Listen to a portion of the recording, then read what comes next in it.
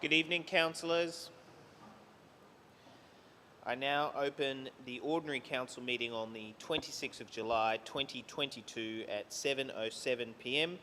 Councillors, before we begin, I'd like to acknowledge the recent passing of former councillor John Zenos. John was elected as a councillor representing Randwick City Council Central Ward in 1996, replacing Jim Galouris after his resignation and serving the community for the remainder of the council term. During this time, John served as the Deputy Chair of the Finance and Services and Works Committees and sat on the Randwick Sister Cities and Eastern Suburbs Business Enterprise Centre Committees. The funeral service was held on the 6th of July 2022 at St Stylianus, St Peter's and Paul and Gregory of Palama Church in Gymea. In lieu of flowers, donations were collected at the church for the Black Dog Institute. Council extends its deepest sympathies to John's family. I'd now like to hold a minute of silence in memory and as a mark of respect for his family.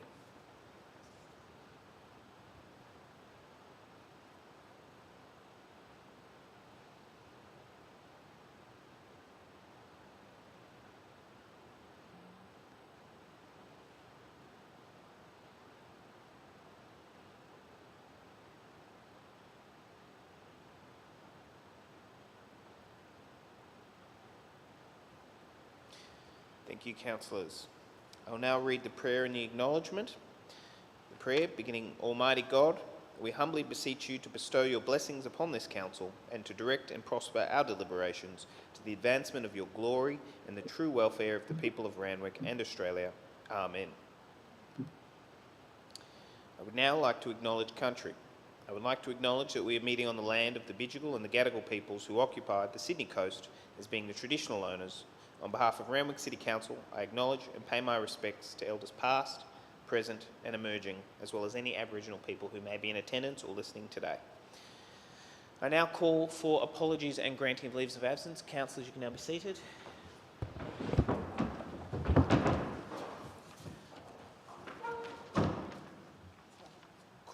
I have an apology from Councillor Hamilton. Okay, thank you. Are there any other apologies? Okay, there are no other apologies. Can I have a mover? Move Councillor Rosenfeld, seconded Councillor Burst. All those in favour of accepting the apology say aye. All those against? Declare that carried. I now move to requests to attend the meeting by audio-visual link. I have received requests from Councillor Chappell, Councillor Pandolfini and Councillor Olive to attend tonight's meeting by audio-visual link. Can I please have someone move a motion as follows: that the requests for Councillors Chappell, Pandolfini and Olive to attend the ordinary meeting of the Council on the 26th of July 2022 by audio-visual link be approved, and that it be noted in the minutes that Councillor Chappell and Pandolfini are unable to attend in person due to travel commitments requiring them to be away from the local government area. Can I have a mover, please? Moved Councillor Veach, seconded Councillor Nielsen. All those in favour? All those against? I declare that carried. Okay, the confirmation of the minutes from the ordinary council meeting on the 28th of June 2022. Moved Councillor Rosenfeld, seconded Councillor Luxford. All those in favour? All those against? Declare that carried. Declarations of pecuniary and non-pecuniary interests. Councillor Rosenfeld. Okay, item CP 37/22. I've got a pecuniary interest because I own an investment property at 4 to 10 Darling Street, Kensington, close proximity to the property in discussion, so I won't be voting on this or debating this motion. CS 34/22. I've got a non-pecuniary, non-significant interest in that I have an associate that works for the Honourable Victor Dominello. I will be voting and debating this if it does come up. Thank you. Thank you. Councillor Hay. On CP 3722, I declare a significant pecuniary interest that is too close to a property wholly owned by my mother, and I will not be voting in that matter. And on CP 3422, I have an affiliate on Victor Domello's staff. I declare a non-significant, non-pecuniary interest, and I will vote in the matter. Okay. Councillor Hay, just for my benefit, just because you spoke very quickly, can I just get the first item you declared an interest in, just the number? CP 3722, it's the same one declared by Councillor Rosenfeld. Okay. Thank you very much. Are there any other declarations? Councillor Burst? The same one, CP 3722. Yep. I'm sorry, did you mean 34? 34. Yes. Okay. Thank you. Just councillors, just for your benefit, especially for the new ones, in the event that there are several councillors who have the same declaration, councillors can move them on behalf of others so long as they consent to that. That's fine. Councillors, are there any further declarations? Councillor Nielsen. Thank you, Mayor. Non-significant, non-pecuniary interest in item NM55/22. I was a participant in the community reference group meetings held for the rezoning of the defence site at Randwick in 1996-1997. I was also a committee member of the Bundock Street Randwick Community Centre. Thank you. Councillor Hay. Could I move my pecuniary interest in regards to a notice of motion in regards to Councillor McCafferty, please? And for Councillor Burst and Councillor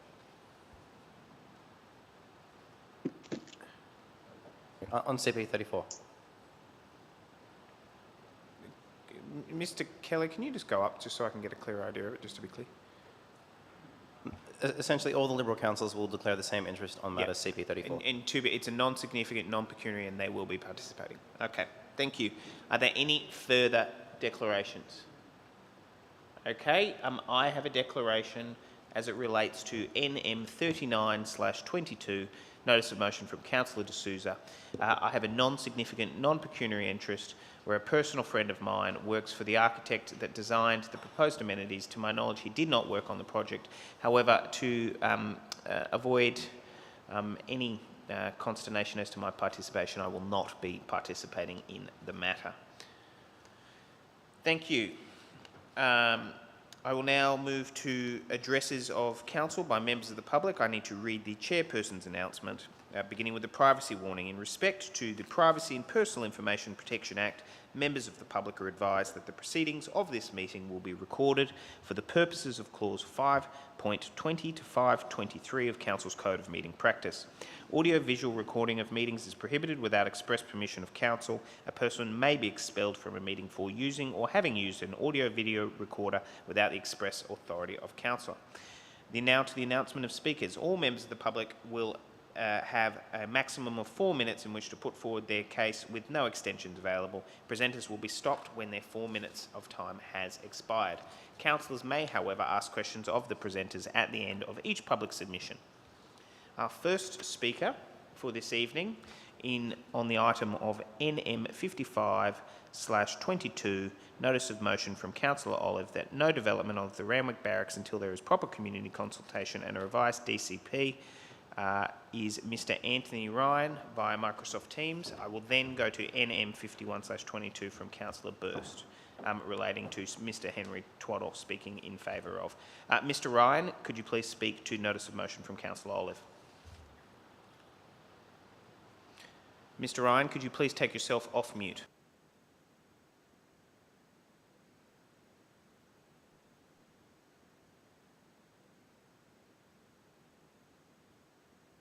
Is that right now? Yes, you're fine, Mr. Ryan. My apologies, I didn't know it was muted. My apologies. Thank you, Mayor, Deputy Mayor, councillors, General Manager, senior staff and any residents. First, I would like to thank Councillor Olive for putting this motion forward and asking me to speak on it. Just some general background for you. As you are probably aware, the Department of Defence is proposing to build 2 accommodation projects within the Randwick Barracks. One will be 64 2-storey dwellings along Bundock Street, and the other will be 991 dwellings, single dwelling units within the Randwick Barracks site. This news has come as quite a shock to residents. It was come without any warning. We didn't see it coming at all. The size and the scale and the location and the impact of this has just taken everyone by surprise, and there's quite a bit of upset in the community about this at the moment. There are a number of specific issues the community like raise. Given the time constraints, I'll just go through those briefly. First of all, in relation to the 2013 Randwick Council DCP Master Plan, in that plan, Defence indicated that they would be building between 600 and 800 private dwellings within the site. We're now learning that they're going to build close to 1,100 defence dwellings. So this is quite a significant variation to what they told us in that plan, what they told council in that plan. One of the conditions of the DCP is that if there are any significant variations, Defence needs to put forward a new plan to council explaining and what's happening. And I'm not quite sure if getting approval is the correct way to express it, but they need to put forward a new DCP. So that is a very important thing, seeing this is a significant variation. The next major concern residents have is in relation to contamination. Defence openly acknowledged that there is an issue with contamination on the site. Asbestos and other dangerous chemicals are there. We would like to see from Defence some certification that they have that the site has been audited and it has been declared clean and safe for people to occupy. It's quite interesting, the site of where the 64 houses that are go and the large 991 that go, they're virtually unoccupied at the moment, and you virtually but don't even see any Defence staff walking on those areas. So that's quite interesting that seems to be happening. Thirdly, into the environment, we would like the Department of Defence to carry out an audit of all flora and fauna that is on the site, please. There's no record that we're aware of what it is, please. Impact on traffic, quality of life and infrastructure. Bundock Street and Canberra Street, as most of you would probably know, are very busy streets. They're collector streets, gathering traffic from surrounding areas. And we are facing more traffic coming to us if the Department of Defence proposal goes ahead. The DCP for 2013 includes a traffic improvement plan. That would need to be implemented if the Defence project goes ahead. Otherwise, it's going to have a major impact on local people. There's over 100,000 cars travel through the Bundock Street, Canberra Street intersection on average every day. And that's data provided by Randwick Council. That's not our data, that's Randwick's data. The major concern is in relation to consultation. There's been no consultation. Mr. Ryan, you're approaching 4 minutes. Thank you very much. There's been no consultation at all, which is upsetting residents. What we would like Randwick Council to do, please, is to write to the Minister, insisting that no further work continues until an assessment is taken of the safety of the land by the EPA, an audit of flora and fauna is undertaken, and insist on Defence engage in meaningful consultation with residents. We would like Council to write to Defence, and if that letter could be published so residents could see what the Council is saying, please. We're looking to the Council to step up and speak up for residents on this very important issue, please. Thank you very much. Thank you very much, Mr. Ryan. I will now move to the Speaker on the next motion, NM 51/22, notice of motion from Councillor Burst, women's baseball in Randwick, New South Wales State League. Speaking in favour, Mr. Henry Twaddle. Hello. Thank you very much, Councillor Parker. I beg your pardon, Mayor Parker. Thank you to Bill for Councillor Burst for putting this motion forward on behalf of the club's initiative. I hope that you've all received some background information on this through email about a month ago. We're a small club in the eastern suburbs. We're just about a kilometre away at Chifley Sports Reserve. We've been in existence since 1992 and we have about 200 members annually. We operate out of Chifley Sports Reserve and we're the only baseball facility in the eastern suburbs. We're primarily a junior club, and we're trying to focus on improving inclusiveness for girls at the higher levels of baseball, which we can't currently accommodate. The obvious pathway for girls after juniors is to go into the State League program. The State League program operates generally on Friday and Saturday evenings, and unfortunately because players come from all over the state, they can't start before 7 o'clock, 7:30, so the games continue past 9 p.m. So the club is after an extension in the lights at Chifley Sports Reserve. We appreciate that this is something that might concern residents wider than just our local area, but fortunately for us, the baseball field at Chifley Sports Reserve has very good lighting, very low light spill, and we're at a distance from our neighbours where noise isn't an issue. We feel that the neighbours would not have any concerns about extending the lights through 10 p.m, but we do appreciate that it is something new for Randwick Council to consider. The other aspect of that, of course, is that players at this level of sport require better training facilities than we can currently provide. We do have some batting cages that the club's put up temporarily, netted batting cages, but we need all-weather batting facilities, somewhere the players can train. Now, we actually have the New South Wales baseball female coach, the female team coach, living at Malabar, and he's lived here his whole life. His daughter Laura Needs plays for Australia. They currently go to Cherrybrook to train and play because that's the nearest state league team that they can find.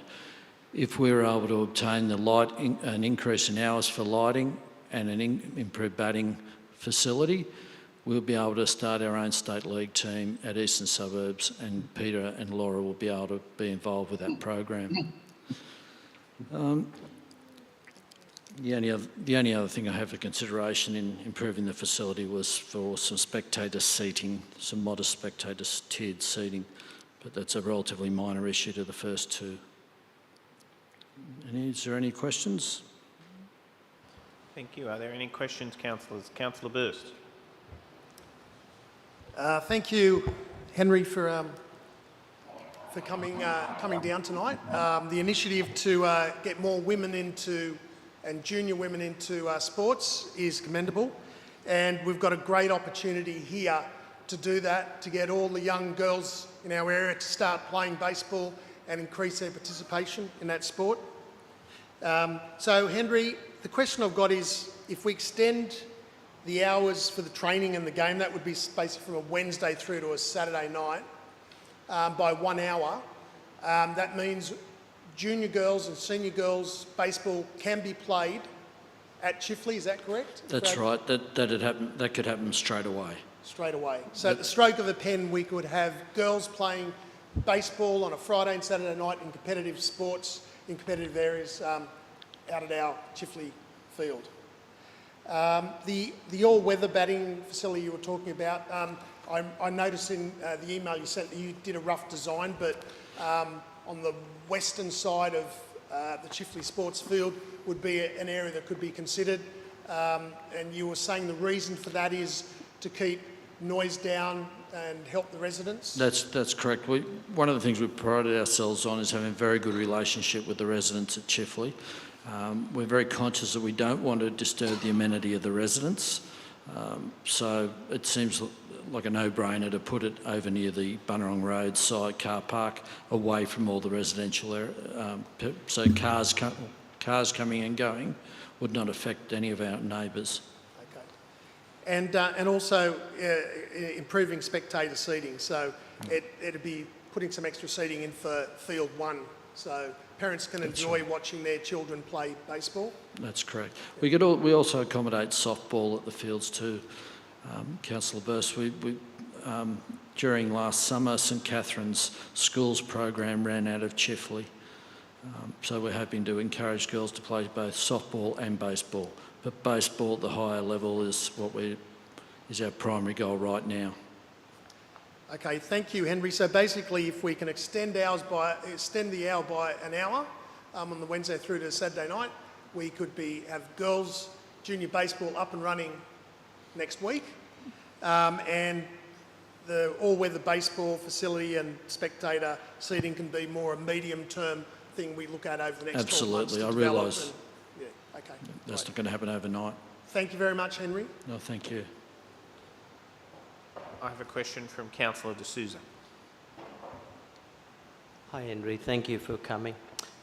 Henry, you seem like you've got a pretty good group of athletes there, sporting athletes. And I say that, so what is your group doing now for people with disability? Are you an inclusive group? Is there something you can entertain? Like I know David McNiven's group has something called the Purple Hearts. Do you have anything like that in your organisation? We don't have any programs for how should I express it? A certain level of disability. We do have players within the club that have various degrees of disability, but not as concentrated as the Purple Hearts program, which I commend that program. It's just a matter of resources. We do have one of our most prominent players in the club is a young man named Daniel Jennings, and Daniel is afflicted with cerebral palsy as a child, and he's had several operations, and he actually manages the social team or park ball team that I play in.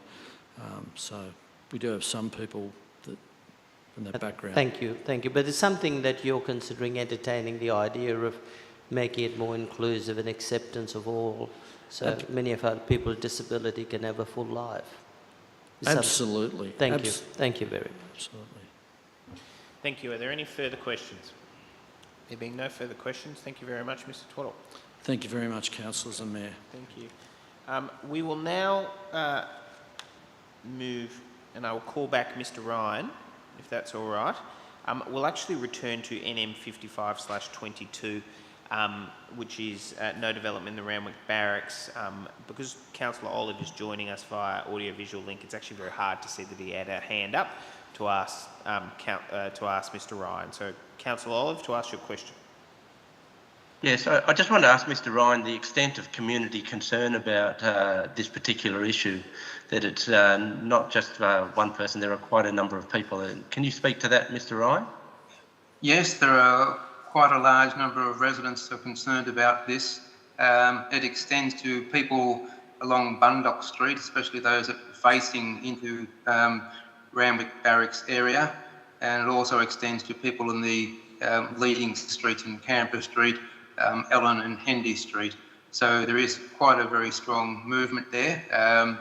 If there's any need for me to take up a petition so councillors can see numbers of people concerned, I'm more than happy to do that if you think that would be beneficial to indicate that to you. Thank you very much, Mr. Ryan. Are there any further questions, Mr. Olive, or any other councillors, Mr. Ryan? Okay, no. We will now move to the next item, which Mr. Ryan is speaking on, NM 56/22, notice of motion from Councillor McCafferty, ensuring traffic calming measures are introduced on Bundock Street, Randwick. Mr. Ryan. Thank you, Mayor and other officials. I would also now like to thank Councillor McCafferty for putting this motion forward and allowing me to speak on it.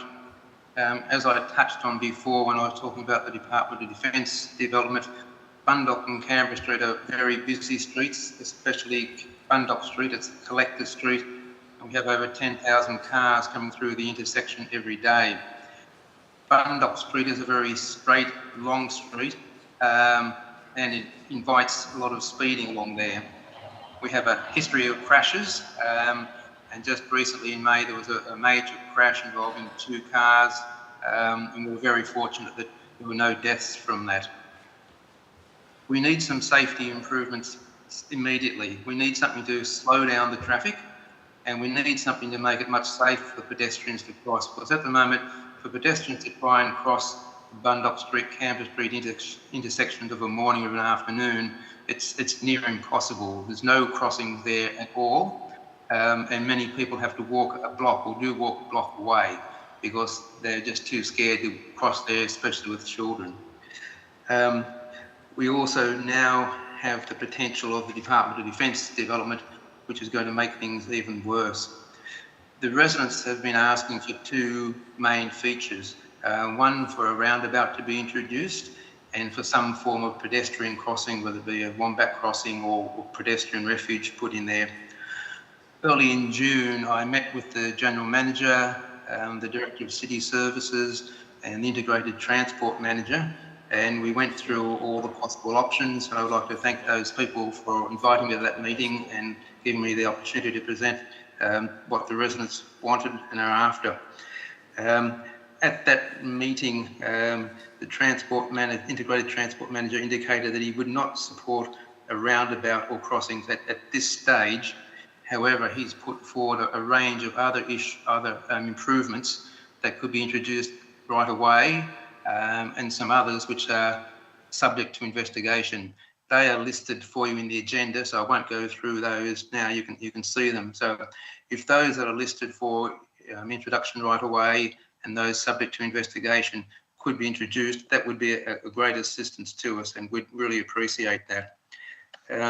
In relation to the Department of Defence proposal, included in the 2013 DCP, there's the traffic improvement plan.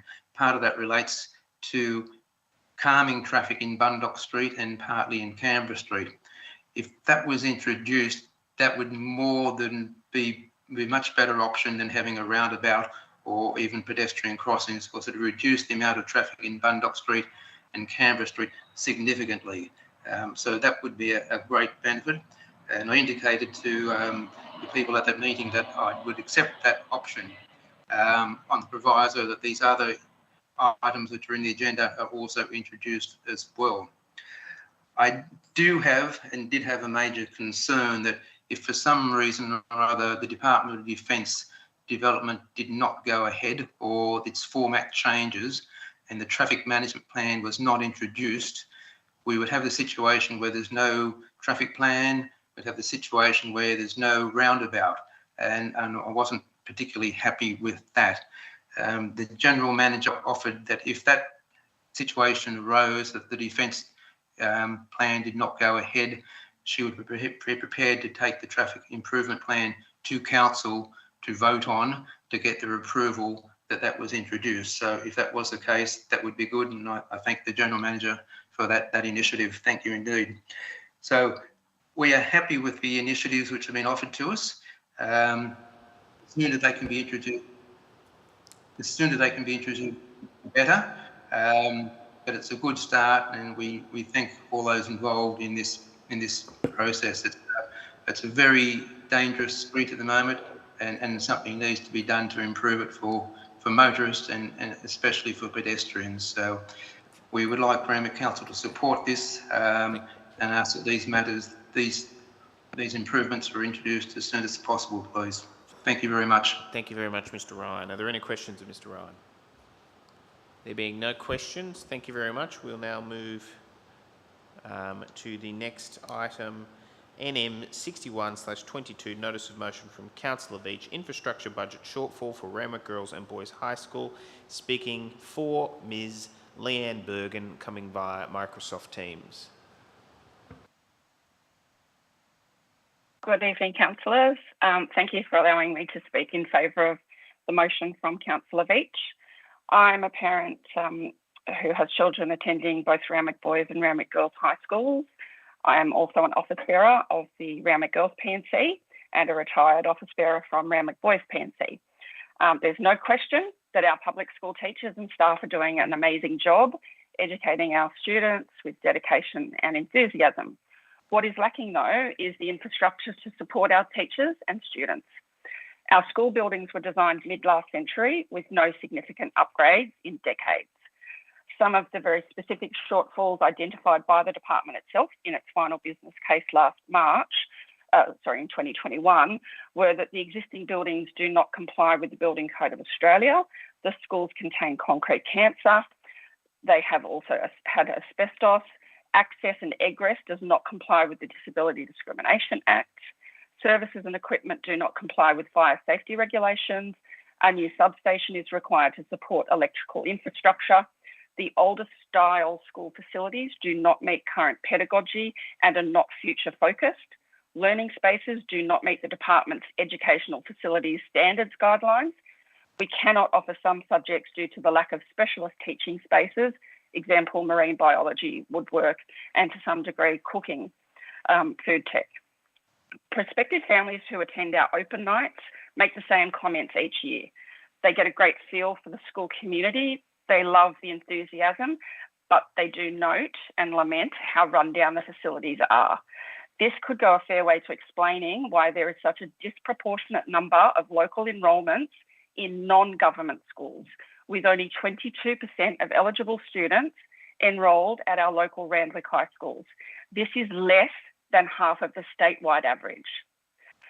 On Wednesday, the 13th of July, our PNCs provided submissions to an inquiry into the delivery of schools infrastructure in New South Wales. Our specific frustrations just been around project uncertainty, a lack of transparency, communication and accountability, inadequate community consultation, some mixed messaging around budget approvals and what we're getting from Treasury, a very protracted planning phase, which is 4 years and counting, non-committal timeframes, non-committal budget, slow updates to the school's infrastructure website, and the announcement of more and more projects coming while the current ones are languishing. Our schools need major investment for upgrades to bring the buildings up to code, make them fit for the current and future needs of the community, and deliver a quality 21st century learning environment for students. I thank Councillor Veitch for bringing this motion to Council, and on behalf of the communities of Randwick Boys High School and Randwick Girls High School, I'd be very grateful for your support of this motion. I'm happy to answer any questions you might have. Thank you. There's a question from Councillor Veitch. Thanks very much for speaking and for providing all that really detailed background information. The schools are obviously in a really bad state of repair. How long have the school communities been requesting this funding? I mean, I know this 60 million was sort of endorsed in 2021, but I believe it goes back a longer time than that. Yeah, so it was the previous state election. So in 2018, the Berejiklian government basically announced that they would provide major upgrades to our schools. So we've just been waiting and waiting for the upgrades. And I think also part of frustration is that, like, what we're hearing is it's just getting scaled back. Like what we believed were major upgrades. So we're expecting, major changes, improvements. It seems that we're just getting maybe maintenance rather than upgrades. So, there's been a tiny bit of work done. We've had budget funds that have come through. Last year was meant to be 5 million. This year was 3.7 million. It's meant to be a $60 million project, which is about $30 million for each school. So it's falling well short of our expectation. And yeah, we're just waiting. We're not hearing anything. So what would be good about this motion, if it is supported, is that it will call on the minister to basically provide that commitment that we are getting the major upgrades that the schools need and the ones that were promised in 2018. Thank you. Thank you. Are there any further questions? There's a question from Councillor D'Souza. Ms. Bergen, have you approached your local member, so your state member? Is it Michael Daly or is it Marjorie O'Neill? So I'm incredibly thankful to Dr. Marjorie O'Neill, because without her, we would not have received the final business case that the department created in March 2021. That document has been a goldmine of information because it's been the only communication that we've had around exactly what the schools need and what the expected project will be. It's got some amazing demographic information. It's got all sorts of information. But yeah, without Marjorie's support, we would not have this document. She's also provided an education forum where we got to speak. We've also had the opposition leader out, so Chris Minns, and the Shadow Education Minister, Prue Parr, have been out to the schools. So yeah, a lot of support coming from the local member. Oh, wonderful. Thank you very much. Thank you. Thank you. Are there any further questions? There being no further questions, thank you very much. Thank you. Okay. We will now go through in the order that they were dealt with in the public meeting with the items which we have speakers for. Hold on just one second. Is that the case? No.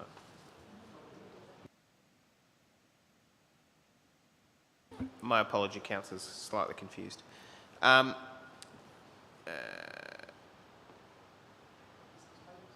Yes.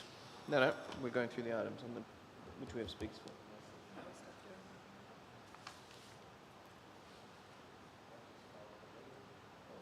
for. No, we did. We're going through the business. My apology, I'm working off an old set of notes. We will now work through the business paper. Thank you.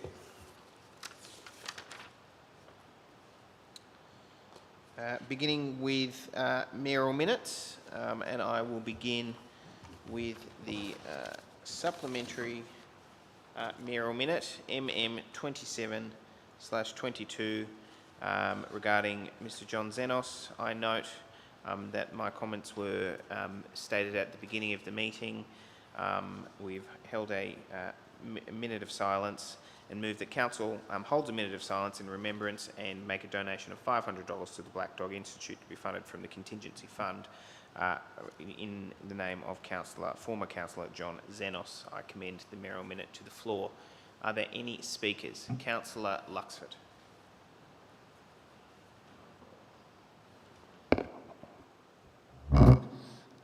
I commend this mayoral minute. John Zenos was a great friend of my father's and a great friend of our family, and we were really saddened to hear of his untimely death. He was a good councillor when he was here on Randwick Council. That's how we got to know him. He remained quite loyal to my dad, even though they were on opposite sides of the political spectrum. Yeah, John was a great guy. He supported me through a lot of personal issues that I had a few years ago, and he was my rock. I would also like to say that if we could also pass on to the family, this mayoral minute, to let them know that we have thought of him and that, he was a Randwick Council family member. Thanks. Thank you. There a comment from Councillor D'Souza. Mr. Mayor, I too would like to commend you on this mayoral minute in saying that I knew John Zenos. He was a good man. Our children went to the same school, St. Catherine's at Waverley, and often we'd be on father-daughter camps together and we were room buddies. So I got to know him, and as Councillor Luxford pointed out, then I was a member of the Labor Party, he was a Liberal. But in saying that, he did run against Peter Garrett. For Kingsford Smith, I even think he ran for the state against Bob Carr, both my friends. But in saying that, he was a good politician, he was a good solicitor, he was a good father. As I said, I went to father-daughter camps with him, and he was a caring man. He always was the centre of conversation. Everyone seemed to want to ask John a legal question or two, and he was very generous. But it is sad. I think that $500 donation to the Black Dog Institute says it all. From that, we can most probably may explain the reason for his passing. But in saying that, the man I knew was a good and decent man, and good luck to him. As I said, I think towards the end wasn't practicing as a solicitor, but when I knew him, he was, and he was very good at his job. A great father, a good family man, and a very strong member of the Greek Orthodox Church. Thank you. Thank you. Mr Hay. If I could, Councillor Hay. yes, if I could very quickly speak to that. The donation to the Black Dog Institute is a token gesture. His tragic death was due to heart issues. He had a coronary, and that was a very sad reason for his death.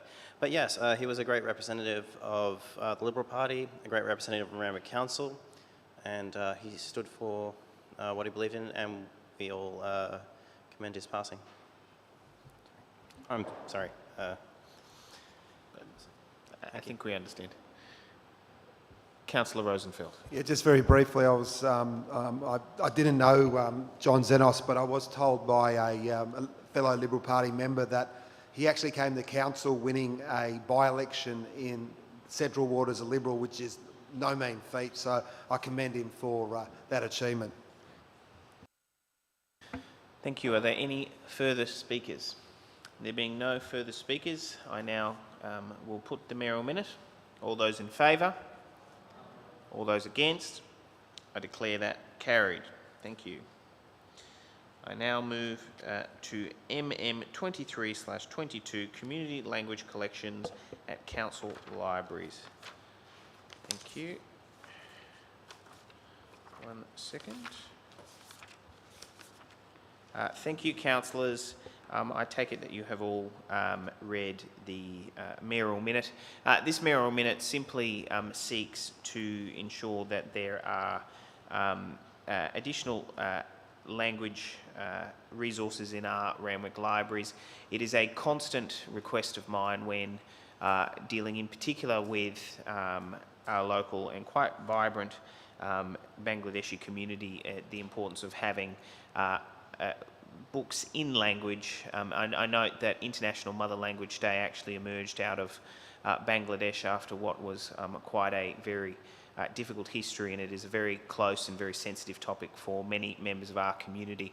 I would further note that there is very, very healthy and vibrant populations in our adjoining local government area of Bayside, which would take particular interest in this particular mayoral minute.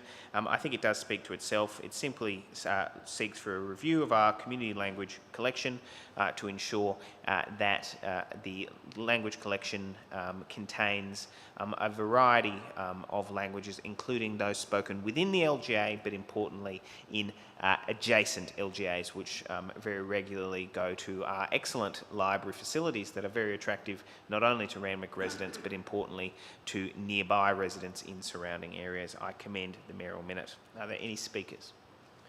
There being no speakers, I will now put the mayoral minute. All those in favour? All those against? Declare that carried. We now move to MM24/22 Survival Day Concert. I take it that you have all read it.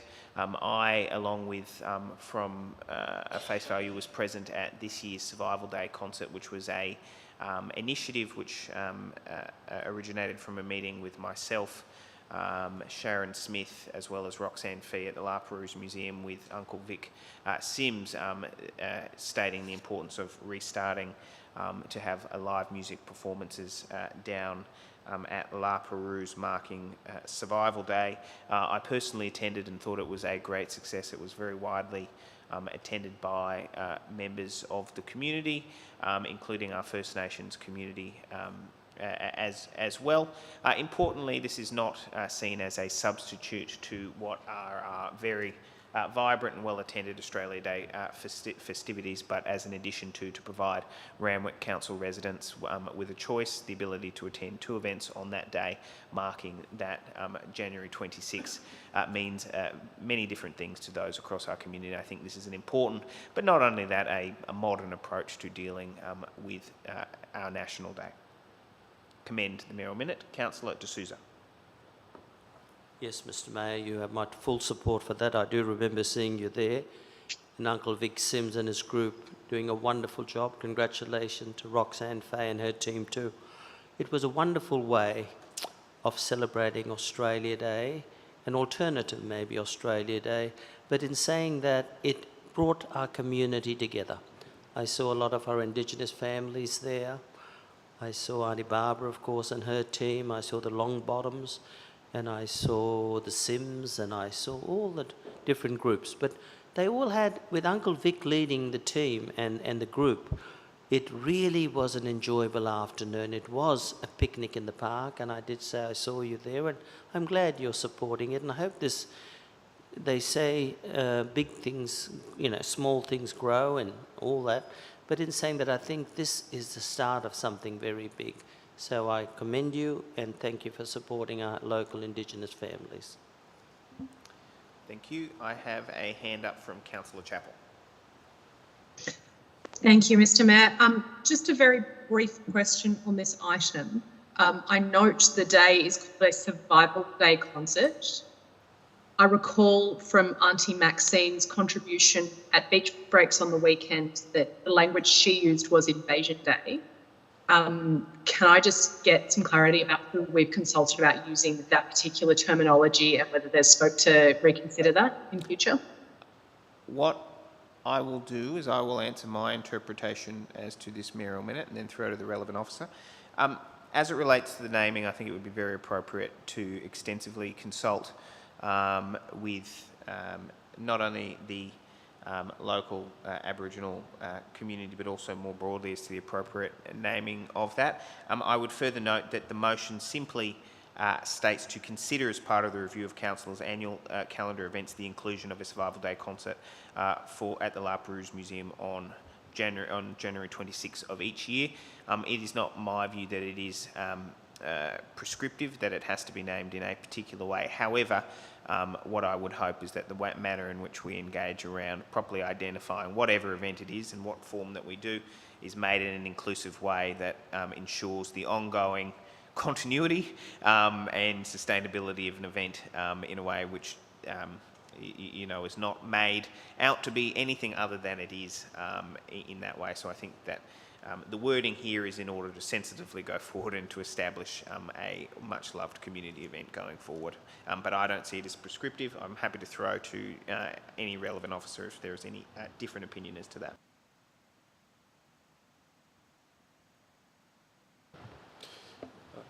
Thank you, Mr. Mayor.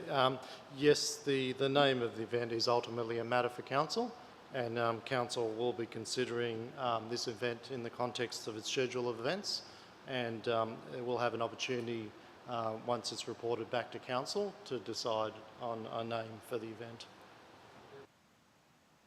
Thank you. Yes, Councillor D'Souza.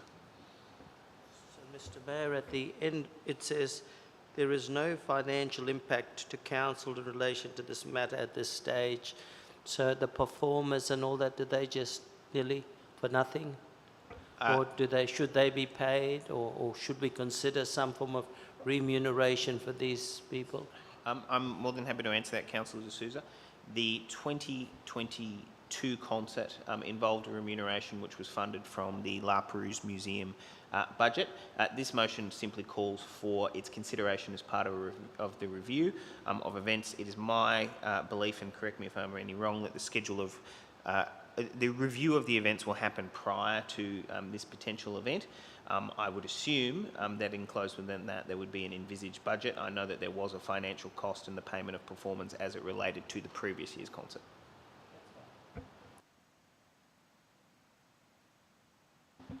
Thank you. There being no further speakers or questioners, I will now happily put the motion.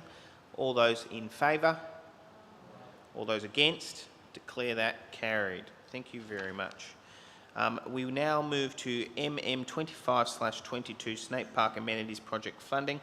Councillors, before I speak to this, I have had raised with me that there is a slight typographical error in the third paragraph of the background. While it does not impact the substance of the motion, I think it is just important, just for clarity, just to draw it to your attention. The third paragraph reads, stakeholder consultation is currently being undertaken with key groups such as the South Sydney Rugby League, Randwick Petersham Cricket Club and Cricket New South Wales. South Sydney Rugby League is incorrect. It should read the South Juniors Rugby League and the Maroubra Lions, Randwick Petersham Cricket Club and Cricket New South Wales. In moving this particular mayoral minute, I note that this is simply a follow-up of what have been, I believe, two motions which have come to council as it relates to Snape Park amenities. The first being the Snape Park Master Plan, which I'm led to believe contains reference to this facility, but as well a previous notice of motion brought by myself beginning a budget allocation to begin the design and consultation process for a facility. The facilities at this particular site, I would argue, are you would struggle to say are anything other than antiquated. I believe they date back to the 1960s or 70s. When I visited and inspected, I believe at the time recently with then Mayor Councillor Danny said, I even noticed that there were bird infestations in there. The intention of this particular mayoral minute is to have council develop a funding strategy over the next 3-year period, noting the financial contribution from the federal government secured by our federal member, the Honourable Matt Thistlethwaite MP. The main intention of the facilities is to upgrade it, potentially co-locate. I note that there have been consultations to date with all of the stakeholders on the site, and we are currently scoping the project. I have nothing further to add. After that, I commend the mayoral minute. Are there any further speakers? Excellent. There being no further speakers, I will now put the mayoral minute. All those in favour? All those against? I declare that carried.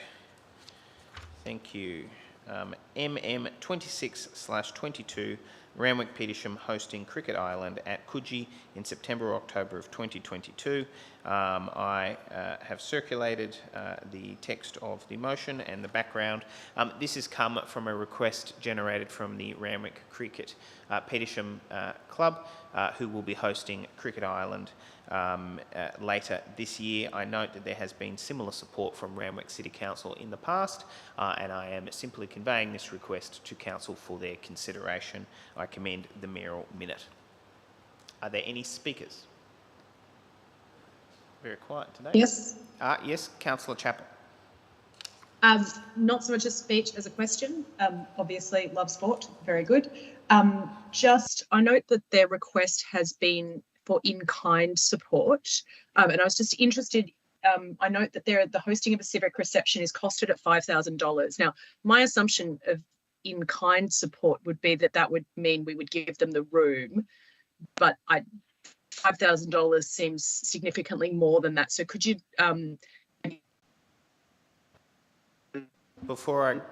Councillor Chappell, I'm not actually sure that you concluded your remarks. There was a delay on that. I believe the last thing which you said was just querying the nature of public access to the envisaged civic. Slightly Yes. interrupted. Yes, could you please repeat them?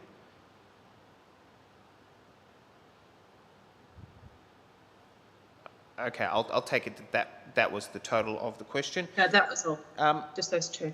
What I might do, from my understanding, the nature of the civic reception at least has not been fully explored with me and the club. I'm simply conveying verbatim the request. I do note that there have been further conversations with the Director of City Services, and he can relay that to the council.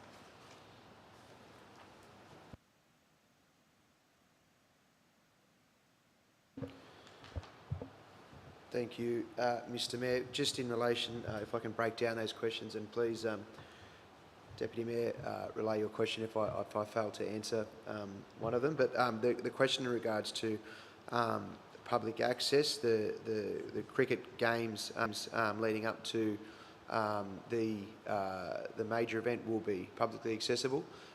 The civic reception, I believe, is a closed event, but as the Mayor did mention, we are still working on the specific details with the club itself, who in their own right are waiting to see the result of tonight's motion to progress the further planning of that event. And the remaining items, as noted in the motion, include cricket wickets and the cleanings, which of the site are the in-kind services.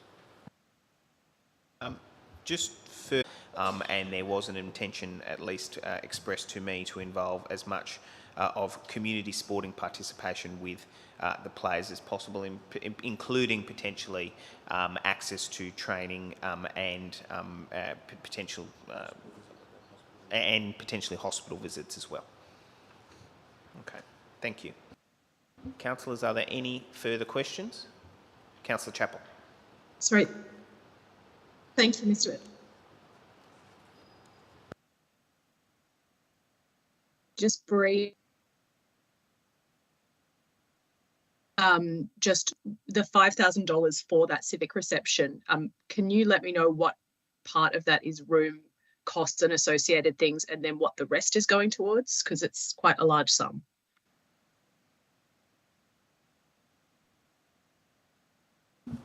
I do apologise, Deputy Mayor, through you, Mr. Mayor.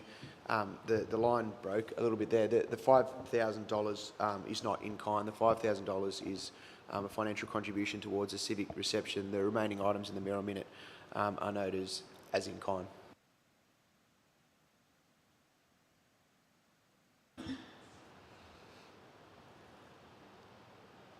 Thank you. Are there any... Sorry. Sorry. I'll go to Councillor Chappell. Then I actually saw Councillor Burst, but you want to go to I'll go to Councillor Chappell, Councillor Pandolfini, then Councillor Burst. Sorry. Thank you, Mr. Mayor, and thank you, Mr. Clark, for that clarification. I just note that item Part B of the motion specifies that in-kind support includes the hosting of a civic reception. So I'm a little confused how that works here. And again, I just would say it is quite a large quantum of money to be giving to what appears to be a closed function, particularly given, you know, how many organisations in council would do so much with a quantity of money like this. That's all. Mr. Clark, just in clarifying that particular query in relation to point B. Yep. Through Mr. Mayor, typically from a council perspective, much like the recent function we held for the CWA, when we have visiting, whether they be sports teams or other groups to the local area, the Mayor might hold a civic reception.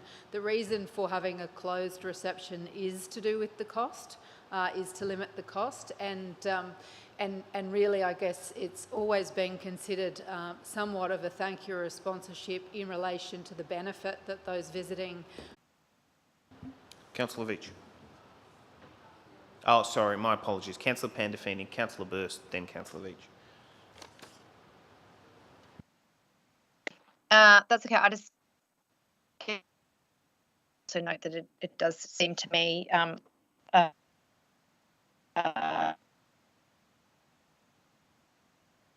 the motion. Thanks. Councillors who are coming to us via video link, I just unfortunately just would like to say the connection is slightly interrupted. So if you could speak as slowly as possible, that would be greatly appreciated. Councillor Burst. What a great idea. We've got the ICC Men's T20 World Cup starting on the 16th of October, and we're going to have an international team in our backyard in Randwick. I think it's fantastic that we're looking after international T20 cricketers and having the Irish team here. We know they're going to be a lot of fun as well. I do have one request, that we make sure the local pubs are ordering extra Guinness because there will be a run on that while the Irish are sitting here sitting in Randwick for 1 month. Thank you. Councillor Veitch. Thank you. Yeah, I guess my question was sort of followed on. Just given that this reception is at the Senior Citizen Centre at Coogee, it is not a large venue. Like typically, you know, a certain amount is allocated for the Mayor's Christmas party, which takes place in this really, really large venue. And this is like about a third of what we normally spend on that. So I just literally don't know how this is going to cost $5,000, where you could barely fit 100 people in that venue. it just doesn't make any sense. I don't know what this money is actually going to be. I don't know how it could possibly cost $5,000. Are we getting entertainment or something? Is that what's happening? Are we hiring? Is this more than drinks and stuff? Is it going to be like a band or something? Which is fair enough if we're supporting a local performers to come and perform, but I don't know how you, I mean, you cannot fit more than around, so I just don't know how they can possibly, it's a big ask, 500 each. Thank you, Councillor Veach. Councillor D'Souza.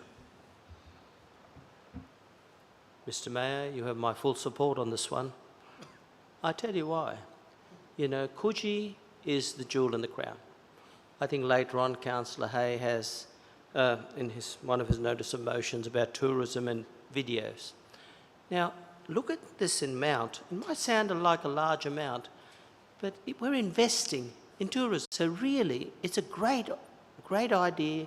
I was at the last reception, and I tell you, the way those Irish cricketers would digital people, I think it's a great idea. I think it's a wonderful way to sell Randwick City, Coogee in particular. Those young men and women who will be at those functions will go home and their friends, and the local businesses will benefit as well. So it doesn't just stop. Where are we having this reception? Are we going to have it at Coogee? Last time we had it, I think, down at the Coogee, where we play cricket, Coogee Oval. Is that where we're going to have it again, or are we? Oh, at the town hall, I guess. Sorry, we did at the town hall. So where will this reception be? At this stage. Identified at the Senior Citizens Council. Sorry, Mr. Mayor.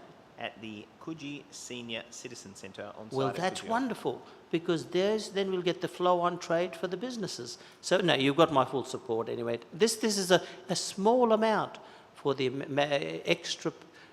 exponential effect it's going to have on the economy. Thank you. Thank you very much, Councillor D'Souza. During the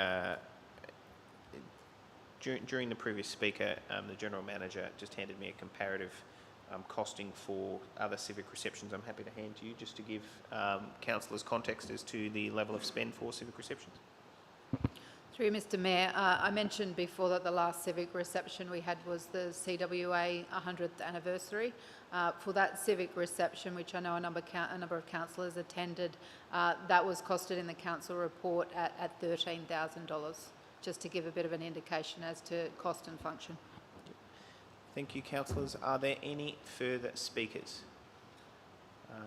Thank you, councillors. What I may do in closing the debate on this particular matter, look, we have the request in its totality as it relates to this.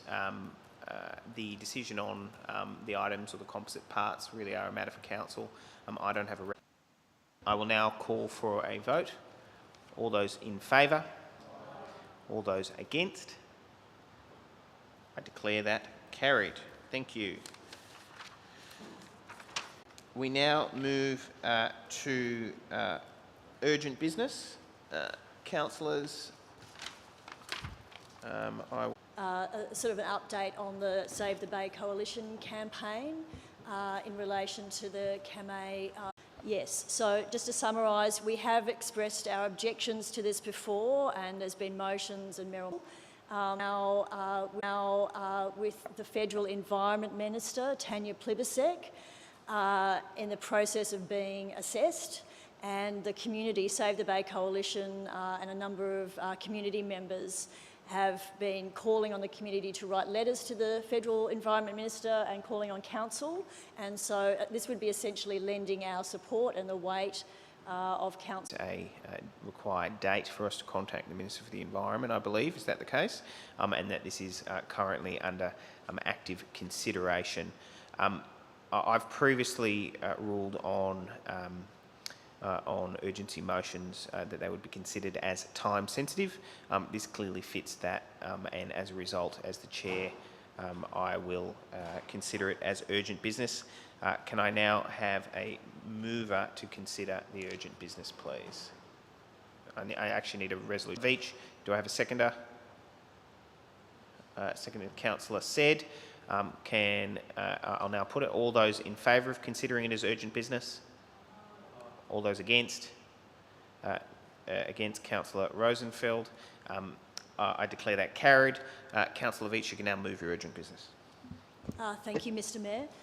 Yes, I think I hope everyone is aware of the issues to do with this proposal. It's largely to do with the environmental impacts and the very strong potential that's been identified for contaminants that are buried there in the seabed, and this would affect both the construct a very high chance of disturbing, impacting and potentially destroying a number of threatened species in that area. There's particular seahorses, soft corals and so on, as well as potentially impacting the dispersal of the very hazardous chemicals that are likely to be there.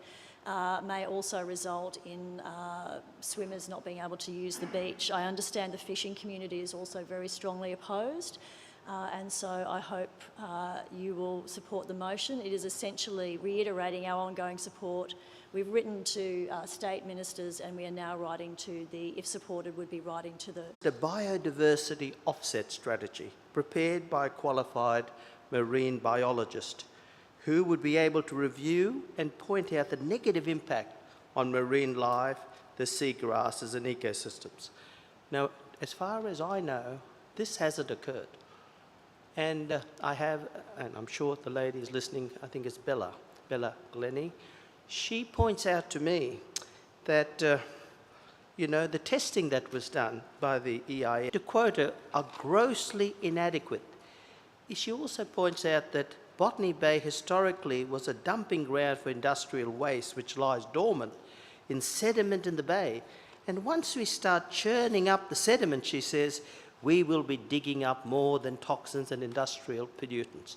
I can go on and on and on why this project shouldn't proceed.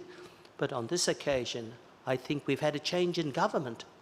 And as we can see with the lovely family in Biloela, this is a very compassionate government, a very understanding government, a very environmentally friendly government. Outcome, if we follow this wonderful councillor's guidance, we put forward to Tanya Plibersek, bring it to her attention. I know when it came to the Matraville incinerators and stop the incinerator, the campaign was vibrant and we had our T-shirts, but the pivotal moments were the moments we had with the Minister and the EPA. Those two meetings, they weren't even aware that the paper mill was using natural gas, a better form of energy. So I think this is really important, what the council has brought forward. We have a new government, a new broom sweeps clean. That's what we were thought. I think it's a great opportunity to bring this matter to Tanya Plibersek's attention and others, like-minded people, and see if we can get a better outcome. Because, as I said, I could go on and on and on with the litany of threats to our ecosystems, the churning up of toxins, etc., etc. And our Indigenous people live in this area as well. So anyway, I'll leave it at that, but I think it's a wonderful, and it is an urgent motion, and it's got my full support. Thank you very much, Councillor D'Souza. Councillor Luxford. Yeah, just I commend this motion from Councillor Veitch, spoken to the Land Council lately, because I believe Maria Poulos is firing up the gang, to fight against the wharf again. But I'm under the impression and believe that the Land Council down there are in favour of the wharf. Can anyone clarify that? Or has anyone spoken to them lately to find out where they stand all of this? Question from Councillor Luxford through to Councillor Veitch. No, the answer is I have not, but the purpose of this motion, there's a process of assessment and the impacts on the species to the attention of the Minister. So ultimately it's to be determined by the Minister, but there were concerns expressed that certain issues had not been addressed in previous submissions, and that's... All those in favour? All those against? I declare that carried. I declare that carried unanimously. Thank you, Councillor Nielsen. We now move for you to actually unmute yourselves, as I have my head down and cannot see any hands up on the computer. Okay, GM 12/22, request to schedule an extraordinary meeting. Challenged by Councillor Nielsen. Okay. CP2 installation. Yes. Challenged by Councillor Olive. CP 33/22 Disability Inclusion Action Plan. Challenged by Councillor D'Souza. CP 34 No, sorry, no. Sorry. Councillor Olive? Sorry, can I go back, please? There, I know. We can hear each other. I can hear you guys, and I can hear everything, but all of you. Oh, I can't I get actually the... think the bad is on their end. Oh, yeah. yeah. So can you see them okay, Rafaela? Yeah, I can see them. I can see you. I can see Kim. Okay. It's there. All right. That's better. Yeah, I can now hear you all okay. Yeah, that's clearer. All right, what I will do is I will continue down through the business paper. In the event that there is any lag, councillors, could you please just bring it to my attention and look, I'm trying to lean towards as much as inclusion as possible, so that if there is an issue where we do need to revisit it because of lag, I am happy to do so. Okay, we will now move further down the business paper. CP 35/22, Goodwill Ambassador, challenged by Councillor Hay. CP 36/22, Variation to Development Standard under Clause 4.6 to 11, June 7 to 7 July 2022. Unchallenged. First unchallenged. CP 37/22, 182 to 190 Anzac Parade and 157 Todman Avenue, Kensington. That has to be challenged? It's a planning matter? Yep, it's a planning matter. Okay. CS 32/22, Little Bay Asbestos, Detailed Site Investigation, challenged by Councillor Said. CS 33/22, Report in response to NM9/21, Emergency Phone to be installed at Marn Pool, challenged by Councillor Rosenfeld. CS 34/22, Proposal for Parking Sensors in Mobility Parking Spaces, challenged by Councillor Rosenfeld. CS 35/22, New South Wales Public Spaces Charter, unchallenged. CO 29/22, Asset Management Solution Project, unchallenged. CO 30/22, Investment Report 2022 June, unchallenged. CO 31/22, Code of Meeting Practice, Results of Public Exhibition, unchallenged. Sorry, that was me.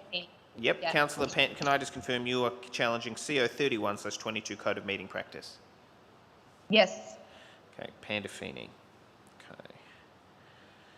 CO 32/22, Review Sister City Arrangements, Councillor Luxford. CO 33/22, Light Rail Support Package, challenged by Councillor Veach. Okay. Can I have a mover of the unchallenged items? Moved Councillor Luxford, seconded Councillor Rosenfeld.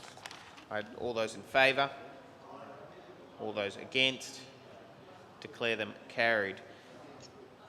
We now move to the first item, GM 12/22, challenged by Councillor Nielsen, request to schedule extraordinary council meeting. Councillor Nielsen, can you please outline what you are moving? I merely wanted to add that consideration be given to arranging the various topics or headings so as to allow discussion in a logical order of the various items. And the reason I'm... Sorry? Councillor Nielsen, please continue. Sure. So that's what I'm basically moving. And the reason that I am suggesting putting this in as part of the recommendation is to, and I'm happy to add that the staff prepare this process, because what I'm concerned about is it's a really good opportunity for us to have this extraordinary meeting and to allow the discussion and so on. but to allow discussion in an orderly way, I think we do need to have some sort of organised structure. I'm glad I'm not the one doing the organisation, but I hope that the staff could come up with a way that would allow us to encourage as many speakers as possible on the various items, but that would also allow us to get through the matter at hand. Thank you. I have a hand up from Councillor Chappell. Councillor Chappell. Thank you, Mr. Mayor. I have a question on this. I did circulate an amendment, but I think it may be not necessary to move it. I support the organisation. My question was, will there be a limit on the number of speakers, or will we be able to hear from all the community members who are interested in this, acknowledging as it is a really key thing for the local area? What I may do, just in relation to that, is I will first throw to the Director of City Planning as to how he interprets point B and how the presentation of the various component parts of the LEP will come to Council, whether it is as a singular matter or in various component parts as has previously been the case. As it relates to point B, I will then give my interpretation following on to that as to how we will address the public component. Mr. Kyriakou. Thank you, Mr. Mayor. It's certainly the Council Officer's intention to structure the report in a way that is clear on a recommendation on the various components of the draft LEP. At this stage, we are seeking some legal advice as to the way that we do structure it, so that councillors that perhaps have a conflict on one matter may still be able to vote on other matters that are subject to requiring a decision on the LEP. But it is certainly our intention that we would have very clear recommendations that addresses each of those parts of the LEP which are seeking to change either land uses or development standards, and ensure that there is a coherent argument associated with what the community has presented to Council on those issues and what the officer's recommendation is. But as I said, in terms of the final form of that report, or whether it is multiple reports, we're still working through that.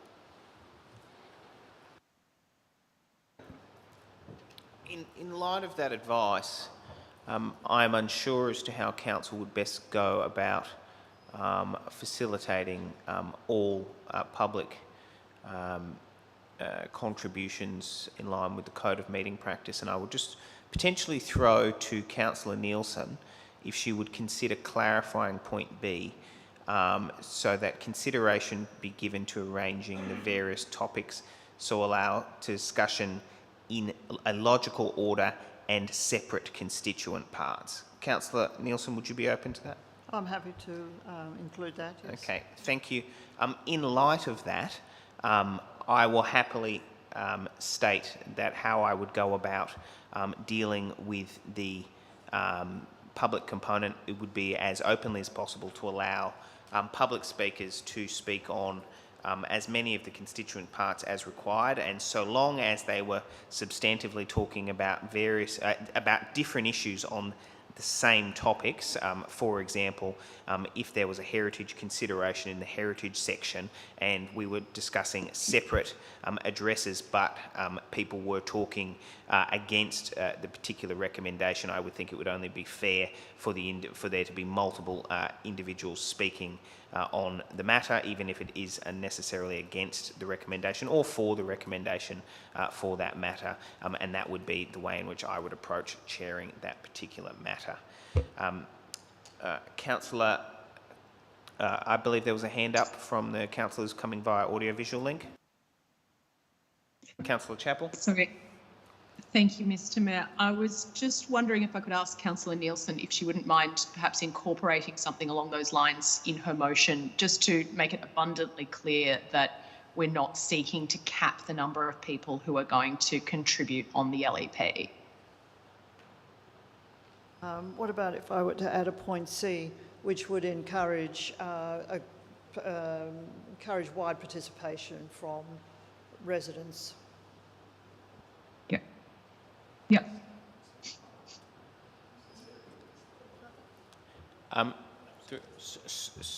Sorry, just in relation to that, I actually have a hand up from Councillor Veach. However, the Director of City Planning has indicated that he would like to say something. Is that the case? Okay.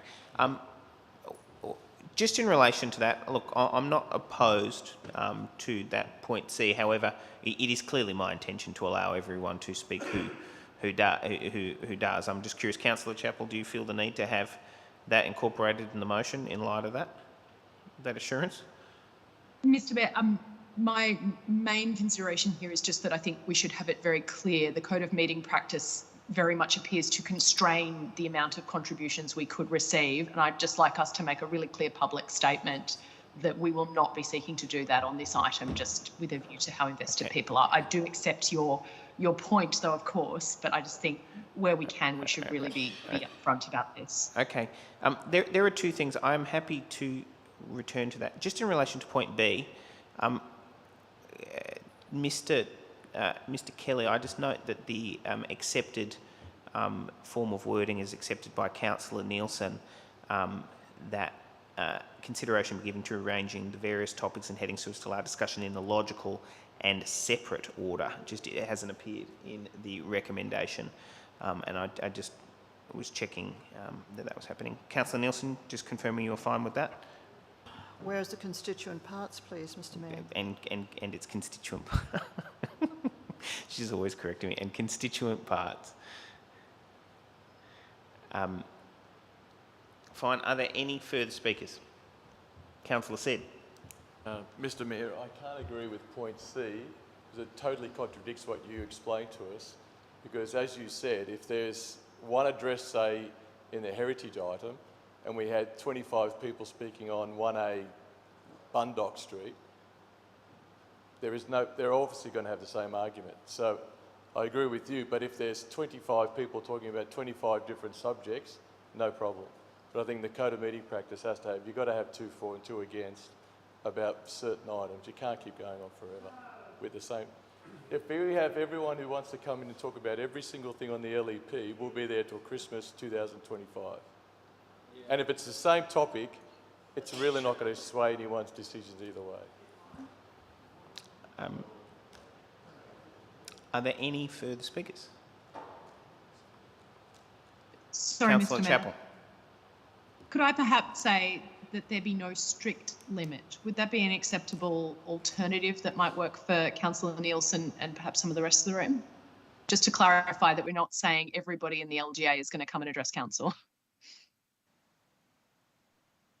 Can I make one further suggestion, just to Councillor, that there be no limit on the number of individual community members? So long as you don't have an individual who's speaking on the LEP multiple times, which I, having observed individuals do that for a prolonged period of time, that would be my only suggestion. Councillor Chappell, would you be fine with that? I think it's Councillor Nielsen's amendment. So Councillor Nielsen, well, I understand that, but Councillor Nielsen? That there be no limit on the number of individual community members?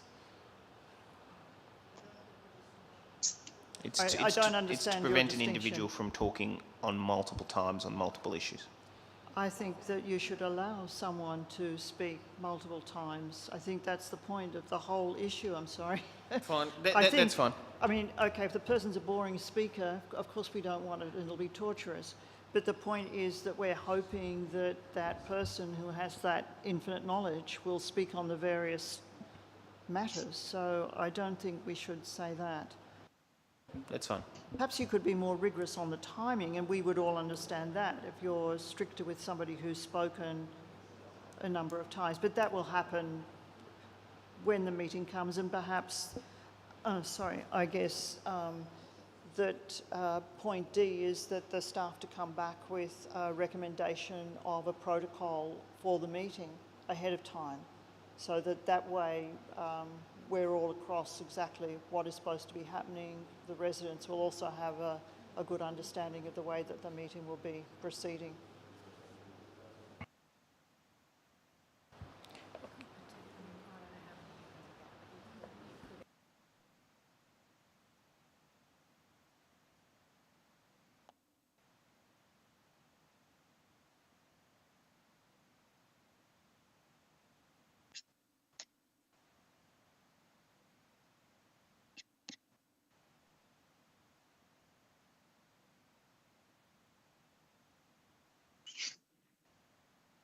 We're all fine. Councillor Veach. I just wanted to see if the councillors on video link can actually see the live minutes, because they just seem to be, they can't see it. Okay. Are you happy to, oh, sorry. Are you happy to add the point D that I suggested, that the council officers prepare the rationale for the meeting procedure?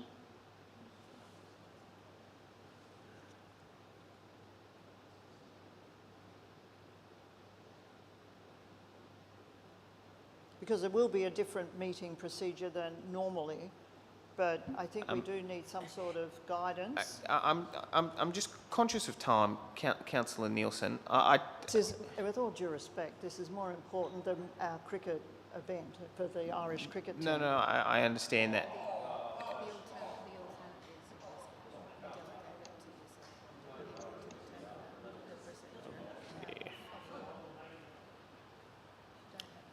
Oh, look, I just think, whatever. Well, you can prepare.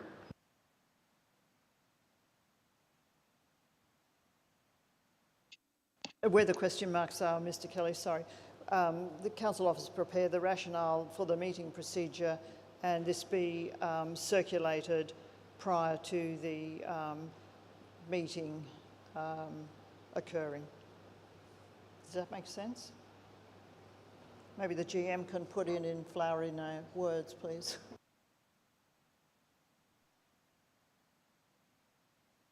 I don't have any objection. That's fine.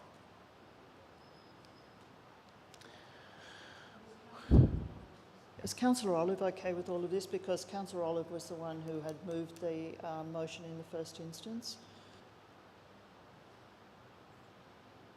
Councillor Olive.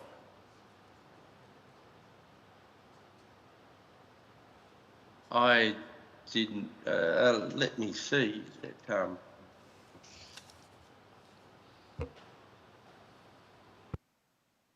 I don't know that I did remove that at all. I thought that was someone else suggested that. No, sorry, you moved the original motion that we have the extraordinary meeting. That was your motion. No, I don't think so. I mean, maybe I didn't, I've forgotten, but it was sort of, I think I said it was a good idea, and I said that the precinct meeting thought it was a good idea.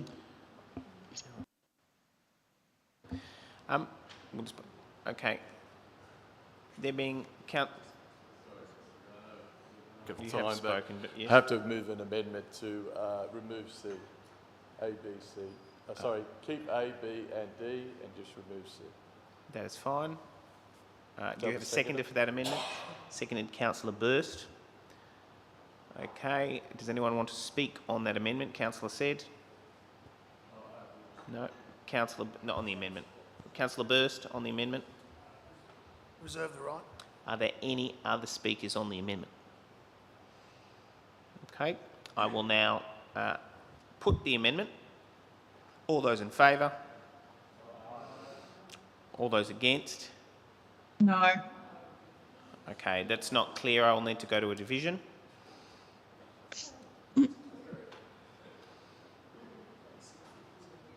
Okay. Councillor Hamilton is absent. Councillor Pandolfini.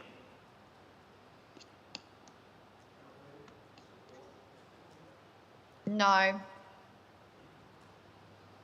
Councillor Nielsen. No. Councillor Veach. Councillor Hay. No. Councillor Luxford. Councillor Chappell. Against. Councillor Rosenfeld. Yes. Councillor Olive. Councillor Olive. Against. Okay, thank you. Councillor McCafferty. For. Councillor Wilson. Against. Councillor Said. Councillor Burst. There is an issue with your... You didn't press the microphone, it's fine. No. For. Yeah, no, sorry, Councillor D'Souza. For. Okay. Thank you. And the Mayor is for. There is an issue with the Councillor D'Souza. For. No, Councillor D'Souza isn't there, so but you'll have to change the tabulation of that.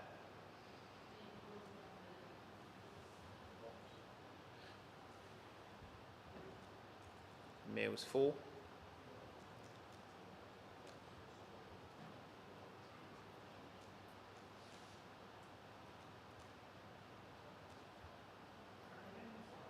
The amendment is lost. Councillor Hamilton is not present. So we have 14. Yes, that's correct. 8-6. Are there any further speakers on the motion? Please just put it. I've had a request to put just briefly, look, I do have to put it. So- Is it a question that you have? Well, if I could quickly ask, we were talking about removing it from being no limit. I do have a concern that the meeting could go on forever. I'm not sure that we necessarily want to put a hard limit on the number of speakers. Perhaps could we discuss maybe a limit total time or anything that sort of has a reasonable limit built in? Like, what is there to currently stop 100 speakers coming along?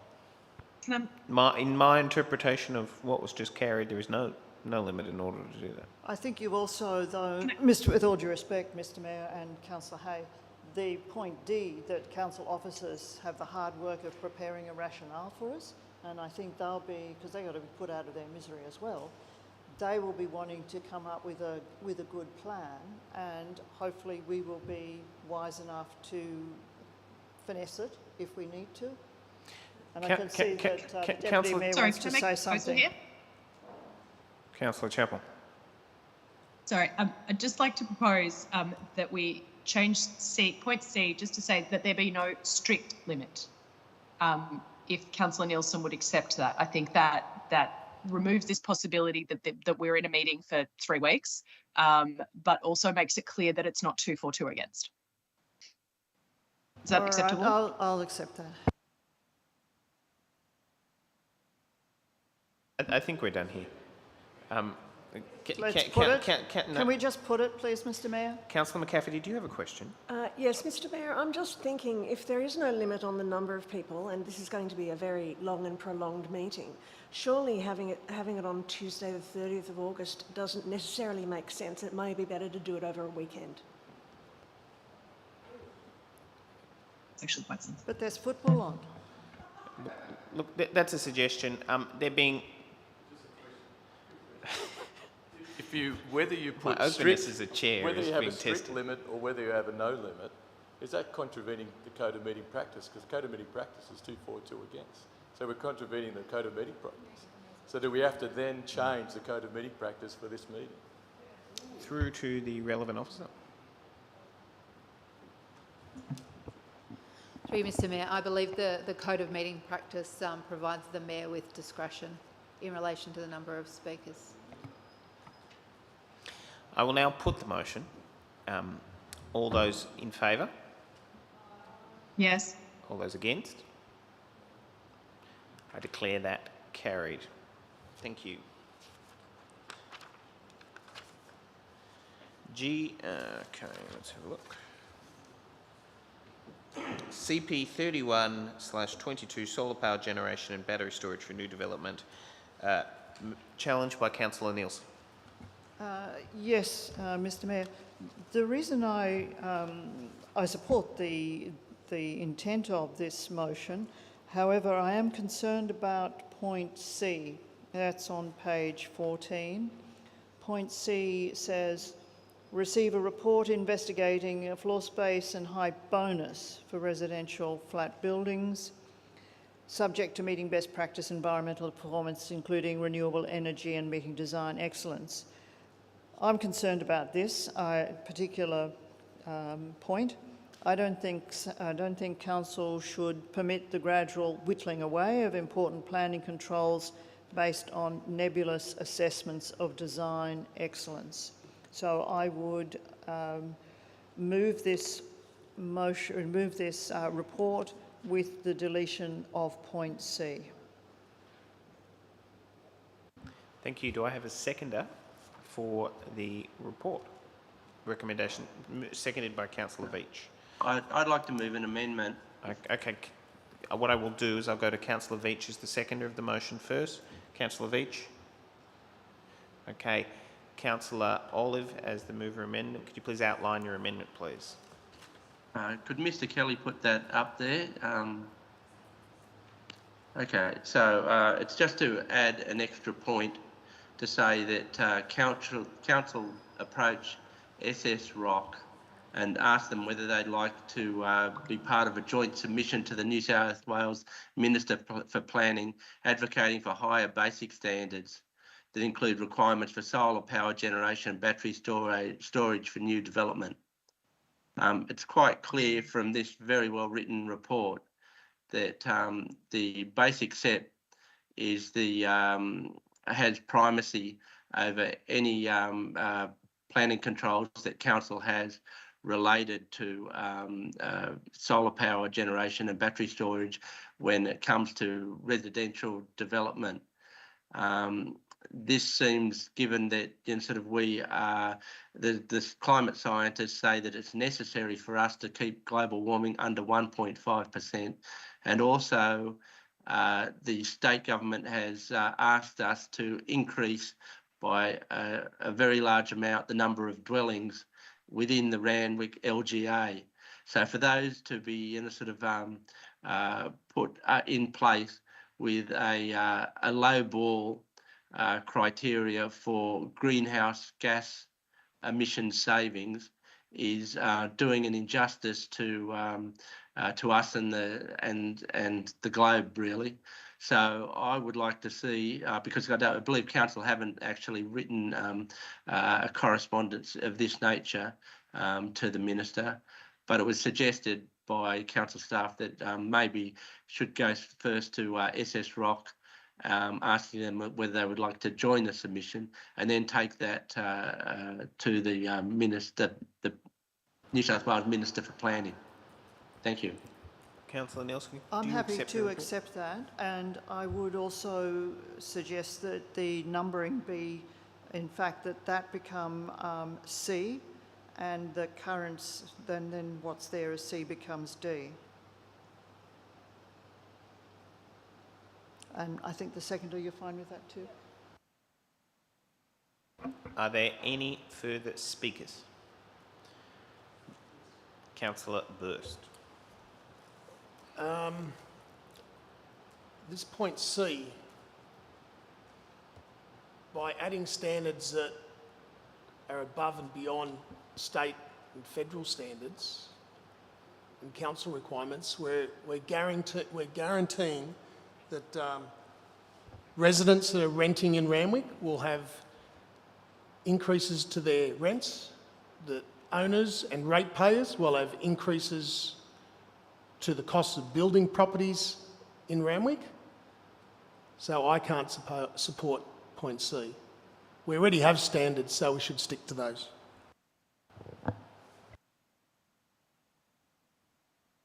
Thank you. Are there any further speakers? There being no further speakers, Councillor Nielsen to close the debate. Happy to put it, thank you. Thank you. All those in favour? All those against? Declare that carried.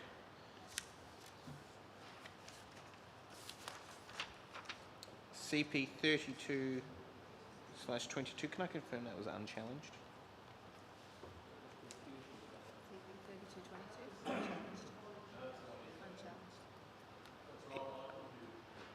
Yeah, it's unchallenged. Okay, CP 33/22, Draft Disability Inclusion Action Plan, challenged by Councillor D'Souza. Councillor D'Souza, is it seconded by Councillor Said? So moved Councillor D'Souza, seconded Councillor Said. Councillor D'Souza. I fully commend Jodie Tweed and her team and the General Manager for this wonderful, wonderful action plan. Where there is wrong, Mr Mayor, we must right it. Where there is suffering, we must stop it. Where there's injustice, we must correct it.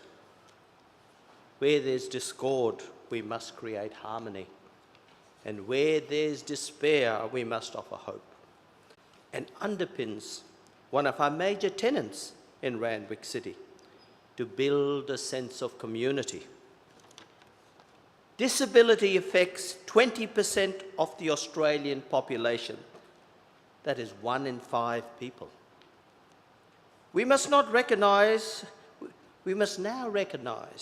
that disability is not created as the result of various medical impairments, but is in fact created by society's collective failure to adapt to and embrace and celebrate the varying levels of ability which we all have.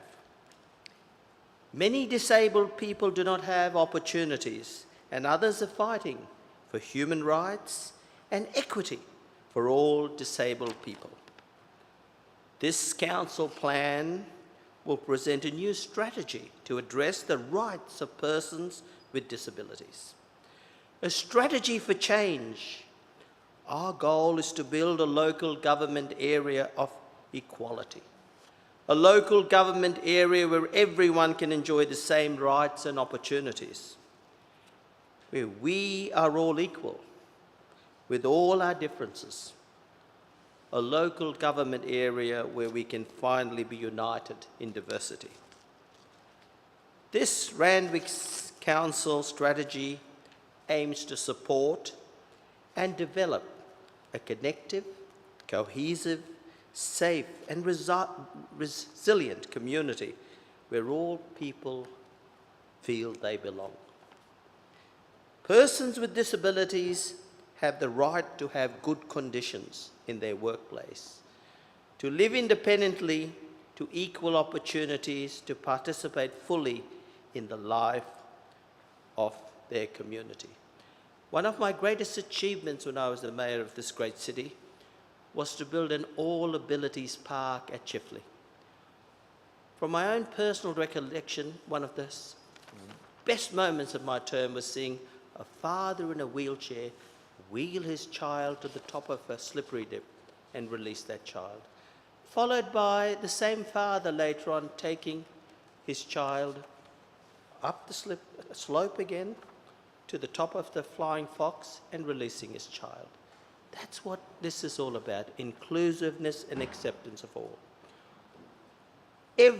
All have a right to a life without barriers. And it is our obligation as a community to ensure their full participation in society on an equal basis with others. I fully support this Disability Inclusion Action Plan. I would like to once again congratulate the General Manager, Theresa Manns, for her and her team for putting forward this action plan to build a city that all our residents can call home, where everyone can live a full life. Thank you, Mr. Mayor. Councillor Said is the seconder. I'll then go to Councillor Chappell. Thank you, Mr. Mayor. Mr. Mayor, I've actually got a couple of questions, but did this come from the Director of City Services or from? Yeah.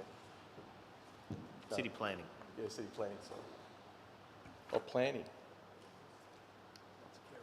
Kerry, sorry, I'll direct these to Kerry then. But it's more along the lines of probably City Services, because I'm trying to find in there whether the actual public toilets and mainly all our buildings, has there been an audit done on whether they are accessible or not? And talking about the widths, which would come under City Services, I suppose. Through to the relevant officer, Where they've all got it. whomever that may be.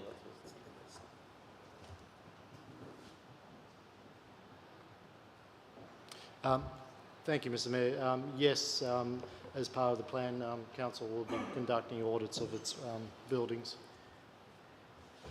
Just a second part to that. Then, once the disabled toilets are known, and are we able to possibly put those on our websites, etc., where we do have facilities that cater for different things? I think at the moment we've got 1 or 2, but there are more and there is less. So, is that coming as part of the plan, as in the communication? Okay,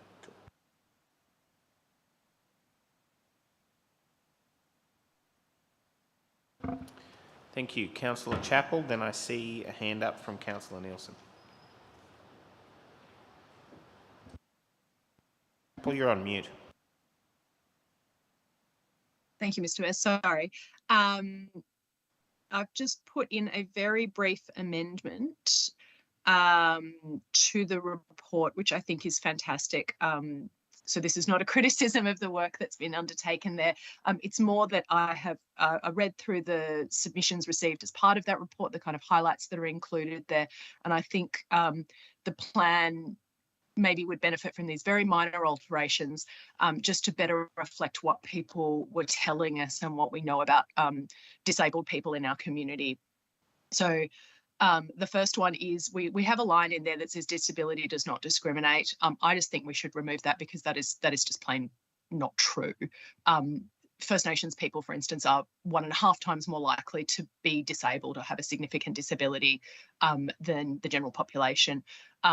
People living in poverty are significantly more likely to be disabled. So I just think we could just remove that just to clarify there that these things are associated. And then I also think the people in the submissions have come back to us and they have said, you know, we are having trouble accessing housing, we're having trouble accessing employment, we're having trouble, you know, reading council resources, accessing buildings and things like that. So I think we could just possibly highlight that a little bit more. I recognise this is going out for consultation, so I know there's plenty more time to do this, but I think we would be remiss if we didn't recognise these foundational things as part of this plan.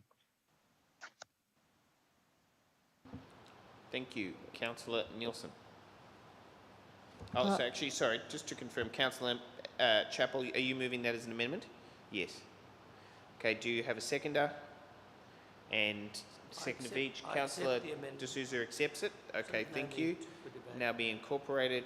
I'll then return to the substantive debate. Councillor Nielsen.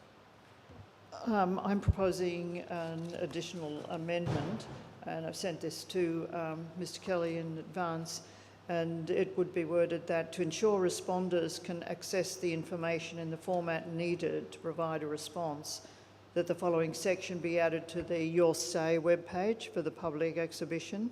And it's worded, need assistance, and we say we are committed to making sure you can access the information you need in a format that is right for you. If you would like the information supplied in another language or format, please contact us on, and we insert the appropriate number. And then other helpful contacts include, and there are other numbers there that I've got there on the screen in front of you that would help making accessing our plan that much easier and make it that much easier for people to respond. So it's just something that could be included in our Your Say webpage. Councillor D'Souza, do you accept the proposed amendment? Yes, Mr. Mayor, no problem. Okay, thank you. Councillor Veach. I just have a question actually following on from Councillor Nielsen's amendment. Will this be circulated to local NDIS providers, disability service providers to actually be forwarding and, you know, sharing with their clients? Because that might be a really direct and good way of actually getting this to the affected communities. Thank you. Through to the relevant officer. Thank you, Mr. Mayor. As part of the consultation, we will engage with all relevant stakeholders, and certainly we can provide to those groups. Thank you. Are there any further speakers? There being no further speakers, Councillor D'Souza to close it. No, I'm happy to close the debate. I reserve. Due to the reluctance of councillors said, I consider the debate now closed. Because you always feel a bit apprehensive when you say, Mr. Mayor, as seconder, look, I have no problem in some ways with it, but I do have problems with other ways.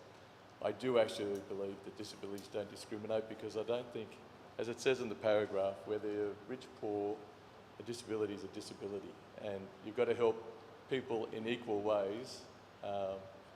If you put a beach mat, it's helping people with a disability, whether they are, and I can understand the sentiment, and I can understand it's probably true, but are we discriminating against people who have a disability, who aren't poor or fall in with a specific race or age group? So a disability is a disability. And we've got to cater for all those disabilities, no matter what age group you are, no matter culture you are, no matter who you are. I think it is a fairer society that doesn't discriminate in any way whatsoever. We'll now put the motion. All those in favour? All those against? I declare that carried.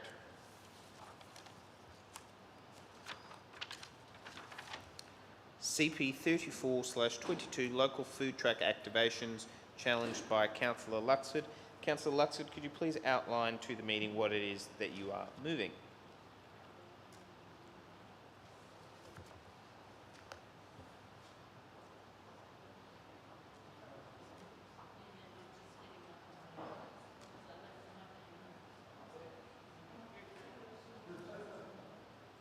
Yes, I'm on now. So I commend the report here today. I'm totally in favour of the food truck activations, and I think we should have many more of them. However, I'm just proposing an amendment to the report to put in a point D that future consideration be given to reducing barriers to access for food trucks, including encouraging additional numbers and a greater diversity of operators. Currently, we are only using local food trucks, and having been around to quite a few of these food truck installations, it's becoming quite boring, and people are sick of having the same food trucks at different venues all the time. You know, people like to eat different things, they like a bit of diversity, and what happens is we don't have enough food trucks at the park, wherever we're setting up, and people end up queuing for hours, and some people end up not getting anything at all because there's a certain food truck that seems to run out in the first, 5 minutes of operation. So you get down there to have that and you can't. So I think we need to look a little bit, we need to put our food truck radar out a bit further and have a little bit more diversity. But I'm all in favour of the food trucks, but we just need to ramp it up. Do I have a seconder? Seconded by Councillor Burst. Councillor Burst is the seconder on the motion. I commend you on your amendment or motion. I sort of agree with one of the things. We're going to go to another 12-month trial. This has been trialled for 12 months, extended for another 12 months. Now we're going into the third 12 months. Why aren't we making this permanent? Oh, it is? We are making it permanent? Okay. Oh, that's good. That's what I'm looking for, making it permanent. So that way we give clarity. So that way we give clarity to the food trucks vendors. I spoke to one food truck vendor today. He was on Bunurong Road he used to be positioned on Bunurong Road at Heffron, and was told he had to move round to Fitzgerald Avenue. Fitzgerald Avenue. His revenue in the last 4 weeks has dropped 60%. So I'd like a little bit more clarification on why Bunurong Road's not being used. It's a safer place, it's lit up better. The through traffic that supports those vendors works better on Bunurong Road. So I'd like a bit of feedback on why we're trying to help vendors, but then also happy to let them their revenue drop because we've put them in the wrong location. We've kept them in the dark under a tree. Thank you. Thank you. Is that it? Okay, through to the relevant officer.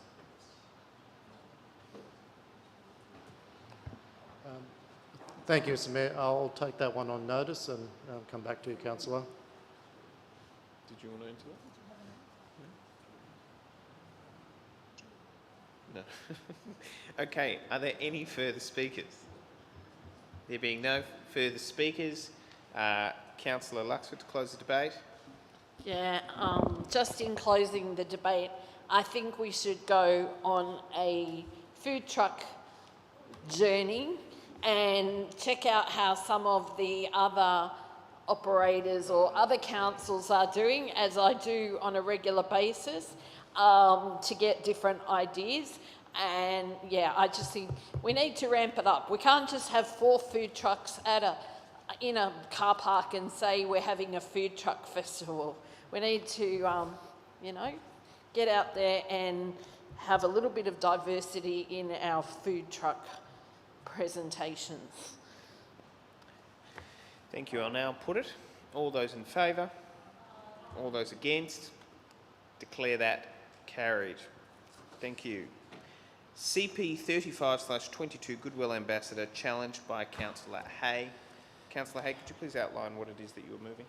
Yes, I'd like to move the motion in amended form, that Council receive and note the draft Goodwill Ambassador program, but does not continue in the project or to public exhibition.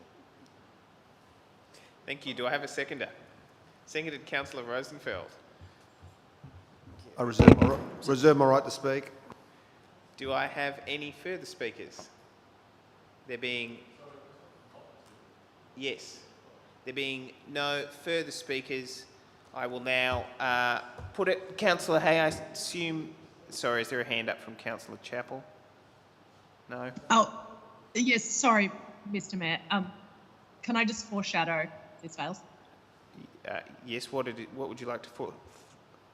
The motion as it is. Okay, okay, no, that's fine, the motion as is. There being no further speakers, Councillor Hay, did you wish to close the debate? Sorry, is there a seconded Councillor Rosenfeld?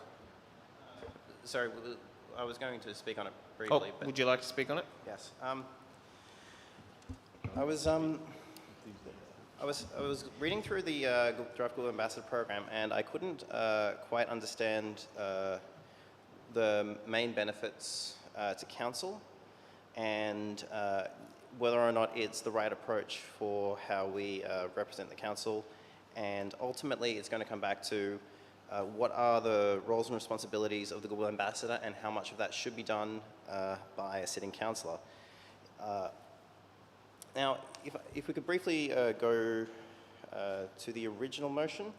It was 25th of May 21, moved by Councillor Sang, seconded by Councillor D'Souza, that we investigate making Auntie Barb, Ms. Barbara Keeley-Sims, as the Goodwill Ambassador for Randwick City. Now, there have been reasons why perhaps that's not the appropriate, that wasn't the appropriate course of action, as detailed in the report that came back as an interim. But when you think of the Goodwill Ambassador program, a classic example would be something like Angelina Jolie as the UNHCR Goodwill Ambassador. Now, there was a lot of, I'm sure there was a cost to both sides in that matter, but ultimately you had a celebrity who brought fame and notoriety to the charity that she was championing, and you had and she also gained a reputation, more likely to be cast in the next movie role and that sort of thing. The reality is, the council is, we're not a business, but we're also not a charity. The reality is, it's unlikely that we'll find a celebrity. It almost would have worked out quite well with Auntie Barb, but it's unlikely that we'll find a celebrity who will give us a reputational boost for free. I have drafted Notice of Motion 62 in that vein, but ultimately, if we are going to have someone to promote Randwick Council, to promote tourism, that will ultimately have to be a paid position, and the Goodwill Ambassador program does that for free. Now, with regards to the rest of it, what are the responsibilities of a person? So, attend and speak at relevant council events. Now, for example, we can already have someone speak at a council event if we choose to, without them being our Goodwill Ambassador. For example, let's say, but everyone would understand that if someone spoke in an event, that's all the relationship was. That if we make someone a Goodwill ambassador and they perhaps do something illegal or do something else that could damage the reputation of council, that will reflect back on us because we made them our ambassador, and they wouldn't reflect negatively if they were just speaking at an event. Now, council advisory and reference group contributed to consultative processes. Networking, support the development and implementation of community activities, and become a community champion. Councillors, that is our job. We should not be outsourcing that to someone else. Thank you for the applause. No, this is our job. We must be community champions. Yes, Councillor Luxford is a community champion. I'm a community champion. Hopefully, we are all community champions. And ultimately, I don't see the role making a great deal of sense in that it's either managed by a celebrity in a paid promotion or it's the responsibility of councils. Thank you for your time. Councillor Rosenfeld is the seconder. Yes, I do see Councillor Chapel. Yes, further to what Councillor Hay said, us councillors are more than adequate to be ambassadors and goodwill ambassadors for the council. So I honestly don't see the need for this program. I fully respect former councillor Ted Singh, and he's a mentor of mine. But on this particular issue, I just don't see the benefit at all. So I was more than happy to second Councillor Hay's motion. Thank you. Thank you. Councillor Chapel. Thank you, Mr. Mayor. I would just like to start by saying I completely disagree with the idea that this needs to be a celebrity to be effective. I think one of the best things we could do here is reach into our own communities, to regular people in our area who have special connections to specific areas or to communities, and provide an opportunity to develop their skills, develop their relationship with council and our relationship with them, and create opportunities for local leadership, which I think is really powerful. Councillors obviously play an important role, but the idea that this undermines that, to me, is nonsensical. I also would reflect on the fact that our council does not have an overwhelming wealth of First Nations representation. We don't have young people on council. We don't have, people who have been identified as having a disability. And it would be excellent for council to be able to speak with those communities and speak with those people, and creating this opportunity for people in those communities or people in our community in general to have a leadership role in our local area is something wonderful. I think we should really embrace it. Thank you. Are there any further speakers? There being no further speakers, Councillor Hay to close the debate. Can we put the motion, please? Thank you. No, I believe that Councillor Chapel is foreshadowing to move a motion in the event that this is lost, unless that is incorrect, but I believe that to be the case. Yep. All those in favour of the motion as moved by Councillor Hay? Aye. All those against? No. I declare that carried. Thank you. We now move on to CP 37/22, 182 to 190 Anzac Parade and 157 Todman Avenue, Kensington. We have Councillor Hay and Rosenfeld leaving the room. Do I have a mover? Moved Councillor Burst. Do I have a seconder? Seconded Councillor Said. Councillor Burst is the mover of the motion. Reserve the right to speak. Councillor Said as the mover of the motion. Just ask a... So as the seconder. It's just second, yeah. Just ask a question to the relevant officer. Virtually, this is, just correct me if I'm wrong, is virtually saying that they're going to use the top of the property to do an outdoor setting, and they just want to put more stuff out on top and outside, and there's nothing majorly different, or have I missed something? Thank you, Mr Mayor. Yes, the development is substantially the same as originally approved. There are just some minor modifications through more detailed design associated with the building. It's a very small change to the height, but not in terms of its overall height, and it's actually a reduction in 4 square metres of floor area. Thank you. Are there any other speakers? Councillor Burst to close the debate. Okay, thank you. I'll now put it. It being a planning matter, we'll go to a division. Mr. Kelly, if you could just bring it up. I'd just like to note that Councillor D'Souza is still not on the division thing, but we'll have to count it. Okay, thank you. Beginning with Councillor Pandafini. Against. For. Councillor Nielsen. Councillor Veach. Against. Councillor Hay is not in the room. Councillor Luxford. Councillor Chappell. Against. Councillor Rosenfeld is not in the room. Councillor Olive. Sorry. For. Councillor McCafferty. For. Councillor Wilson. Against. Councillor Said.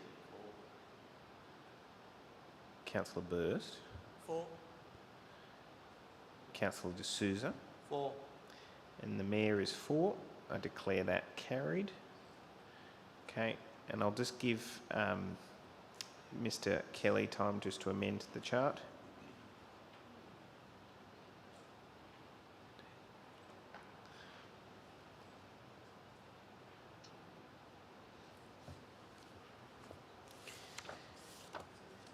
Thank you.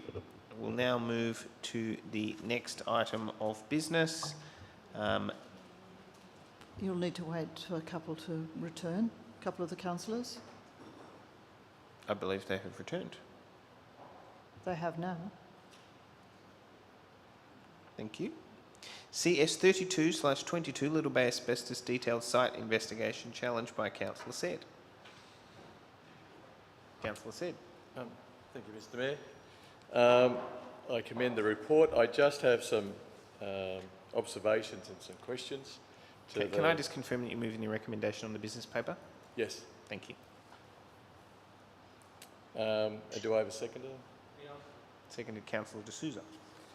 I just need to clarify, the actual beach at Little Bay is our actually beach. It's not actual Crown land, it's actually Council's beach, correct? It's the only beach in the LGA that's ours. Through to the relevant officer. Pretty sure. Through you, Mr Mayor, I'm not sure about the other beaches, but I can confirm Little Bay.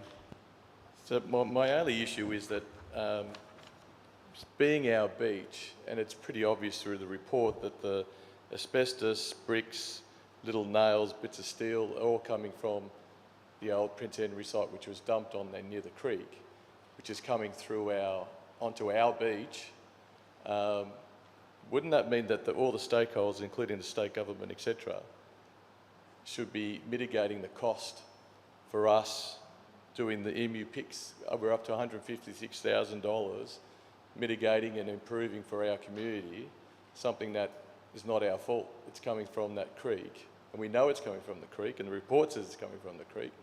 So why aren't we charging people for the cost that it's costing us to clear that from and keep our communities safe?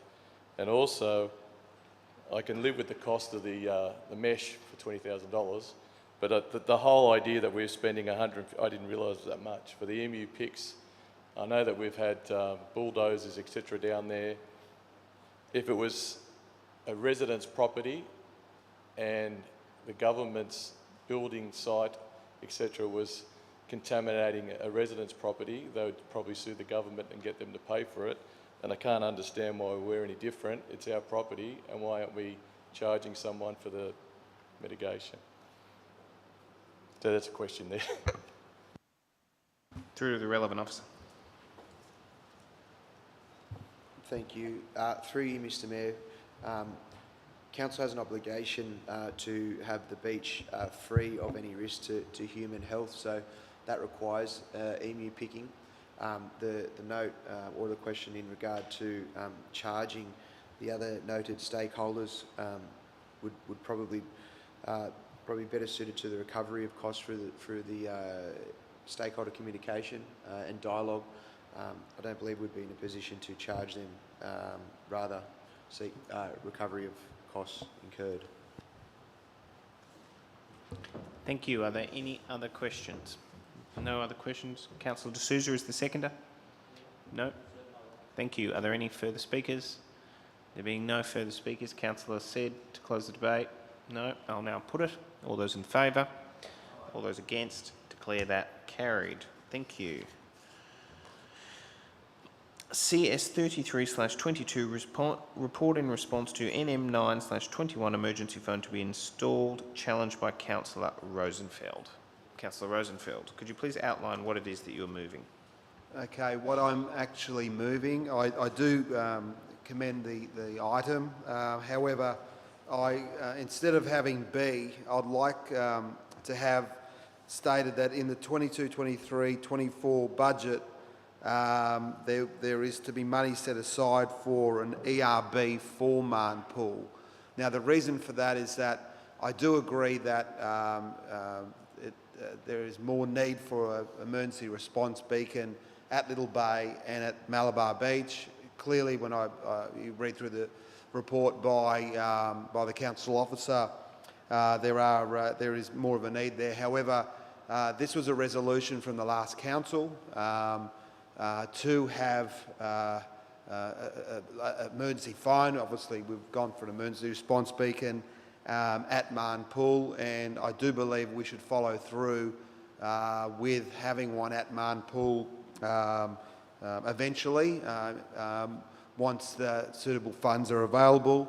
I do understand, I did contact the council officer who wrote the report, that there is only $30,000 and slightly over $30,000 for the 2 emergency response beacons. So I do acknowledge that, but I do believe that we should, in B, the council endorses that provision be made in that budget for it. Marn Pool is quite a dangerous pool, especially when there's rough surf.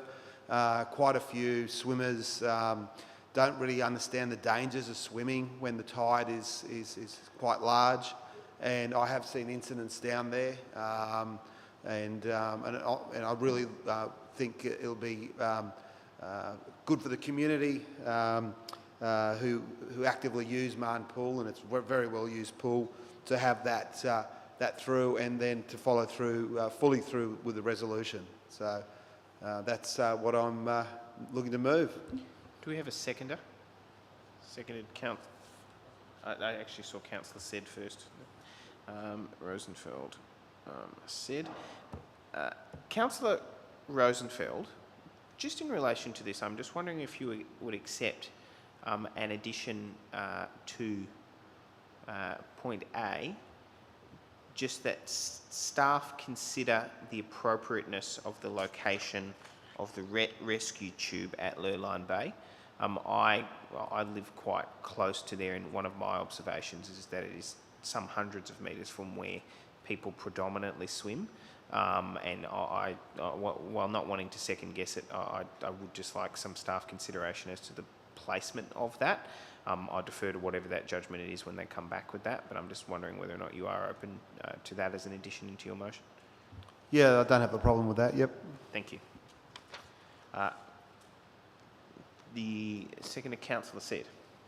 Actually, Mr Mayor, that was going to be my question, that is it actually that far away because it was the safest spot? I was going to just say, was that sort of... Because looking at the picture, you can tell it's nowhere near the swimming section. So, but that's fine. Thank you. Are there any further speakers? There being no other speakers, Councillor Rosenfeld, to close the debate. Nothing too much more to add than what I've already said. So, yep, that's. I'm happy to put it.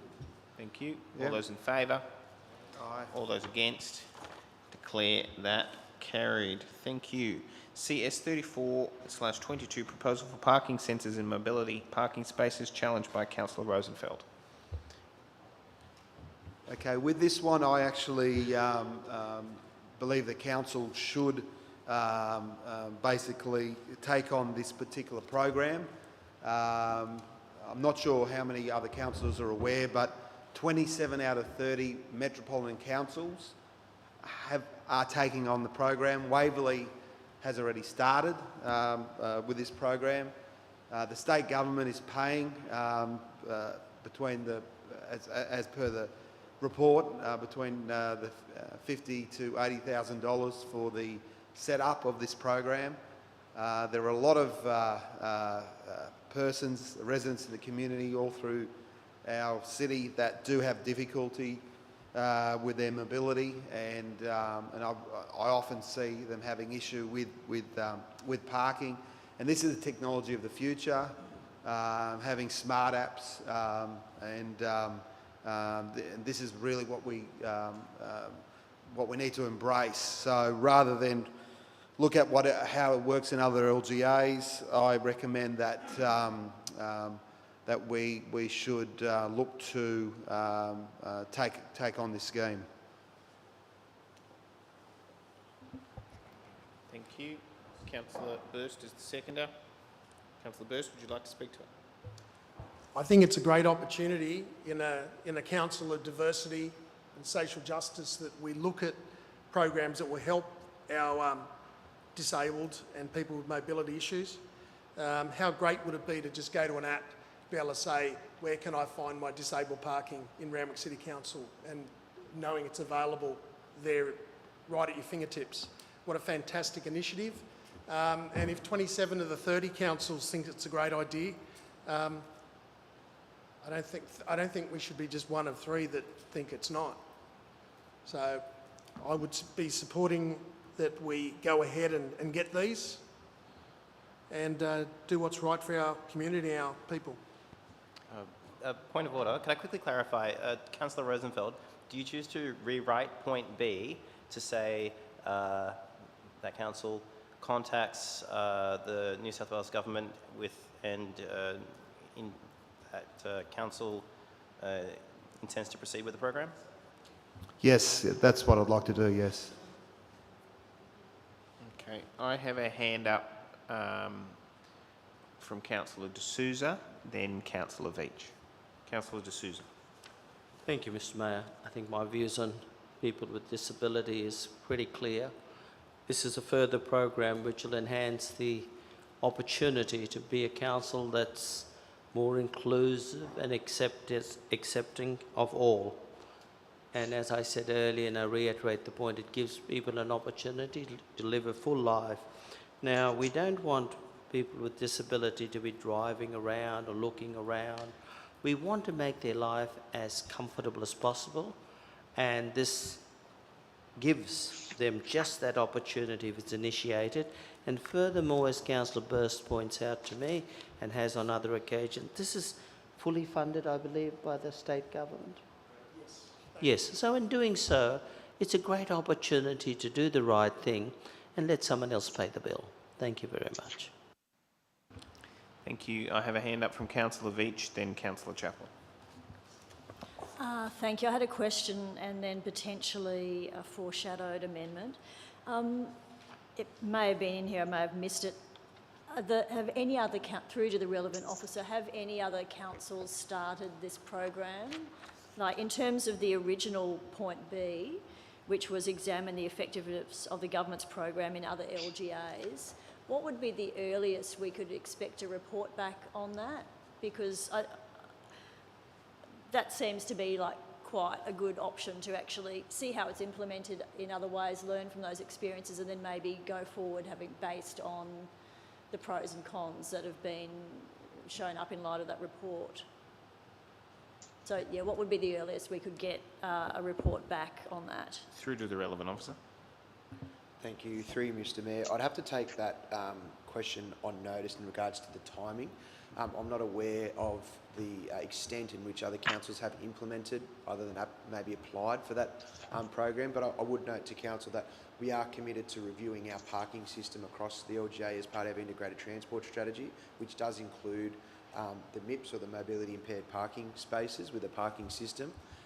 So that strategic approach, cognizant of what other councils are doing, we're looking at a benefits scenario. But in terms of the timing of other councils, I can't comment at this stage of the council meeting. Just a follow-up question, thank you. How many, do you know, are you able to tell us now, or perhaps that would be on notice again, how many disabled parking spots we actually do have in our LGA? And if we were to apply for the funding, like, would it have to be for the 57 at the first instance, or I guess it would have to be, wouldn't it? Through to the relevant officer. Sorry, just to confirm your question through you, Mr Mayor, to Councillor Veach, was the first question is how many parking spaces are available at the moment for mobility impaired?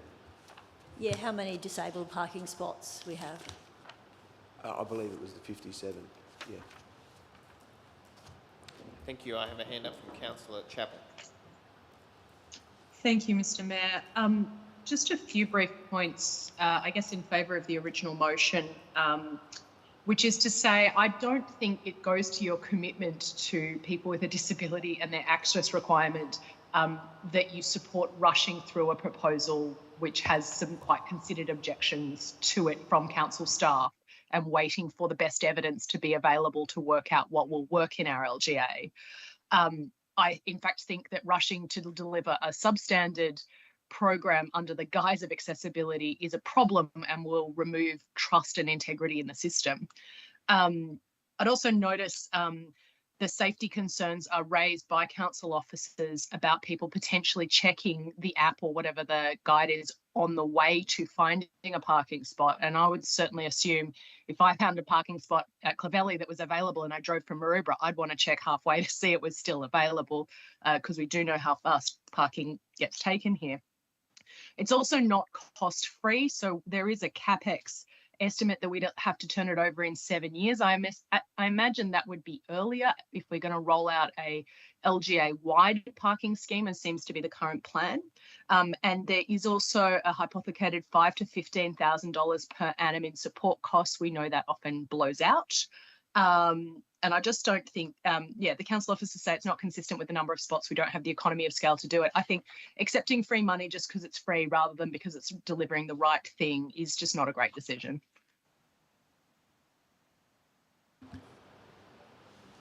Sorry, Councillor said I can't hear you. Thinking out loud, sorry, Mr Mayor, I was just thinking out loud, if we're getting it for free, there's no economies of scale, it's free. Okay, thank you. Sorry, can I respond to that? Through me, yes. Yes. So just in terms, economies of scale means a system that's all working together. So if we're rolling this out across our LGA, having to rip up whatever we do now and replace it later, which seems possible, would be completely substandard. Okay, thank you. Councillor Burst. Actually, economies of scale doesn't mean that. It's about meaning that a volume gives you cost benefits. It's not about integrating different systems. The system would be paid for. The capital would be paid for. Yes, there's an ongoing cost like there is with any system. We would have to pay that, whatever system we go to that's digital, because any system we go to will be a digital system in the future. So we might as well get the capital up front to support the system, and then we can also push for grants to help disabled people in our community. So there's opportunities to potentially, this costing us nothing, but the upside is that we're going to help. We're actually going to help people with disabilities in Randwick. Make it more inclusive and more acceptable for our community. Here we are, everybody wants to fight for the disabled, but here we have a great idea to help the disabled, and everyone wants to back off. We need to get on with it.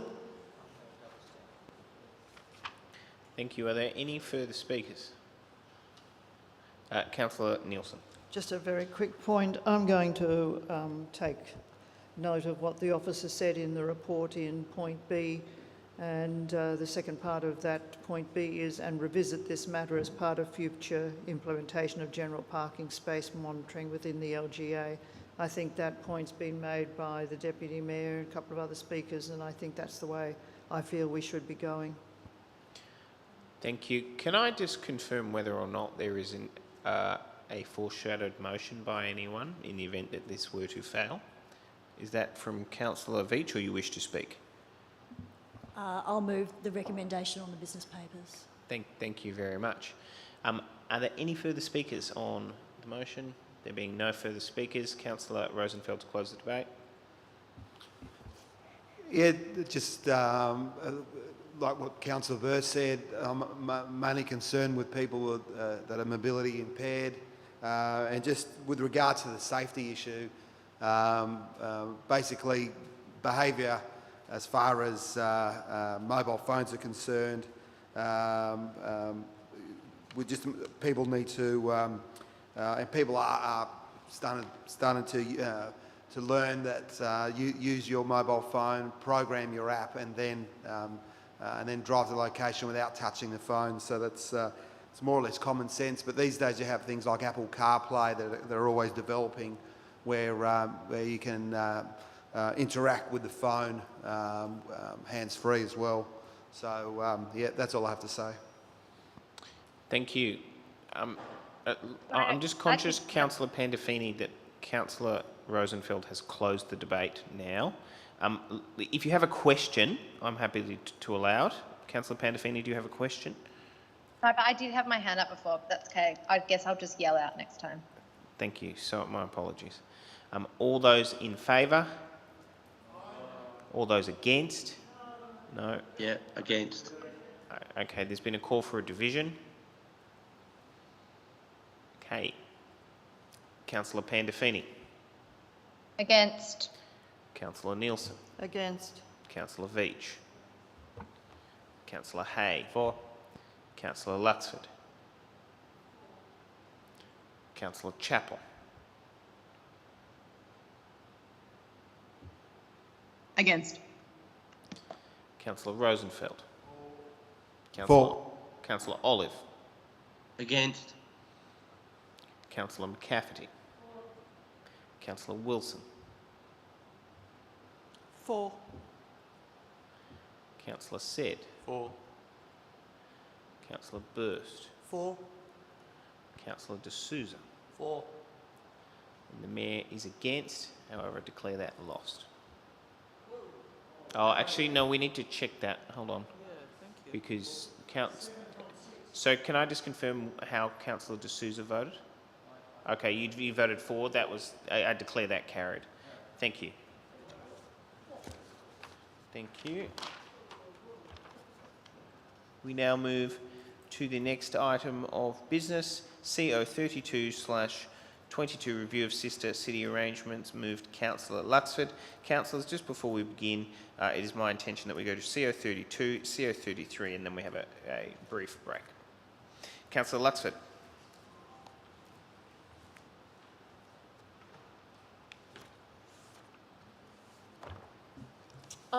I'd just like to move this report as per the recommendation.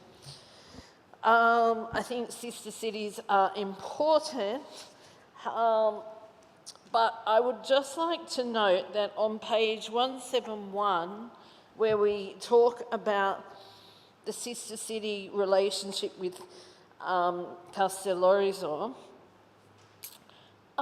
we note there that we just put that some interactions, between have occurred, although they've taken place from time to time with the Castellorizian Association in Australia.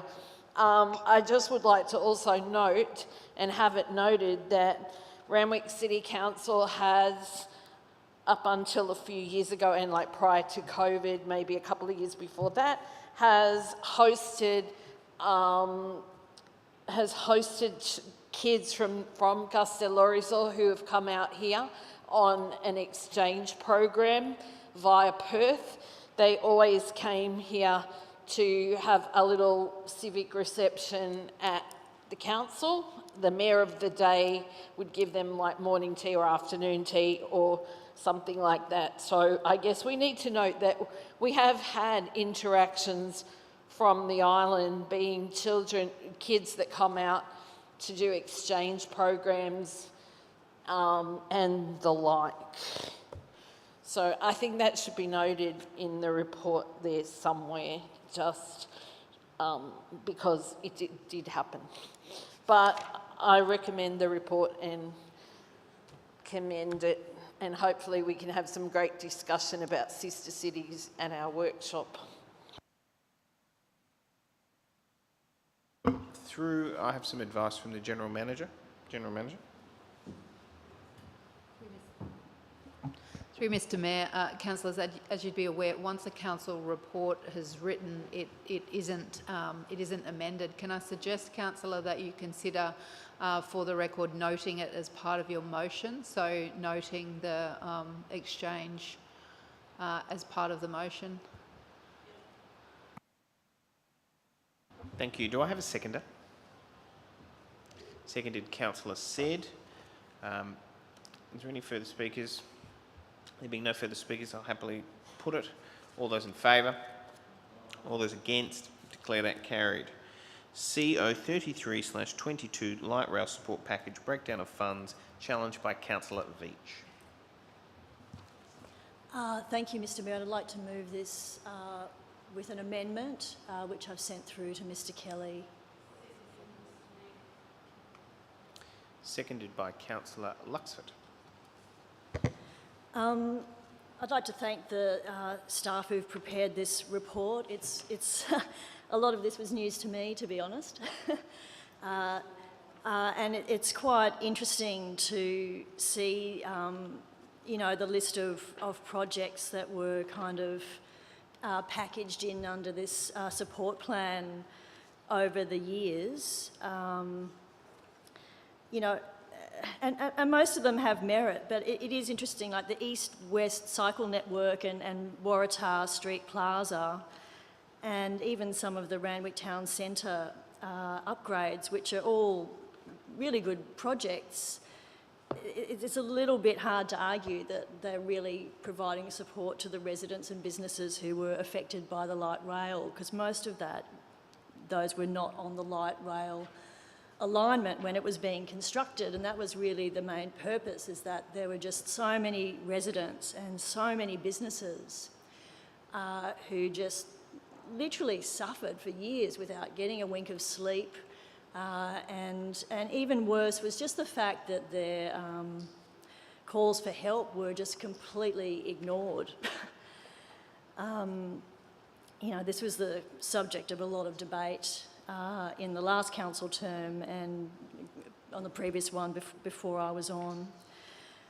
So I understand that there's not a funding, you know, allocation just sitting there. However, the residents and particularly the businesses in Kingsford and Kensington are literally crying out. They are on the phone, they are sending emails every week. There are businesses shutting down in Kingsford all the time. I don't know how often people go there, but like we are going to reach a tipping point where that area is just going to become unviable. And actually it's a real Kingsford, it's actually a really unique area in Sydney, in our LGA and in the entire eastern suburbs. You've got this fantastic area with all the great Indonesian and Malaysian and Chinese and Japanese and Korean restaurants. There's not really another big area like that in the entire eastern suburbs. It's really precious. It's a part of Randwick's history. It supports, you know, really particular groups in our LGA, and just to see that disappear through neglect is a tragedy. I personally have voted in support for many other big, quite expensive projects in other wards, in Maroubra and in South Ward and all over the place. And really what I would like to ask councillors is if you would really consider bringing that amount, which is $1.7 million, that was projected to be spent, and it's now not allocated, and put it towards upgrades for the Kingsford and Kensington town centres, because they are desperate. And we are seeing, as I said, we are seeing shops closing down all the time.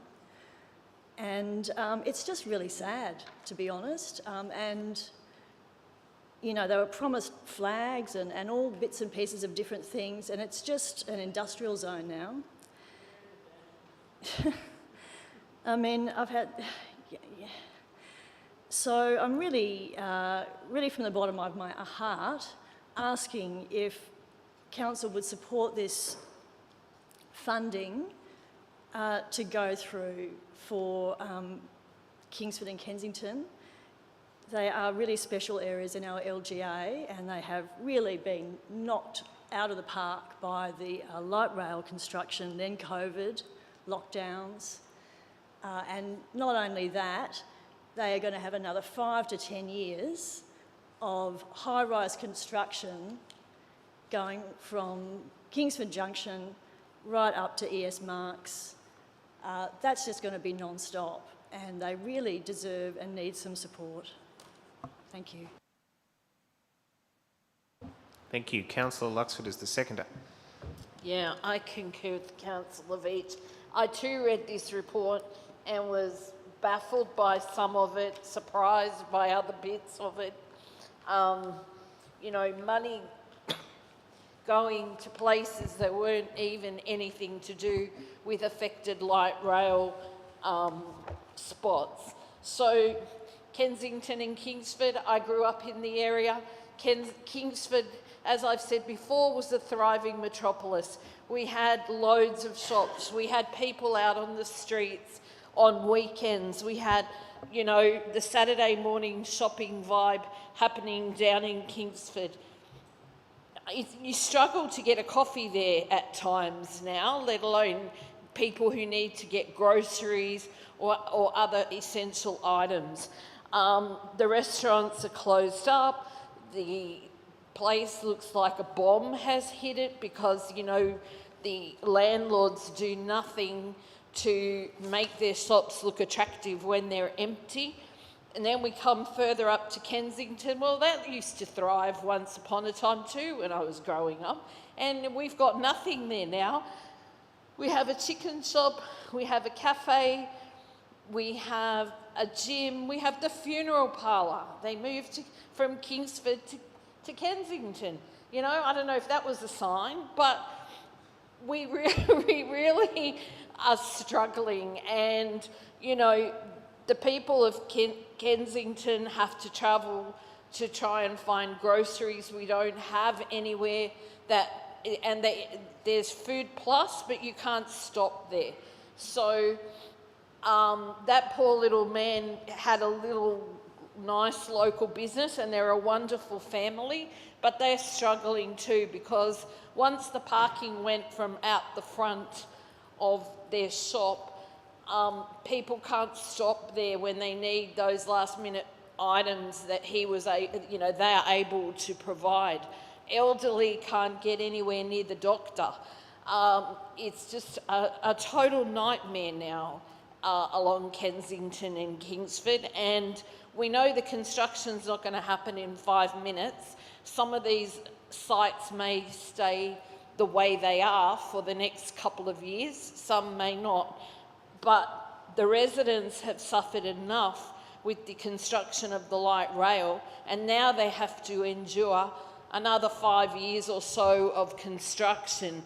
People are already screaming now that the site on Todman Avenue, every time the wind blows, the dirt is going through their houses, because that site, they knocked it all down before they even had any permission to start to build. So it's just way too much for our residents, and the money that is surplus here needs to be spent in the area that it was intentioned for. And on saying that, we've been waiting, as Councillor Veach mentioned, banners. My God, I've been waiting, I don't know how many years now for those banners, and they still haven't come. So we have nothing that even makes the place look pretty. The trees are dead on the footpath that were put there after the light rail construction. They're not even growing, so there's nothing. So I hope that you support us and have this money spent where it is well needed. Thank you. Are there any other speakers? Councillor Sedd. Mr Mayor, I actually agree with the councillors. I actually, the more you read it, the more I actually thought, and from just through the years, that the majority of the money was going to Kingsford because that was suffered the most. But the more you flick through it, Randwick seems to get about 2/3 of it, apart from the Rambo Street car park, which was a purchase. So it's not actually capital works, it's just a purchase. So I agree with the councillors. I think they do deserve the money, but I also feel sorry for them because I think you've been duped, even though it's still in Westward, but I don't understand why so much of it went to Randwick, which was, as Councillor Veach said, was unaffected. And poor old Kingsford suffered greatly. Thank you. Are there any further speakers? There being no further speakers, can I confirm on the screens there are no further speakers? No. Okay. Councillor Veach, to close the debate. Okay, she waves her rights. I'll now put it. All those in favour? All those against? I declare that carried. Councillors, I do note it is almost 10 o'clock and we've not yet had a break. However, I might just brief you on what my recommended course of action is. What I might do is we will break for 10 minutes and come back at 10:05. When we return, what I would ask for is a procedural motion to consider the closed session, in particular GM 13/22 first, as it relates to the organisational structure and review, and there's an attached timeline to that. Then what I will call for is a procedural motion to limit speaking times to 2 minutes per person, noting the number of notices of motion, and potentially, and I will consider just having a chat to you in the break, whether or not I may also call for us to deal with in globo any notices of motions that are unchallenged. But I might just do a bit of a straw poll of councillors as to how you want to do that and the number of those in the break. With that, we will break until, now it's 9:57, we'll break until 10:07. Thank you.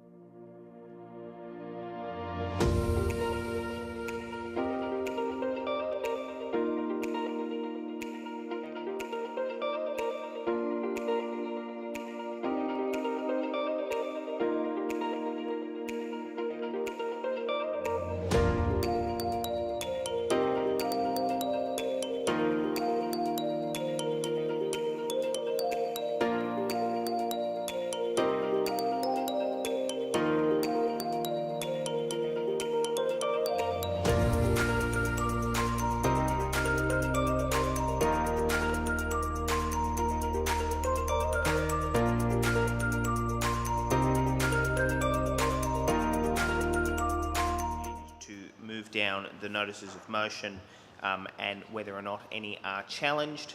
As will be recorded in the minutes, sorry, just to be clear, as will be recorded in the minutes, the mover of the motion on the paper will be recorded in the minutes.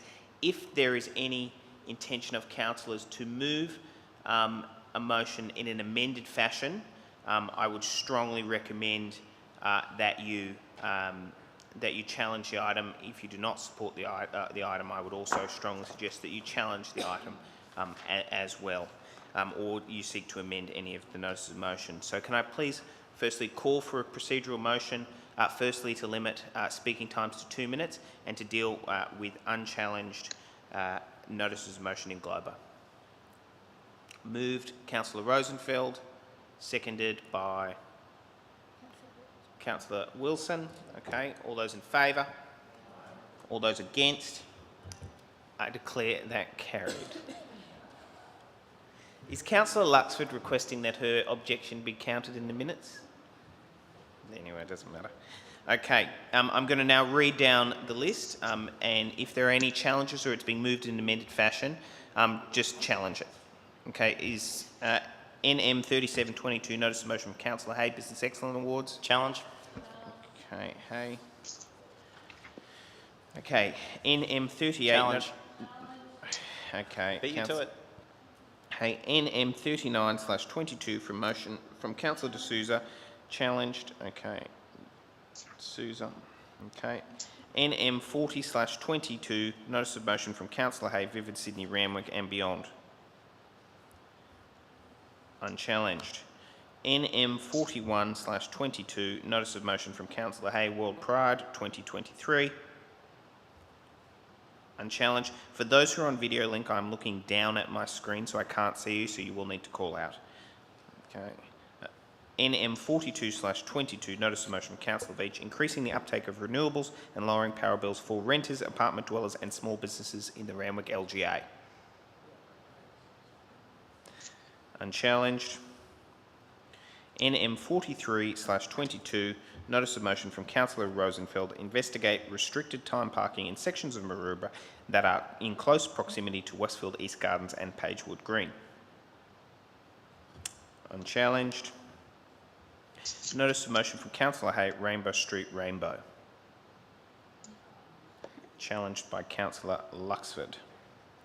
Okay, so that will go to Councillor Hay. NM 45/22, notice of motion from Councillor Pandolfini.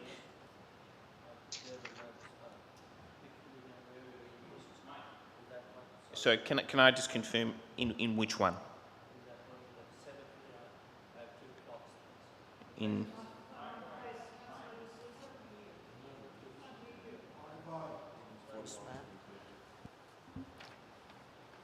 okay. All right. Thank you, Councillor D'Souza. So I won't be voting on the matter or participate in the debate. That is fine. Councillors can declare an interest at any time. Yeah. And that is fine. And he won't be participating in the matter. Okay.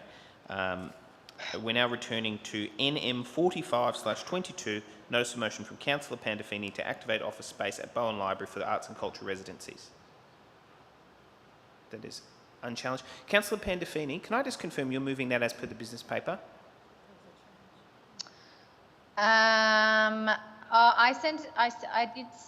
I'm not a bit confused. I did send through an amendment, but I'm not sure if that's me. What I will do is I'll just challenge it for you to give you, there'll be plenty of time just to confirm it. It won't be an issue, but I'll just do that just so we don't move them as per the business paper.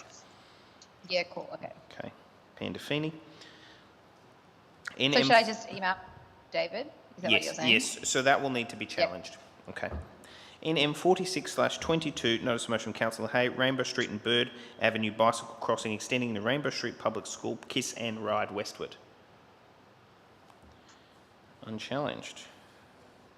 NM 47/22, notice of motion from Councillor Burse, investigate the mix of waste, recycling and FOGO bins in RCC public parks and locations.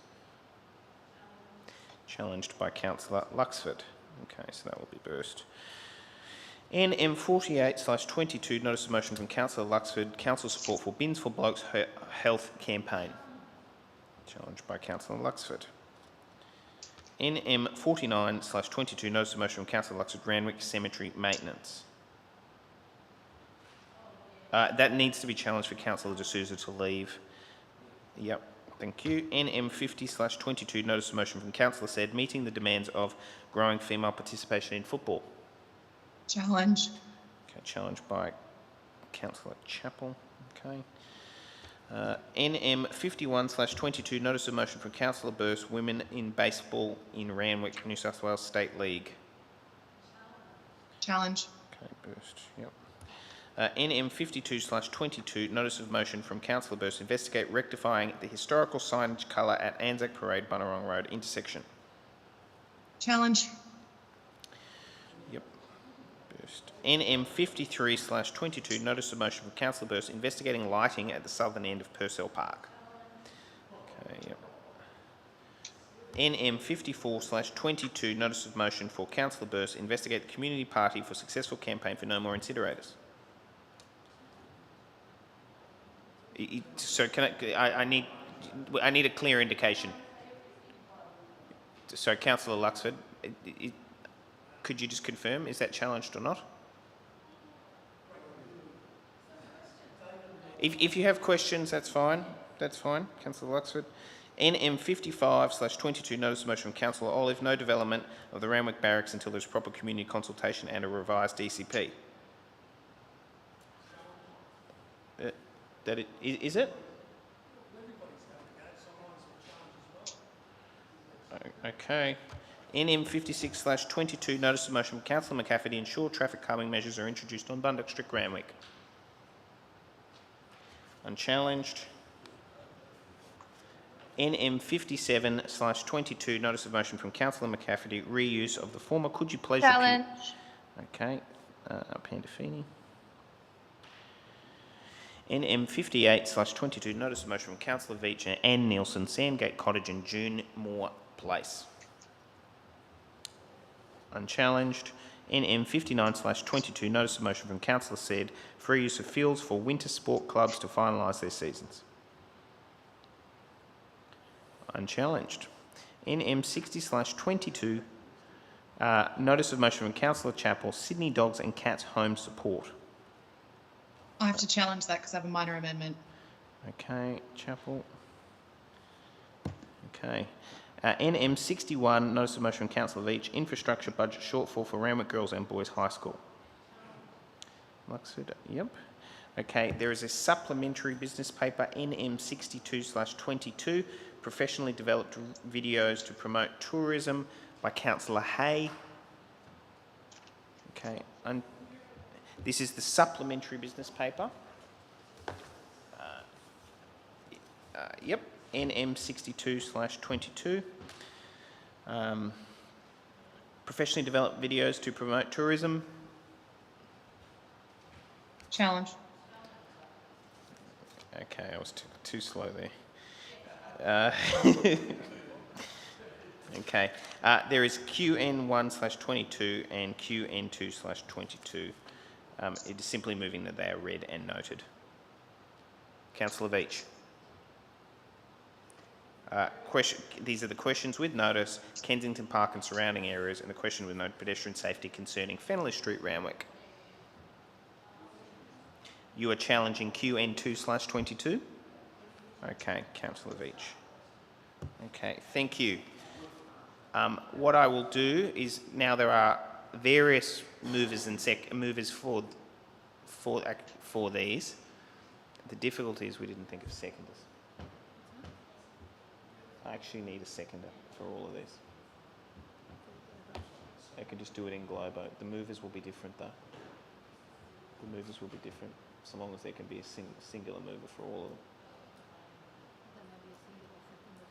No, they're multiple movers. You just have a singular seconder. Can I please call for a singular seconder for all of the unchallenged items?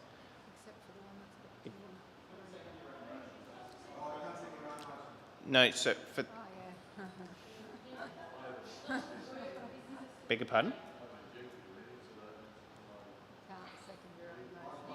Okay, but what he can do is second all motions which are not... Actually, Councillor Wilson can. You don't have any notice of motion. Councillor Wilson, can you please be the seconder for all of the motions? Thank you. Okay. All those...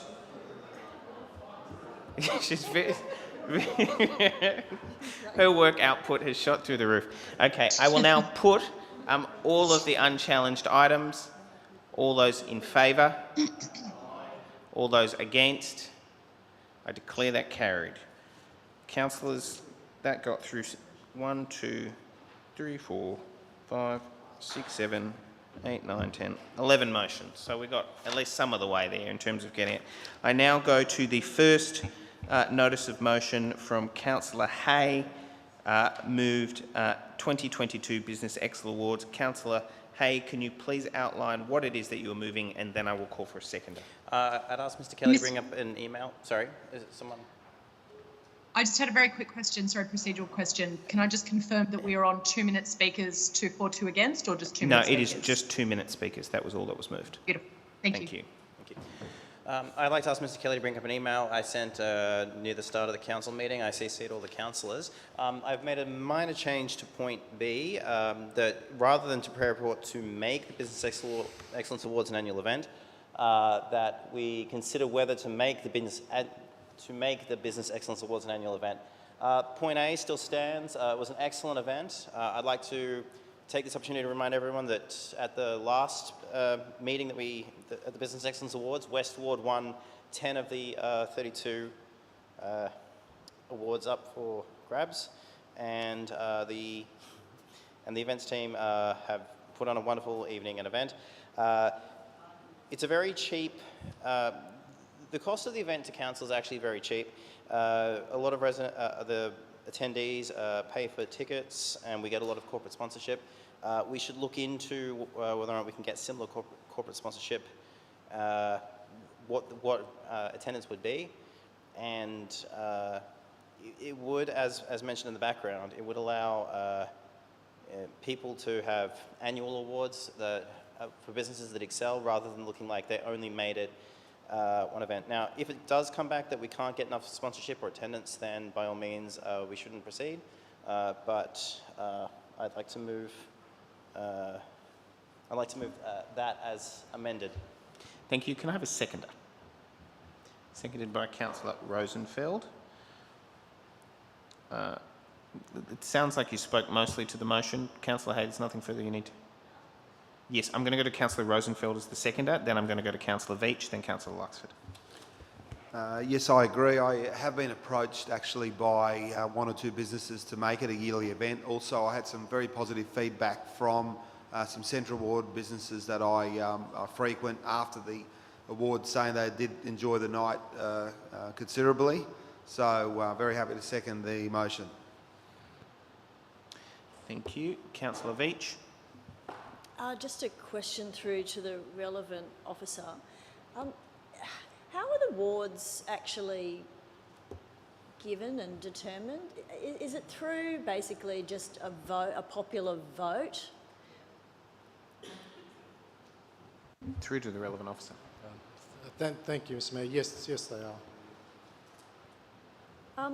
Could I put to the mover that we review the voting system, the award system, because I have had people who I've said, oh, you're putting something in this year, and it's like, no, what's the point? You know, the same, the big organisations, the same ones, the big shopping centres always seem to get it. So if the mover would be agreeable, could we add a third point that the report includes a review of the process by which the winners are awarded? That is acceptable, and yep. I have one further suggestion, more than open to the mover of it. Prepare a report that considers whether to make the Business Awards an annual event, including a review of the voting system and the price of ticketing. Yes, that's also acceptable. Thank you. Are there, Councillor Luxford? Yeah, I can't support this motion. This event, while I could support a review of the voting system perhaps, this event is, if it's run every year, then the same people every year will win, and it will just become, you know, in some instances, some shopping centres like Kensington don't have very many businesses. Others are packed with businesses. Others have a big support crew, others don't. You know, it's all a bit of a mishmash. But this thing is also costly to small businesses because if they are to attend, the ticket price is quite a huge amount. And if they want to take some of their workers, etc., and they're going on a yearly basis, some businesses wouldn't be able to afford to participate annually. And I think that by keeping it at every 2 years, it adds a little bit more excitement and a little bit something to the event, because every year we will see almost certainly the same sort of businesses or the same businesses up on the podium year after year after year. So I think keeping it every 2 years makes it more affordable for businesses that want to participate if they're nominated and they can, you know, and makes it a little bit more special. Thank you. Councillor D'Souza. Mr. Mayor, I've been there and done that. When it comes to business awards, I was very fortunate to, in one of the years, actually I was Businessman of the Year. That was a real great achievement many years ago. But I wanted to start by asking Mr. Kyriakou and clarify, so how is the judgment, how do we judge the winners?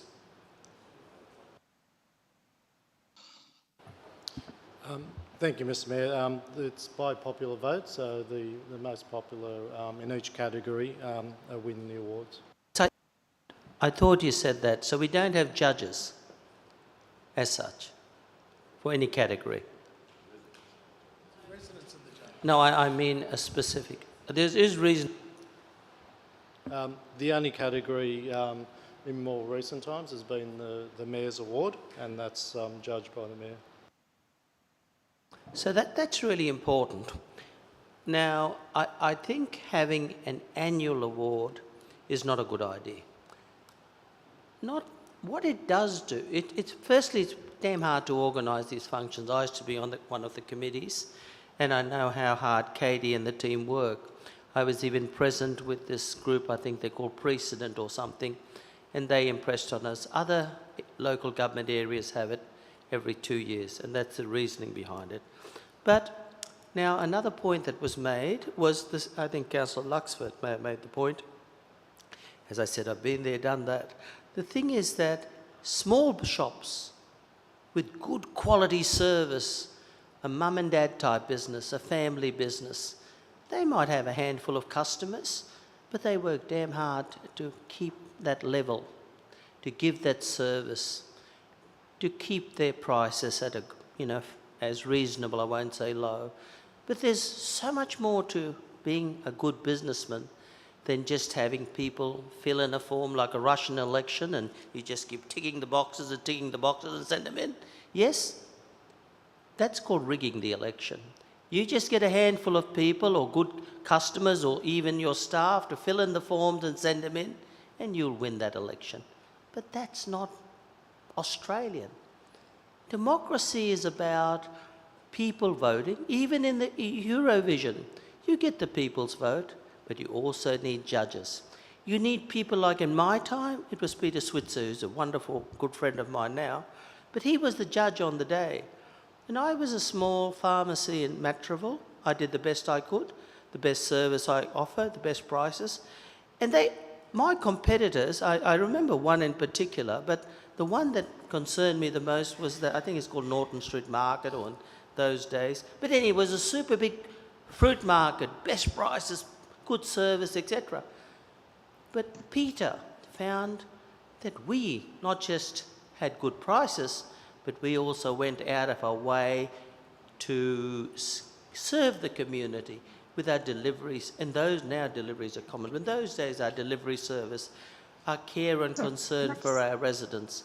Sorry, all these I factors, have a hand sorry, up 2 from- minutes, okay. All I'm trying to say is let's not make it annual and let's think of going back to where we had community as well as judges in particular categories. Thank you, Mr. Mayor.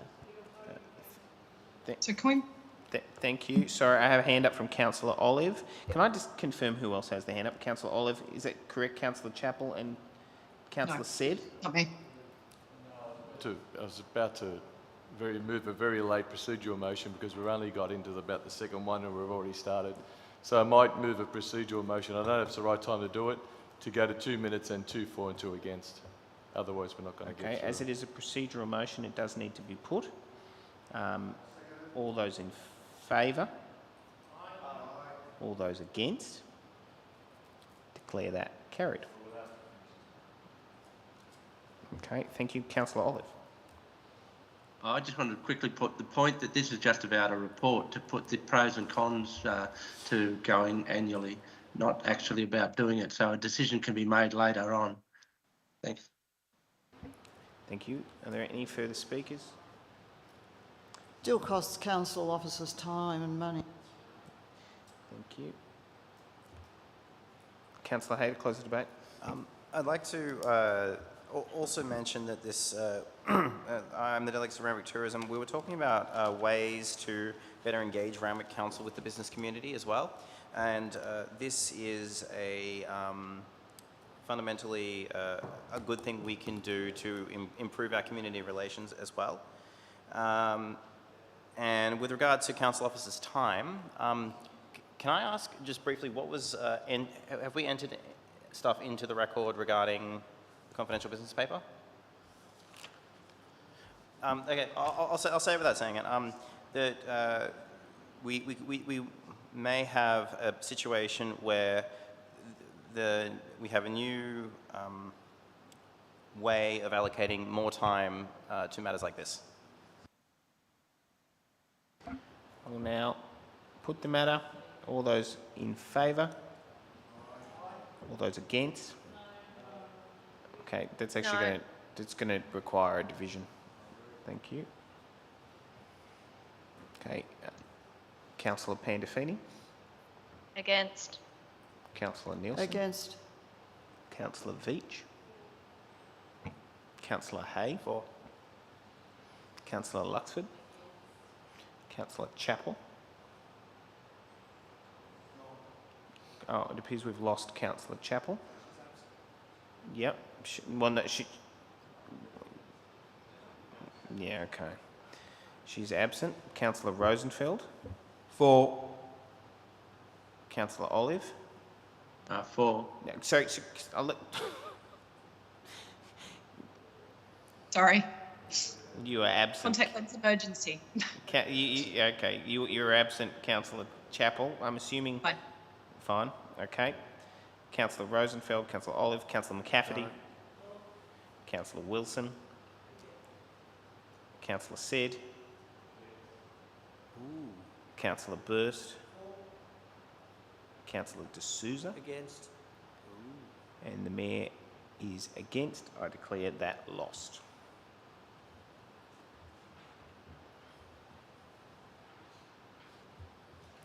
Thank you. We now move to NM 38/22, notice of motion from Councillor Hay, amenities room for Shore Reserve, Kingsford. Councillor Hay. Thank you. I asked Mr. Kelly. I also sent a separate email, also near the start of council meeting, CCing all the councillors, and I would like to move it in this amended form. I'm not as set as I once was on the idea of the amenities room in the reserve, although it could be considered in the report. It's mostly about making a general upgrade of Shore Reserve for the purpose of filling a niche market where young toddlers can go and play, and young families. And I move it as sent on the email.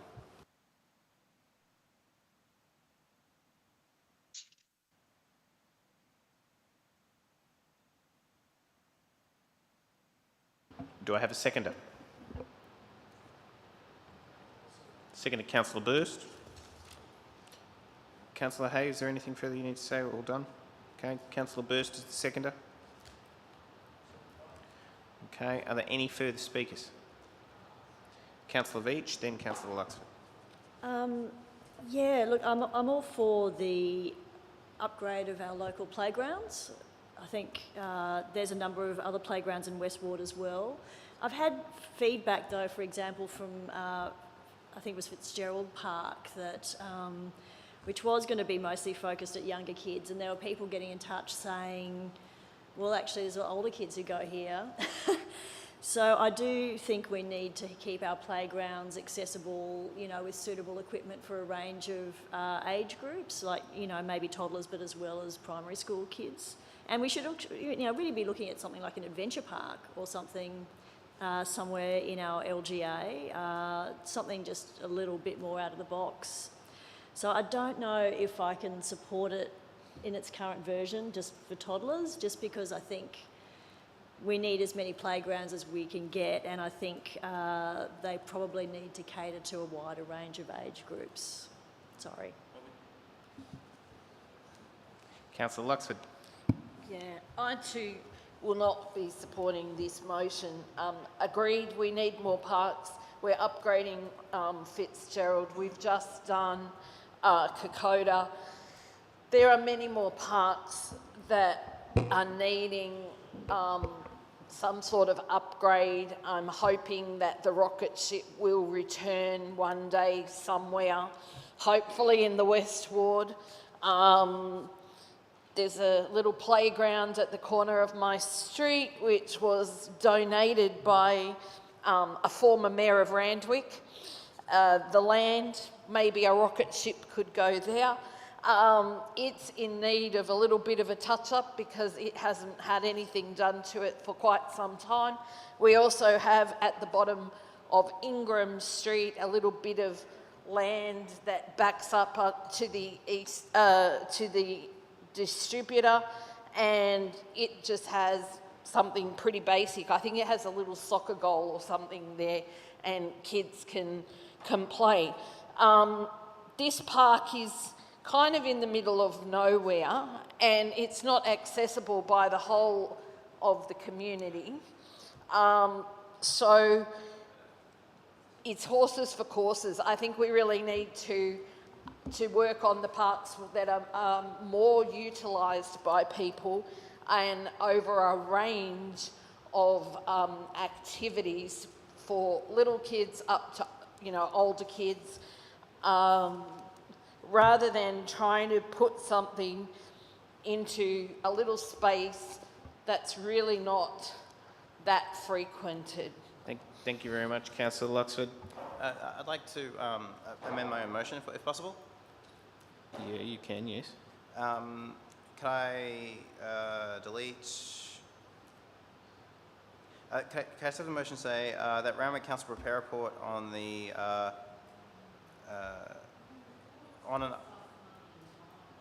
Sorry, Councillor Hay, please continue. Randwick Council prepare a report onto an upgrade of playground equipment and playground equipment in Shore Reserve and any other changes it sees fit.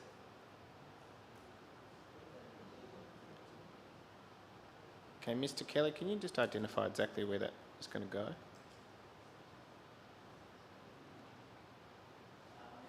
If we could delete, yeah, A to D. Oh, yeah, so... Delete A to D, okay. I'll just keep the first half of A. Council prepare a report on Shore Reserve. As a pocket park. As a pocket park. And consider an upgrade to playground equipment.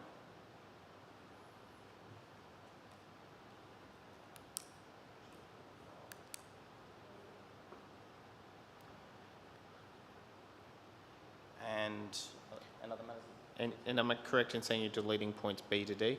B, C and D? Yes. Okay, thank you. Thank you. Are there any further speakers? Okay, thank you. There being no further speakers.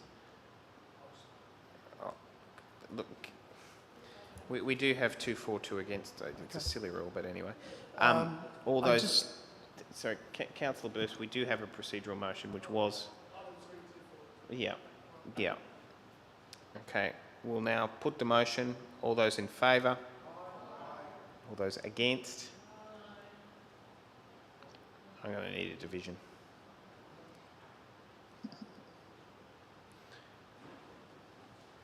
Thank you. Okay. Councillor Pandolfini. For. Councillor Nielsen. Against. Councillor Veach. For. Councillor Hay. For. Councillor Luxford. Councillor Chappell.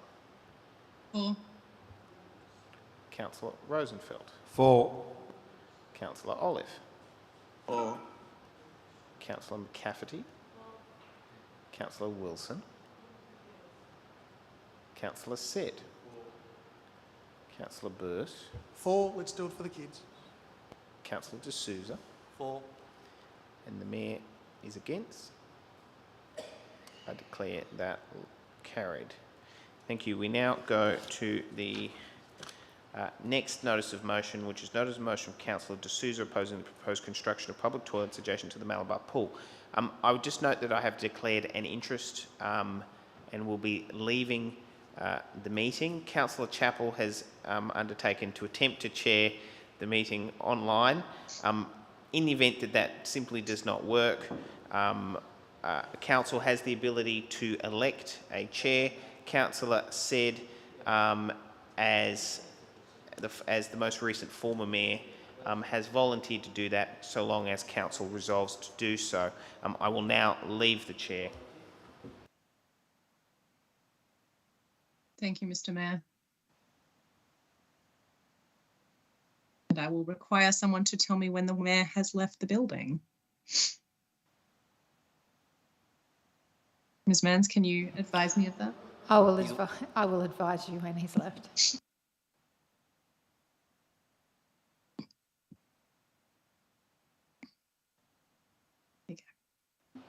The Mayor has left.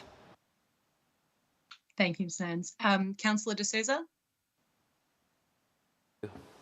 Madam Chair.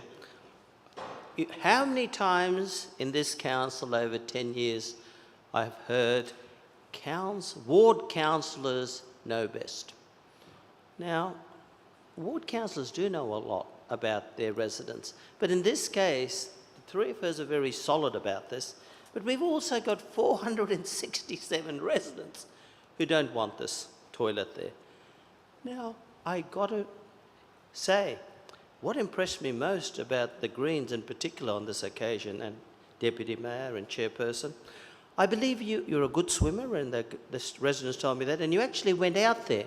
And I know Councillor Olive, I believe, went there too, and could have been the other Pandolfini, and I'm sure Councillor Weech went out. She takes a lot of interest in issues and residents. But they said they were very impressed that they came out, and what they impressed on the Greens in particular, and all the councillors, the fragile ecosystem that exists in that area. And they said, I can go through the petition, Malabar, Malabar, Malabar, Malabar. These are all local people who use the local pool. And sometimes, as we debated or even talked about the last time, you know, there are toilets around there. There aren't that we don't have toilets. We have accessible toilets. So anyway, I'll keep it short. The residents don't want it. If they don't want it, why build a white elephant? There are facilities that exist. The petitioners have spoken. When we had consultation, I think this outweighs that because there are a lot more people here who've spoken. So let's listen to the residents. At the end of the day, if your 3 ward councillors from 3 different groups support them and the residents don't want this facility, why build it? I'll leave it at that. Thank you, Councillor D'Souza. Can I please get a seconder for the motion? I'll second it. Councillor Councillor Burst. Would you like to speak to the motion, Councillor Burst? Reserve the right. I can see Councillor Pandolfini. Is there anyone else as well? I'd like to Councillor ask a Veach. question, Councillor Veach. Okay, thank you. Councillor Pandolfini? Philippa, do you want to ask your question first? Councillor Veach? Thank you, Madam Deputy Mayor, through to the relevant officer. The motion in the background refers to concerns around potential antisocial behaviour as a result of the toilets being built.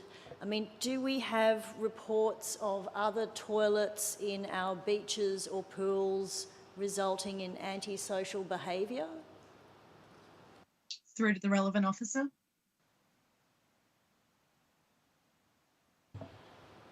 Thank you. Through you, Mr. Mayor. Madam Deputy Mayor. We do have reports in varying cases and assets of antisocial behaviour. It's not a direct correlation that toilets as such create an environment for antisocial behaviour. I suppose I remind councillors essentially the need or the business case that arose to propose the toilets was reports of, if you like, antisocial behaviour in regards to community members unfortunately going to the toilet in and around the rock escarpment areas of the pool, hence the toilets project starting. Thank you, Mr. Clark. Councillor Pandolfini. Yeah, I guess I would just like to say that I can't support this motion because I think that what we're dealing with here is what we've kind of talked a lot about tonight is about importance of access and importance for our community that access is provided for those people who have disabilities or who may be carers or, you know, may be parents who need to change their children or may need to, you know, take a child to the toilet. And I think that the importance of access here and having good facilities at our beaches is very widely supported. And I do understand the residents' concerns, but these beaches are not just for the residents. We all understand that, you know, it's very expensive to live just by the beach and that people in our LGA don't all just live along the beach. Like we all want everyone to be able to go to our beaches. You know, they bring tourism, they bring business to local businesses, and it's really important that there is access provided, especially with this one, and that we have facilities in good condition. So I think that there's been a lot of research done around it. It's been through a long consultation, and I'd also note that the petition wasn't just signed by members of the community, but by swimmers who just, you know, want people to go to the pool and leave. And I don't, yeah, so I can't support this motion. Thank you, Councillor Pandolfini. Was there another speaker on this? Councillor Luxford. Speaker. Councillor Luxford. Is it a 242 against? Yeah, well, I'm 242 against. So Thank you, that's Councillor. 2 against. So I also cannot support this motion. I agree with Councillor Pandolfini. Our beaches need to be inclusive for everybody. They're not just for the residents. And I was quite shocked when the speaker that came here kept referring to, we don't want those people to stay too long, or words to that effect, which I thought was quite horrific. You know, it's not a private pool. It's a pool for the use of everybody. It's a pool that has access, so toilets are needed there. And hopefully with my other motion coming along, we'll have a bin in there too for blokes. But we need these toilets here. People wanted toilets here, and that's what we're doing. So I cannot support Councillor D'Souza's motion. Thank you, Councillor Luxford. Do we have another speaker, or are we going back to the mover in reply? Councillor Burst. Sorry. When the community has spoken, we should listen to them. They don't want it. There is toilets up at the golf course, which is actually managed by and is part of Randwick City Council. There is toilets down the road at Cromwell Park. So there is facilities available at Malabar Beach. So there is facilities available around there. Do we need to, if the community don't want it, we shouldn't impose a demand on our community. And, you know, over 467 people, over 400 of those are local residents. That's amazing. I've never seen any sort of protest, any sort of document that's got those sort of numbers anywhere across it. We can't even get that on a Randwick City Council wide review. So I think that's it's unbelievable the amount of people that are not happy about it. I have a question. Sorry. Yes, Councillor Hay. Yes. Question for through the deputy mayor to the relevant officer. What is the estimated cost of these toilets, and if the money was not allocated towards these toilets, what would it be spent on? Through Mr. Clark, please. Thank you. Through you, Mr. Mayor. There is, sorry, Deputy Mayor, apologise, same mistake. There is current funding in the current Capital Works project to deliver on the conceptual design only of this particular project. The total cost of the project at this stage is not fully known. I note that the motion, as it currently stands, is just that council consider the views, what that would mean in terms of the project life cycle. There is a report coming back to council with a concept with costings in the very near future, and that concept in itself will go back out to community consultation, in which the petition, should the motion be carried, be considered. Okay, so a follow-up question just quickly. It says council consider the views. So do you interpret that as meaning that you include the petition and the results of the petition in the report that you will give to council, not that you'll necessarily stop the project as is? Mr. Clark. Thank you. Through you, Madam Deputy Mayor. That is the view. Thank you. Thank you. Can we please go back to Councillor De Souza in reply? Councillor De Souza. Madam Mayor, before we go back to Councillor De Souza, I just want to, before it goes to the vote, that the petition be noted in the minutes that the petition's been handed to the General Manager, so which he's about to do. Councillor said, are you proposing that as an amendment? Oh, no, that there is the petitions that we're talking about, and it has to be noted in the minutes, because there used to be in the business paper, it doesn't exist anymore, a section for petitions. So I just want to note it in the minutes that the petition has been handed to the General Manager. So just noted in the minutes. That's fine. Can we go to Councillor De Souza now, please? You know, one thing I've learned in life, when you don't listen to the people, especially when you're a councillor, you're only representing yourself. Now, I know, I too felt like others, oh, this could be selfish, or how can they not want a toilet? I'm a great believer in the disability programs, so I should be championing a toilet right here. But I know that there are 2 other toilets in the area which are accessible. I also know that we are in a very, very environmentally fragile area. That's why I encourage the residents to invite the Greens there, because I know that you're subscribed to sustainability, ecosystems, about doing the right thing, about the pristine environments. Now, you in particular, Deputy Mayor, you love the water.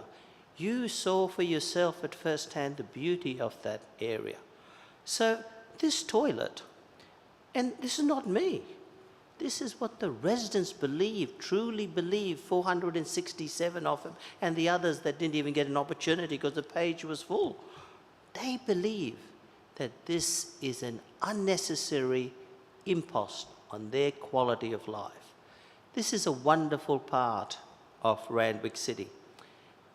The 3 ward councillors from 3 different political groups have listened to their residents, and we put forward a common view that this should be put on hold. By all means, investigate it if you want to. But at the end of the day, if the residents don't want it, the ratepayers in this area don't want it, then it shouldn't be built. I'll leave it at that. Thank you. Thank you, Councillor De Souza. So I'll put the motion now. So all in favour and all against the motion? I've got to say from here, that's fairly unclear. Madam Mayor. So can we please have a division? Can I start with Councillor Pandolfini, please? Against.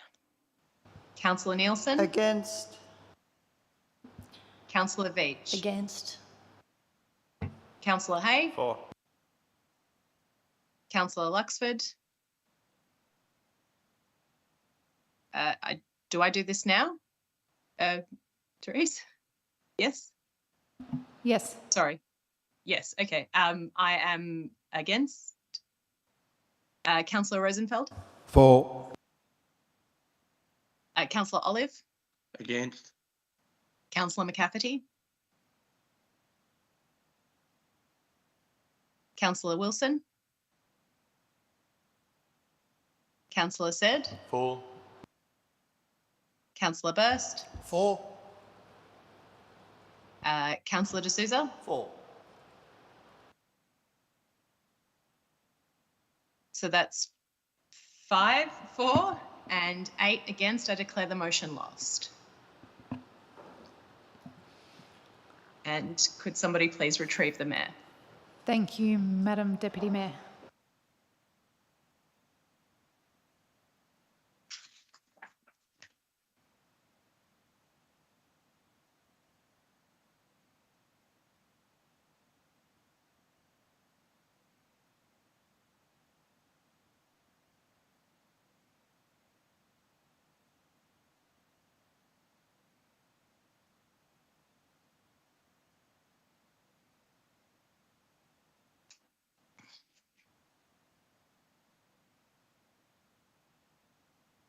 We now move to NM 44/22, notice of motion from Councillor Hay, Rainbow Street, Rainbow.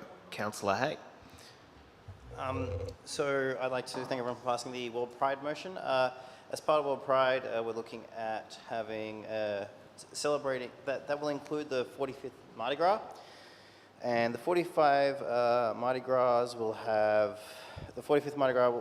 They're looking to celebrate that with a 45th rainbow. Noting that the Coogee Beach already has a rainbow that will count as one of them, and let's have a bit of a, well, we can build a rainbow near Rainbow Street and have another rainbow counting towards the 45 that are within Sydney, and hopefully, if it is possible, we could do an event in the Rainbow Street parking lot just to bring a bit of tourism and events to Kingsford, which, as we discussed earlier tonight, needs a little bit of a shot of commerce and injection and commerce to help it grow. And I move the motion. Thank you. Do I have a seconder? Seconded by Councillor Burst. Councillor Burst is the seconder. I've got a Councillor Burst as the seconder. Yes, sir. Thank you. Councillor Said. Is that amended? The words are different to the... They are different to the motion as it was written in the previous month's business paper, but this is a newer version of that. Yeah, so rather than a building and artwork, which is, no, that's what I mean. So go by the screen and artwork's quite palatable. Can we just confirm that you are Oh. moving the words on the screen or as per the business paper, Councillor Hay? I had intended to move it as per the business paper as printed. Okay, he is moving it. So the artwork up there doesn't exist here. Oh, goodness. Councillor Hay has just said he intends to move it as per the business paper, as is his right. That's fine. As per the business paper. Thank you. Councillor Veach. No, it's actually Councillor Luxford, then Councillor Veach. Councillor Luxford. Yeah, I'm not really sure I can support this. We've got the rainbow at Coogee, which I think is fair enough, and it's in an area where people do actually go and do see it, and they are able to go down there at Mardi Gras time. We do have a little function on the steps where the rainbow is, and it attracts tourism, I guess, to Coogee. There are restaurants and everything there, the beach, the whole thing. I'm not sure the car park in Rainbow Street is actually a tourist attraction, nor I don't think it could be. So I'm not really sure how this thing will work, and the costing involved to make the report to find out like how big, how small are you wanting this structure to be, Councillor Hay.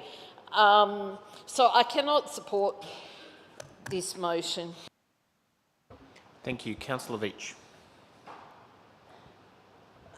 Look, I'm happy to support the motion.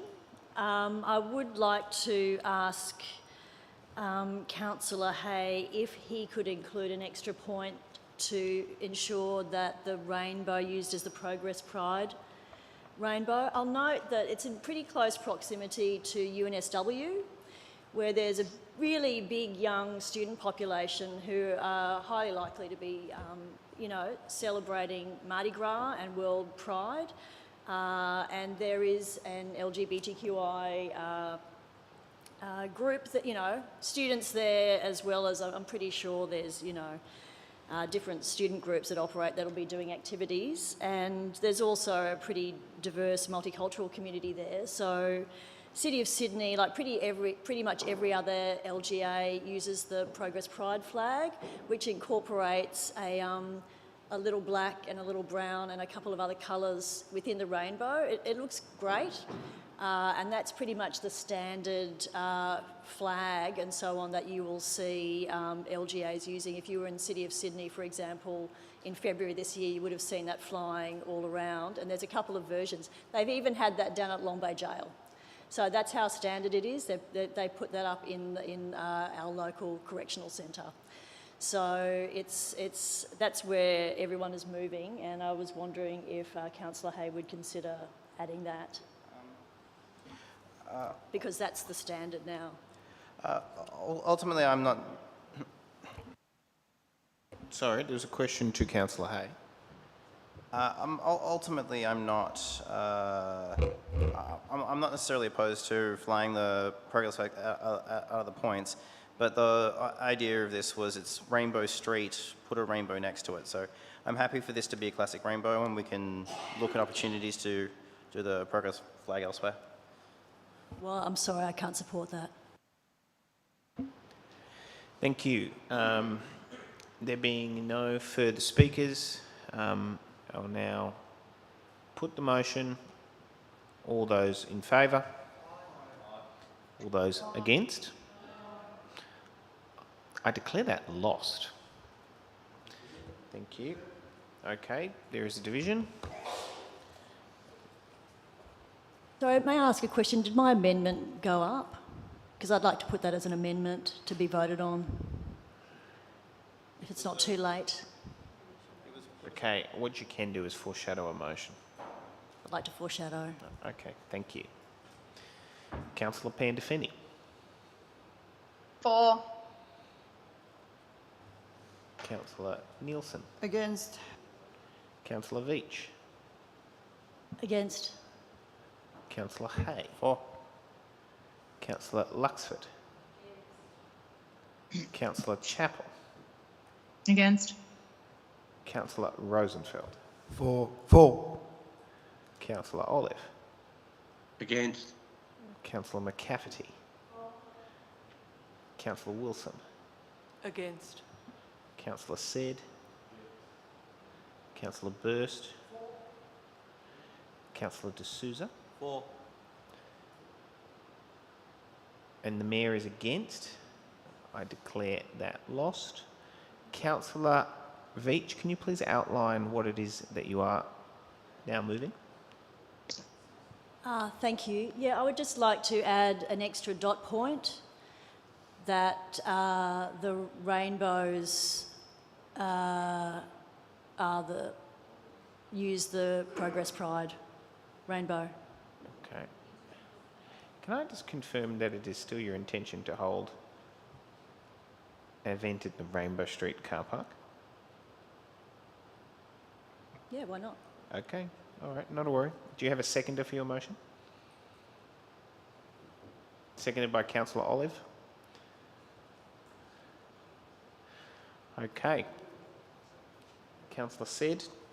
Can I just appeal to the mover that I actually was quite in agreement with artwork in the original one that was up there rather than a building of a structure, because this in the modern age we can either do artwork or lights or something. It doesn't need to be a sculpture, if you know what I mean. So to look at a building, an artwork, something. That's all. Sure, yeah. So you're changing feasibility of building a large artwork or similar? Artwork or similar? Just artwork.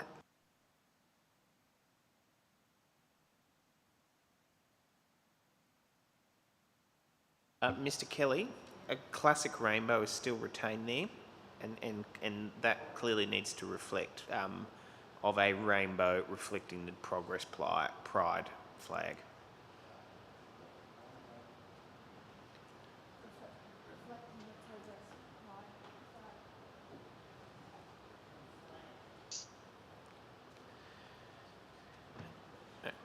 Okay, thank you. Are there any further speakers on Councillor Veitch's motion? And sorry, just could we make point B a large artwork as well? Yep. Instead of sculpture? Yep, thank you. I have a procedural motion from Councillor Burst to extend the time of the meeting until when, Councillor Burst? For another 60 minutes until 12:30. Can I have a seconder? All those in favour? All those against? Declare that carried. Okay, on Councillor Veitch's motion, are there any further speakers? Okay, Councillor De Souza would like to speak. Councillor De Souza. Look, I don't mind supporting this motion, but it scares me sometimes when we talk about diversity. And we can see with the Manly footballers, there are people that have religious beliefs that are conflicted and maybe compromised. We have to take other people's views into consideration as well. In saying that, I'm all supportive of the pride flag and all that goes with it. But what about those groups that don't share those views? How are they going to look at it? For them, it could be quite offensive, some of this artwork. But in doing so, as I said, if I vote against it, they'll say, oh, no, didn't support us. And I want to support you. I want to support you, but I also want to support those who don't have a voice in this chamber today. Those Polynesian people and other religions, the Muslim people, they have different views. And if we want to build a community or a sense of community and we want to support diversity, we have to start thinking of them as well. So as I said, the numbers are here and you're going to get what you want and I'll vote with you. But let's try to be a bit more equitable. Let's, do those things. Let's build a more coherent and a more open community. Take others' views into consideration as well. I'll leave it at that. Any further speakers? There being no further speakers, Councillor Veitch, close the debate. Councillor Veitch is not required to. All those in favour? All those against? No. I declare that carried. Thank you. We now move on. NM 45/22, notice of motion from Councillor Pandolfini to activate space at the Bowen Library for Arts and Culture residencies. Moved Councillor Pandolfini, seconded Councillor Nielsen. Councillor Pandolfini, could you just confirm for us what exactly it is that you're moving? I've just sent the wording to David, so. Okay, thank you. Should We'll be up just on the give. screen. I'll just give councillors a moment just to quickly read it. I have circulated. Okay, thank you. Okay, Mr. Kelly, could you just scroll down for us, please?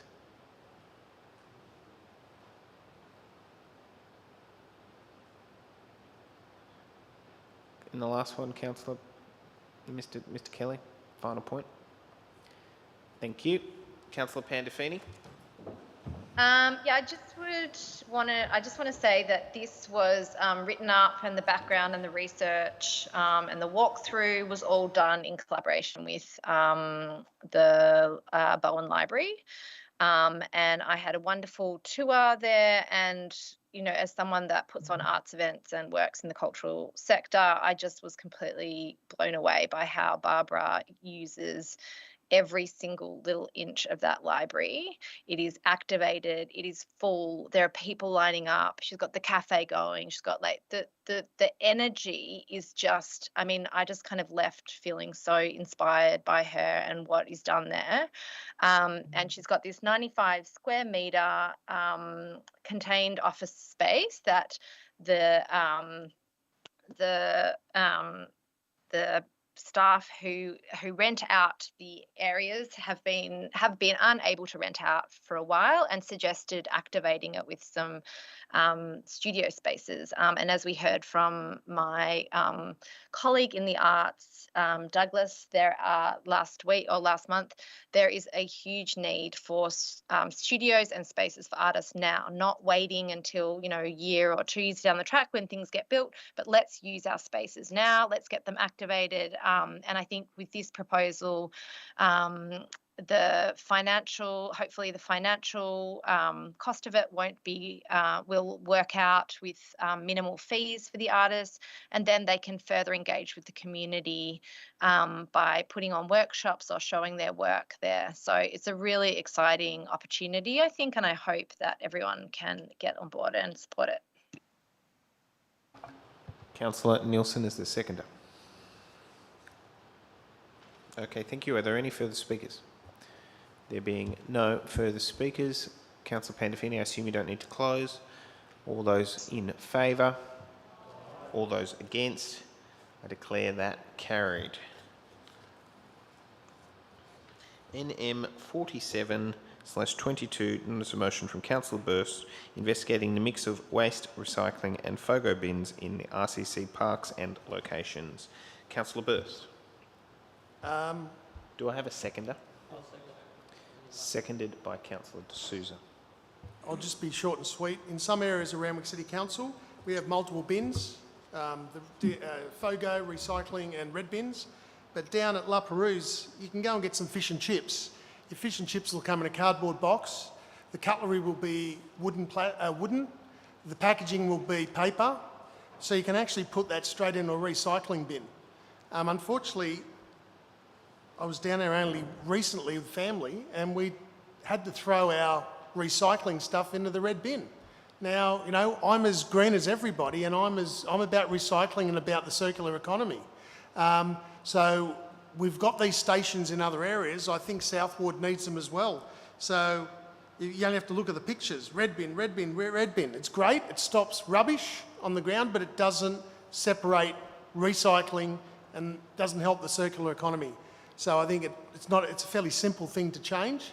And we should just do a quick audit of all of our parks and make sure that we've got these bins across all of our parks where we've got a FOGO, we've got a recycling, and we've got just a general waste. Thank you. Councillor D'Souza. Am I right? Thank you. Councillor Luxford. Yeah, I'm happy to support this motion with the exclusion of point B.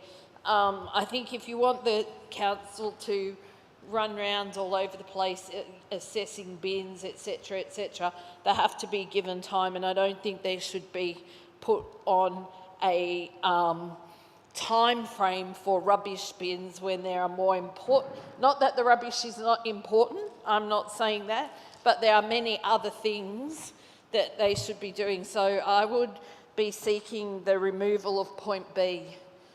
I'm happy to remove point B. It's not just about rubbish, it's about recycling. It's two different things. I know, but I mean, like, okay. Thank you to Councillor Burst. Just on that, I'm just conscious of not wanting to speak from the chair, but what I have noticed is a practice that has occurred in recent months, and I do thank Councillor Burst for removing that. I think that was very gracious of him, has been the practice of putting time limitations on requests for reports. While that may on face value seem as a very attractive measure, what it does tend to do is supersede existing resolutions of council and from a time and resourcing perspective. So I just have noticed that that is a practice of council which has occurred of late, and I do have some personal objections to that ongoing practice. So I do thank very much Councillor Burst for removing it. There being no further speakers, all those in favour, all those against, declare that carried. NM 48/22, notice of motion from Councillor Luxford, council to support the Bins for Blokes Health campaign. Councillor Luxford. Yeah, I'll just speak quickly on this. I guess the background explains what it's all about. Supporting Bins for Blokes is it's a real men's health issue at the moment. There are like 1.34 million Australian men and boys. Like, it's not just an old man's problem. It's a health issue that is real to a lot of people through different illnesses, mental, disabilities. Like, there's a whole range of stuff as to why there is incontinence in men. And this is something that can become a real social barrier issue. People with incontinence tend to not leave their homes. They worry about the fact that they're going to go to a shopping centre or they're going to go somewhere, they're not going to make it to the toilet, a whole raft of reasons. But the important thing is that when blokes get to go to the toilet and they do have an issue and they may be using one product or another, there's nowhere to throw it. And that is another issue that precludes them from participating in everyday life because they're embarrassed and they don't want to walk out of a cubicle carrying a paper bag or, whatever, with their products in them. So this is a real issue and it's something that our council should get behind. There are a number of councils who have now joined to support Bins for Blokes. If we go ahead with this, there's signage, there's stickers, which I left my sticker at home because it was in last month's book, that go on the doors to alert people that there is a bin there. I mean, we supply it for females, we've got to be fair to the blokes as well. So we can also get signage, and which also assists people onto how to get to the continence helpline. So support this motion. Thank you. Do I have a seconder? Seconded by Councillor Veach. Okay, are there any further speakers? Councillor Veach, no? Yes, a hand up from Councillor Olive. I just have a question to relevant staff. I noticed that this is just talking about introducing something, which I totally support, but there is no report or anything. But the Code of Meeting Practice asks for, or says that council must call for a report from the General Manager outlining funding options for implementation of a resolution that has financial cost. Does that mean this particular motion would come back at some stage with financial costs or some such thing? That's my understanding, and from the concurrence of the General Manager. Through you, Mr Mayor, yes, any motion that has a financial implication, we would write a report back to council prior to implementation. Okay, thank you. Just add for the meeting that I did write this on the hop while I was at conference in the dark. So thank you to David Kelly for deciphering. Thank you very much. Councillor Burst. I'm very much in support of this, but the question I've got is, don't all our council toilets have a unisex toilet which has the disposable bin in it? A question through to the relevant... Through to the relevant officer. Yes. Thank you. Through you, Mr Mayor, not all toilets have the sanitary disposal. So if they did, would that, if we looked at putting them in unisex toilets and the signage there, there would be a cost saving, but also we would also cover the requirement of the male incontinence as well in one foul swoop. If you start putting in every toilet, that's a huge cost across Randwick City Council.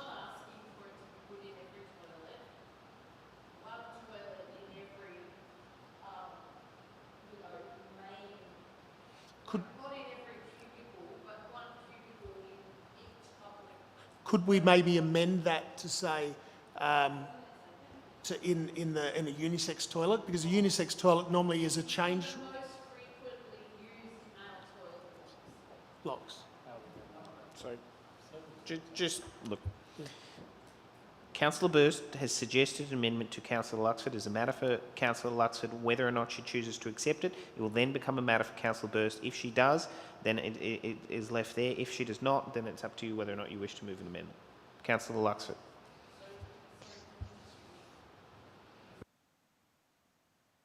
If we looked at all unisex toilets to make sure, because you need something there for change tables for babies and things, so you've got to have one of those bins in there anyway. So that would be the logical point across Randwick City Council. Then you know you've got the ability to do that. Are unisex. Thank you. And usually the change table is in the female female toilet.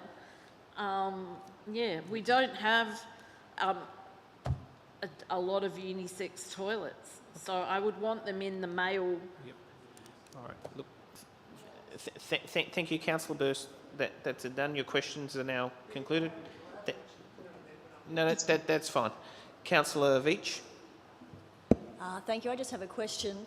Wouldn't I mean, it's a great argument for more unisex toilets, full stop, but do our current unisex and accessible toilets, wouldn't they already have a bin that would allow for the disposal of, you know, women's sanitary products and these other ones anyway? That would be, they would already have them, they would be the same. Is that correct? Through to the relevant officer. Through you, Mr Mayor, I'd have to take that question on notice. I'm not sure, or I can't confirm at the time of this meeting as to whether all of the unisex toilets have those sanitary bins. The sanitary bins service is provided by a contractor and not council in those facilities in which we do have a sanitary bin. Thank you. I have a hand up from Councillor Said, and then for a question. Virtually, are we confusing the topic of unisex versus disabled? Because if we don't have a bin of any type in disabled toilets, I find that quite disturbing. So that's why I need to clarify. Are we talking about unisex as in just a row of unisex toilets, as if you know what I mean? But every single disabled toilet in our LGA should have a bin of some type. I can't understand how that can't happen. And if it doesn't happen, I think that is the issue here, not the bins for blokes. I think that's the issue.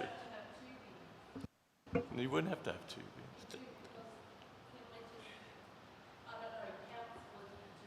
Down there may be able to assist in this one, but the men's products, well, he's a pharmacist, he's been selling these products. The men's products are way different to the female. They are much bigger, shall we say. I could have brought you examples, but I didn't. Thank you. Before going to Councillor D'Souza, just to assist in progressing this particular discussion, I'm just curious, through to the relevant officer, is it the case that all of these matters, as raised in this discussion, would be investigated as part of a future report, which this would then call for? Thank you. Through you, Mr Mayor, that's correct. Thank you. Councillor D'Souza, was there anything you wish to say? Exactly what I was going to ask. We're no experts in this, in hygiene. I think it's important that we get a report from council. As we know, people are living longer. I heard you use the word geriatric, a word elderly is now used. Our elderly residents deserve to have a full life as well. So, we should have, I mean, I'll leave it up to the report, but if I was looking at it, we would have, I'd ask the relevant officer, so mothers and nappies, what do we do there, Toddy? What happens? Is there a disposable system in the public toilets? Through to the relevant officer. Through you, Mr Mayor, we have the supply and the provision of bins and waste facilities all throughout the LGA. The question of a non-fixed item like a sanitary device needs to be carefully considered in the design of an accessible toilet.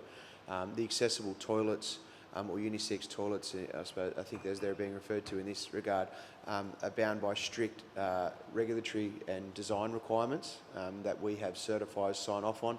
And it's not always the case that a movable device can be installed, which prevents movement and flow around the toilet. But that is not to say that a device such as the one suggested couldn't be installed or fixed, but that would be definitely considered in the report coming back to Council. Thank you, Mr Mayor. Also, I was going to just finally say that let's investigate how we can accommodate this request, because come back to the size of nappies and that, men and women now, it's roughly the same, it's just underwear. It's just some have a little bit more padding, but they're not like the old nappies where you actually strap them on. They just pull them up and pull them down. So it's very simple and very small, so it doesn't take up a lot of space. Thank you, Councillor De Souza. There being no further... Yeah, no, sorry, Mr Mayor, I have to... Two for and two against. Well, the issue... Sorry, just hold on. Thank you, Councillor Said. Thank you. The problem is there have been extensive questions. There has been 2 for, 2 against. There actually haven't been 2 for and 2 against speakers on the matter. There's been extensive questioning. I'd just like to put to lots of councillors here that it is actually the questions which are holding us up. I'm happy to allow one further question and then we will put the matter. Councillor Said. It's more of an actual asking the mover to put a point B that we investigate that our unisex and disabled toilets have bins in them. Because we've just done the inclusion plan and we've already nearly broken it on the first night. Thank you. Councillor Luxford, do you accept the proposed amendment? Sorry, yes? Yes, thank you. Okay, Councillor accepts it. All those in favour? You actually can, yes. Just very briefly. You know, it'll be really quick. If you head to the Bins for Blokes website, you can get all the information there that any of these questions and things that you're wondering. And the Bins for Blokes website actually does have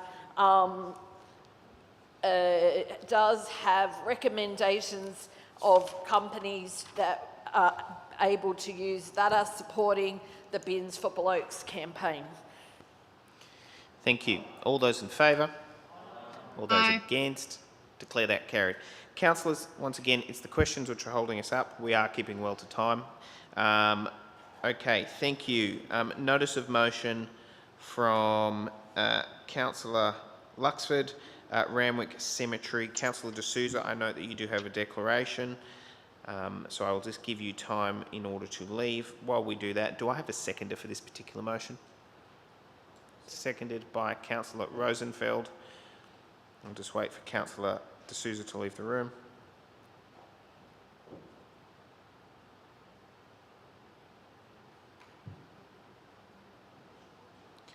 Thank you. Councillor Luxford. Hi. So Randwick Cemetery. I'm not sure if any of you are familiar with our cemetery up there.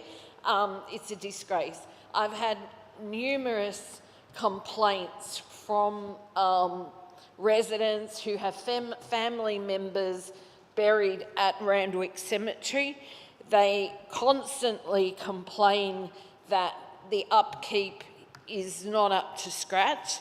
I've had reports now of graves being damaged because the contractor runs around on a ride-on mower in between the grave sites and has damaged numerous graves. One in particular, don't be surprised if she's not going to come after us for compensation, and she goes there, I swear, nearly every day and actually films these guys and watches them. She's even offered to take her whippersnipper up there and do the work herself. Once upon a time, we didn't have a contractor doing the work. We actually had one of our own doing it, who what may not have been as up to scratch either, but perhaps may have been better than these contractors. I've had numerous calls and emails to the director involved. The residents want to see action, and they want their grave sites and the cemetery cleaned up and looking like it used to look once upon a time, and for the grave sites to be treated with dignity, not by a cowboy on a ride-on mower taking chunks out of marble granite grave sites. So, you know, the repair of those grave sites, if they come at us, will be quite extensive. So, yep, I want the cemetery looking back to spick and span with some sort of dignity for the graves and the people that are buried there. Thank you. Councillor Rosenfeld is the seconder. I reserve my right to speak. Thank you. Are there any other speakers? There being no further speakers, I will now put it. All those in favour? All those against? Declare that carried. NM 50/22, notice of motion from Councillor Said, meeting the demands of growing female participation in sport. Do I have a seconder? Seconded by... Sorry, I had... Yeah, no, I understand. Seconded by Councillor Burst. I'll go to Councillor Said, Councillor Burst, then to Councillor Chappell. I have an amendment. Okay, thank you. Councillor Said. Mr Mayor, so I'll just be fast so we get to the amendment. What I'm asking for, as I've said, we've already allocated drainage work on that field, but if we do a little bit extra, then we can have a premium grass field.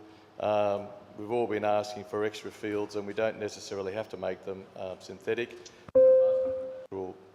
Pitch. The fence is only for safety reasons, so the ball doesn't go on the netball courts or on the bike track. The lights, there already are the lights there, the light poles. The 200 lux lights are just so that when you have practice, it brightens up the area for the girls, for the female participants, makes it more safe and secure.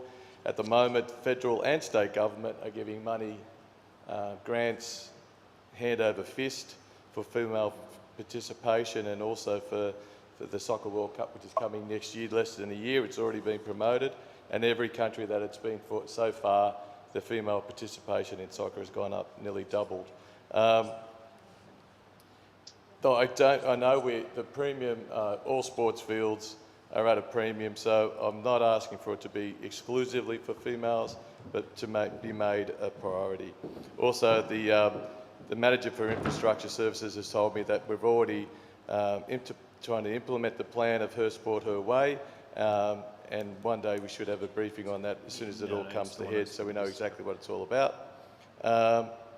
And then eventually, as I've said 4 years ago, and I've put a motion through nearly every year, that the toilets at the netball courts really need to be updated. So this is a twofold way. We do it at Chifley Oval, where two sports share the fields. The amenities are very well, they do it very well. There's lots of storage, there's two kiosks, lots of female toilets. So all I'm asking for is that rather than exclusively give one to the other, the field is right next to the netball, so it'd be fantastic to make that area safe, and especially for the women. 5,000 girls at netball every weekend, and they have to use toilets. Thank you. Councillor Said, can I just confirm that you are moving the recommendation in the physical business paper? Thank you very much.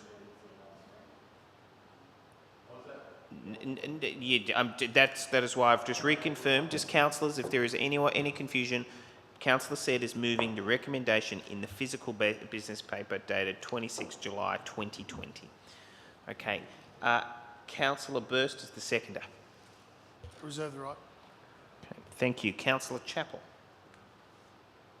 Thank you, Mr Mayor. It's just a very minor amendment that I have sent through to Mr Kelly regarding point 1, just to slightly change that to be, rather than council instigates, which I assume means directly adds, that we go through a process where we get a report first, because I think we can't properly, it's not proper process just to add things into the budget without knowing how much they will cost or having them kind of scoped and considered first. In fact, I would love that report to come back and say, actually, we need 3 high-quality women's grass pitches, and I'd love to support that motion at that time. Thank you. Do you have a seconder for your amendment? Seconded by Councillor Veach. Councillor Veach. Councillor said, do you accept or reject it? I have to reject it only because we missed the boat on the World Cup. If we don't try to do this as fast as possible, I know there's due process, but if we can get the grants and it's only the lights and the fence, which we've done in most other pitches, we'll miss the boat, and it will be forever if we wait. By the time it all comes through, it could be in the next budget. The World Cup's come and gone, and we've missed the boat. Thank you. There is a question through to, question from Councillor Luxford. Yeah, just through to the mover. The correlation with the World Cup, what is your intention of the World Cup? That the ground will be used by World Cup, or because of the World Cup we're going to have a super influx of more players? Exactly. Super influx of more players. Yes. We don't have anywhere to actually get them to play. There was a, you can find that the numbers are already increasing as we speak, and female participation needs to be looked after. And as I said, it's not just a field, it's also getting the grants to do it as quick as possible. And they are giving the grants because of the World Cup. So we need to do this as fast as possible to get those grants, and we shouldn't have to be paying for things. Every other LGOs at the moment is getting money to build sports for her sport, her way. So we have initiatives that we should be implementing straight away. And as I said, the drainage works were implemented. So this is only the extra funding is only really for the lights, and which will make the netball area safe as well, and also for the fence only to say keep the bike track safe. And we do that. We did that without even a motion from council to around the AFL fields. So it's nothing that's unusual. Sorry, can I? I've just had something brought, and I will definitely hand to you, Councillor Chappell. I apologise. It's just been brought to my attention. Councillor said, point 1 reads that council instigates the following in the 2022-2023 budget. Council has already resolved and adopted the 2022-2023 budget. Is that intended to read the 2023-2024 budget? No, it actually is 22. As I just said. So what you're asking for is a budget variation. Yes, because as I said, fences have gone round different fields, like the AFL field. It was never budgeted and it hasn't come here. Okay. There's actually maintenance and assets that we have fixed that we haven't actually had to take. Okay. There is allocations in the budget somewhere, I'm sure, just to, and as I said, if we can get the grants, then it's paid for. Okay. Further to that, just from the advice from the General Manager as to what that would trigger in light of the Code of Meeting Practice? Through you, Mr Mayor, where a council report does look to provide funding, we wouldn't, I guess the word instigate is probably the relevant word. We wouldn't go forward and implement this until we'd put a report back to council, because where you've already set your budget, then it requires a reallocation, and council would have to make a decision as to where that money will come from. So there would be a report coming back to council from this before any implementation is done. That would mean that we do the drainage works and then come back again and fix it up again.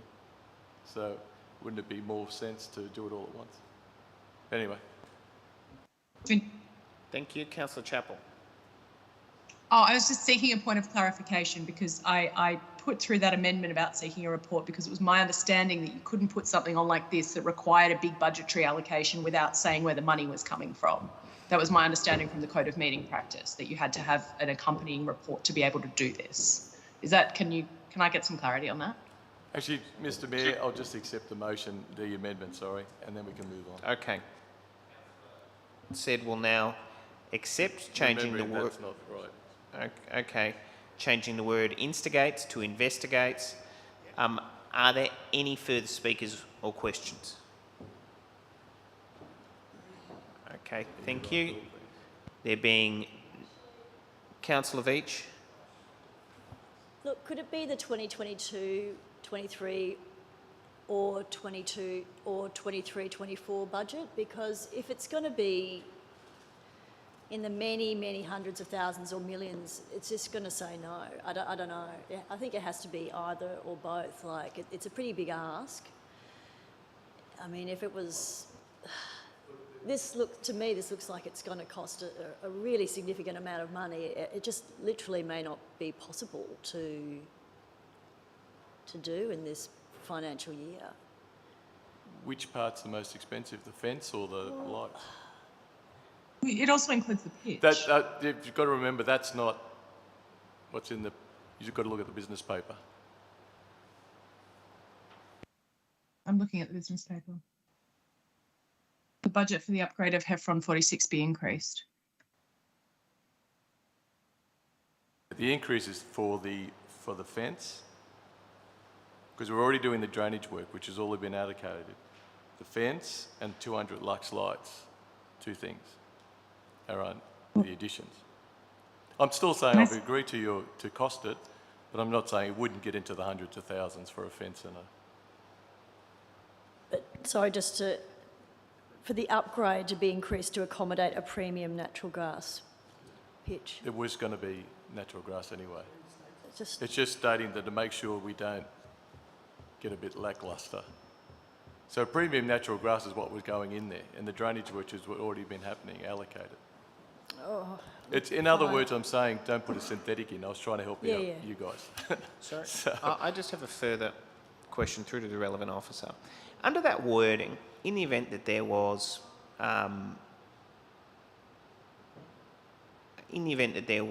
potentially, say, an underspend in a particular project unrelated to that, facilitating the progression of this, would the report come back in such a way as that this would commit us to the expenditure of any otherwise unallocated funds towards this project without considering other options, or would it look at it holistically?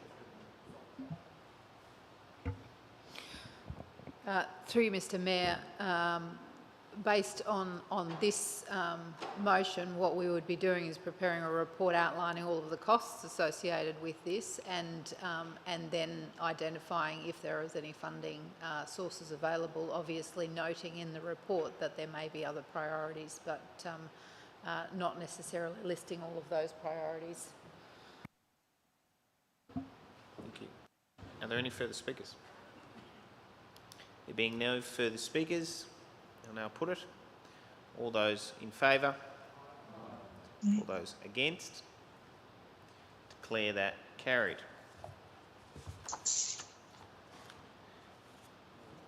Thank you. NM 51/22, notice of motion from Councillor Burst, Women's Baseball in Randwick, New South Wales State League, moved Councillor Burst. Can I get a seconder, please? Seconded by Councillor, moved Councillor Burst, seconded by Councillor D'Souza.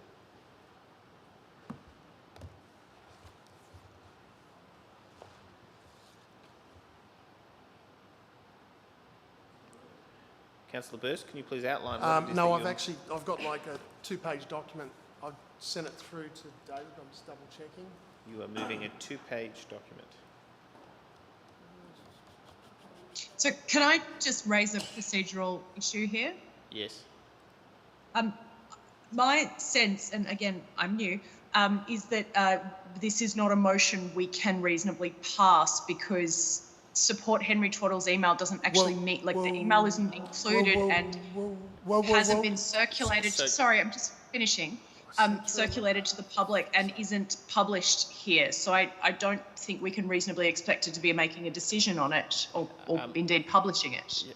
I wouldn't expect you to, Kim. Hold on, thank you. Hold on. I'll take that as a point of order. It is a very reasonable point of order. However, I'm anticipating that Councillor Burst intends on moving something rather different than what is contained on the paper. What is on the paper appears to me out of order. However, I assume that Councillor Burst is seeking to move something which is, but we haven't heard it yet. Councillor Burst.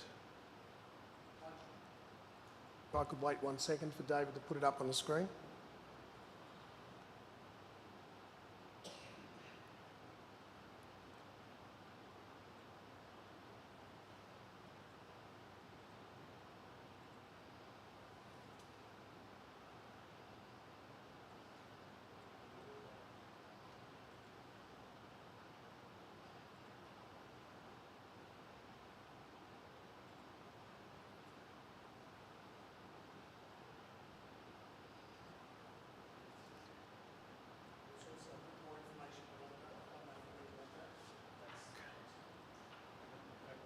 Okay.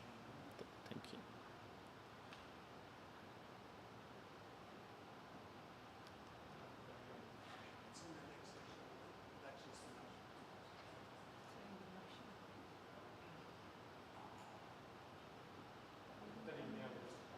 It's only the motion. The back.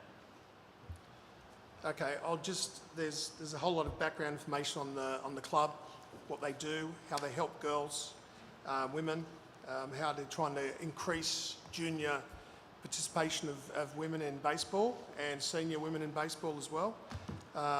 So the crux of it is for the women's competition to start in September, from Wednesday through to Saturday night, they would need the lights for training and for games to go from finishing at 9 p.m. to 10 p.m. at night on field 1 only. That's the key thing that Henry's saying. If we can do that now, we can actually get these girls started up for a competition that will start in September. Section 2, Part 2 is create an all-weather batting facility. That can be looked as a review on the car park side of the Chifley Fields, and then potentially later look at the spectator seating at Field 1. So it only needs an increase of 1 hour to be able to play female competitions, because most of those competitions start at 7 o'clock, because women come from all over Sydney, and the way they structure women's baseball, that's unfortunately the Friday nights and Saturday nights is when they play. The lighting canopy on field 1, pretty much 10 feet outside of the field, it's already dark. So it's fairly well shaded, the lighting to that field, so it doesn't really affect the residents in Hastings Street. It has actually zero effect to them in that street, because their streets are still dark. You only have to drive down Hastings Street at night, and even with the lights on the field, you actually need your high beams on to see some of the stuff. So it's this is basically to provide an environment for pathways for junior girls and boys to develop and successfully move to senior competitions. And if you look at baseball, there's only baseball fields down south and up north, and out west. So there's a fair hole. This is in the eastern suburbs. This is the only facility. And it's amazing what they do. There's like the Need, Lauren Need, she's basically at state and national level. The coach is a national coach, and he would coach at the Chief. So I asked my fellow councillors to support women's sports and the opportunity to grow women's sports, but we have to be bold and make decisions to get on with this and get the change in the fields. Whether we need to quickly do a consultation with... Councillor Burst, I just note you're at 2 minutes 40. Even if we need to quickly ask the residents, but I don't think they would even notice. But I leave it to my fellow councillors to see if they want to support women's sport in Chifley and in Randwick City. Thank you. Councillor D'Souza. Councillor D'Souza reserves his right. Councillor Luxford. Yeah, I can't support this motion here as it stands now, but would like to move an amendment if that the Mayor, Director of City Services and Mr Twaddle meet in order to work out exactly what it is that he wants and have a discussion with him before it's brought back to us. Because as it stands now, we've just knocked back the football field, you know, to be instigated into the program, into the budget for 22-23, and Councillor Burst is saying that right now we want to do lights, do something else, creating an all-weather facility, improving the seating. Well, I don't see how we can put this one through if we couldn't put through the previous motion. So I would like that the three meet and have a discussion on what is feasible, what can be done, what is actually wanted, because the email was a little bit all over the shop as well. So, so I move an amendment that there be a meeting with Mr. Twaddle, Do I have the a Mayor seconder? and the Director of City Services. Do I have a seconder? Yeah. Seconded by Councillor Chappell. Okay, thank you. I just have a short question as it relates... Actually, no, I don't. No, sorry. You can accept or reject the amendment. You can state some short reasons as to why you reject it, but I'd like you to keep very quick. Firstly, I said, and I was very clear, and we can go back through the video recording if you want to, but I said the only thing that was important right now was to change the hours of operation from 9 to 10 p.m. Even when Henry spoke tonight, we're looking at the all-weather batting field and the facilities as something in the future. We're not saying they have to be done now. And if you read through the document, if you read through my whole document, I actually state that we look at that in the future and get funding for that. Because But that's not what the motion says, Bill. Sorry, thank you. Read through the rest of it. So, Councillor Burst, we are actually just relitigating it very quickly. I actually just have a quick question, then we'll move back to the debate on the amendment. Mr. Clark, as it relates to extending the evening period that can be used for training and games from 9 p.m. to 10 p.m. on Field 1, what requirements are there, including development applications and consents, which may need to be varied? The use of sports field lighting to that capacity is required to go through a development application. There is a development application as it currently stands for the use of hours at Chifley Sports Reserve, which I believe is 9 p.m. So the extension to that time would either be through amendment or new DA, potentially REF, but there is a planning pathway that would be required to be entertained. They are sports field lighting. Whilst the sports field lights at Chifley Reserves are definitely very conservative in regards to spillage on the houses, they are very innovative in their lighting design. Nonetheless, they are still, it was very controversial when we installed the lights there, and there is just a general requirement to go to DA and exhibit that DA for all sports field lighting generally. Thank you. Back to the debate on the amendment. Is there any further debate on the amendment? Otherwise, I'll put it. I'll accept the amendment, so I don't need to... Okay. You accept the amendment, and can I confirm that it subsumes all other items of the motion? So it remains in your name? Yeah, everything else, yeah. I just want to I just want young girls to be able to play sport in Randwick. But it doesn't seem that, it only seems to count for some times and not others. Okay, thank you. That's now accepted. Thank you. Is there any further debate? Okay, Councillor Veach. I just have to make the point, and this actually doesn't relate to Councillor Burst at all, but like every meeting now we've got great motions, you know, sometimes they need to be changed or whatever, about supporting women and girls in sport. But can I just say, last year we spent like so many meetings trying to support women's gymnastics and girls' gymnastics at Heffron Centre, and there was barely a person in this room or in the former room who supported that. There's a couple of exceptions, including Councillor D'Souza. And, you know, we didn't have the male coaches or whatever coming up to speak. We had, you know, we had the girls, we had the gymnasts, we had, former Olympic gymnastic judges coming to this meeting.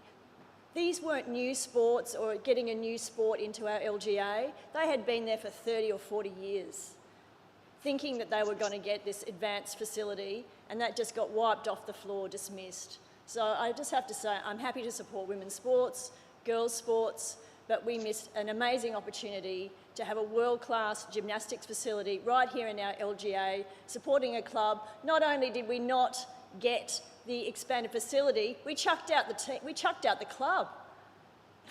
We chucked out Bundarawong Gymnastics from our LGA.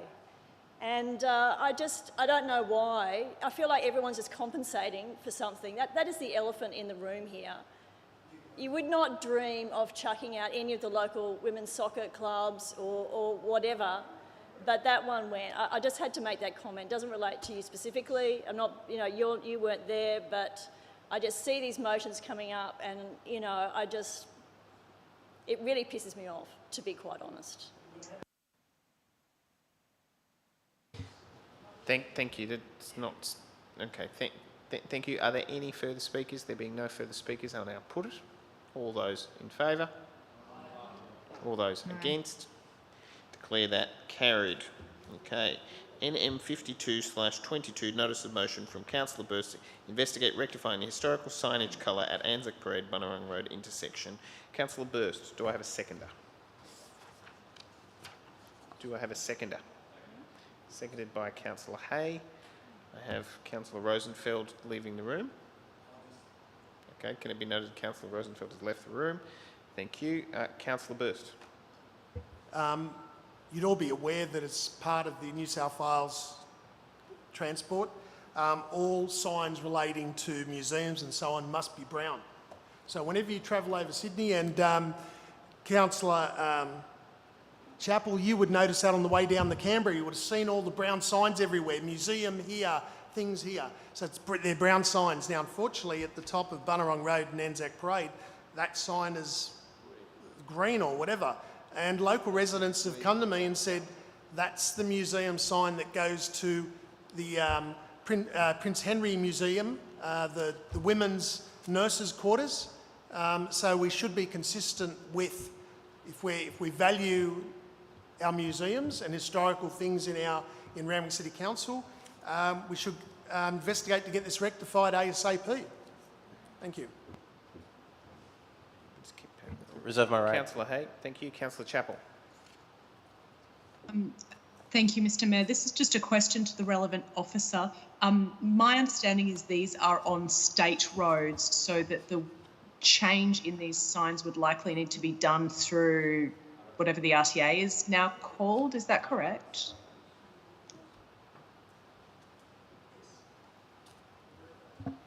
Thank you. Through you, Mr. Mayor, I believe that's correct. We'd make representation through the Traffic Committee representative to seek that sign be changed. Thank you. Are there any further speakers? Before we just conclude this particular debate, I just have a question through to the relevant officer, just asking whether or not he could clarify the council the referral process for councillors to the Traffic Committee, whether or not it actually in fact requires a resolution of council, or that any councillor can make a request of the Traffic Committee through to the relevant officer. Thank you. Through you, Mr. Mayor, I believe councillors can make representation directly. Thank you, Mr. Clark. Are there any further speakers? There being no further speakers, I will now put it. All those in favour? All those against? Declare that carried. Okay, NM 53/22, investigating lighting at the southern end of Purcell Park. Councillor Burst. Recently attending local precinct meetings, the southern end of Purcell Park is quite dark and quite unsafe for normal people and for people that want to walk through there and for women that want to go for a walk at night. And they've urgently asked if we could look at better lighting that area.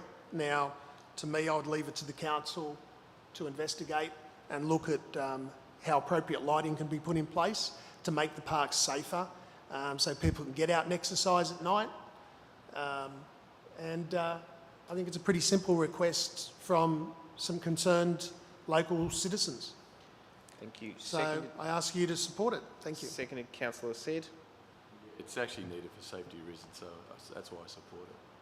Thank you. Are there any further speakers? There being no further speakers, I'll now put it. All those in favour? Sorry, Councillor Hay? Yes. All those in favour? All those against? Declare that carried. Okay, thank you. NM 54/22, notice of motion from Councillor Burst investigating community party for successful campaign for no more incinerators. Move Councillor Burst, seconded Councillor Said. Councillor Burst. As we're all recently aware, we won the David against Goliath fight of no more incinerators. I think this is a great battle where the whole of our community stood up as one, and we fought together on apolitical terms to fight something that was wrong. I'm always a firm believer in what's right and what's good for the community we should support, what's bad for the community and not right we shouldn't support. Now, this is one of those issues that we all supported, and we were apolitical on it, and we won the war. And we're not going to have an incinerator in our area. There's not going to be a 60-metre plus Goliath sitting in our things, spewing out toxins into the community.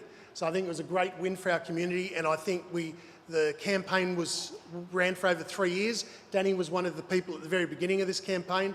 Matraville Precinct Committee, they just kept fighting and pushing and grinding and to get this over to stop this, you know. A lot of technical information, a well-fought campaign. So I think we need to celebrate and thank the community for all the years of hard work and anguish they went through, and just a little bit of a thank you and a barbecue and a few sausages and a couple of soft drinks would be fantastic.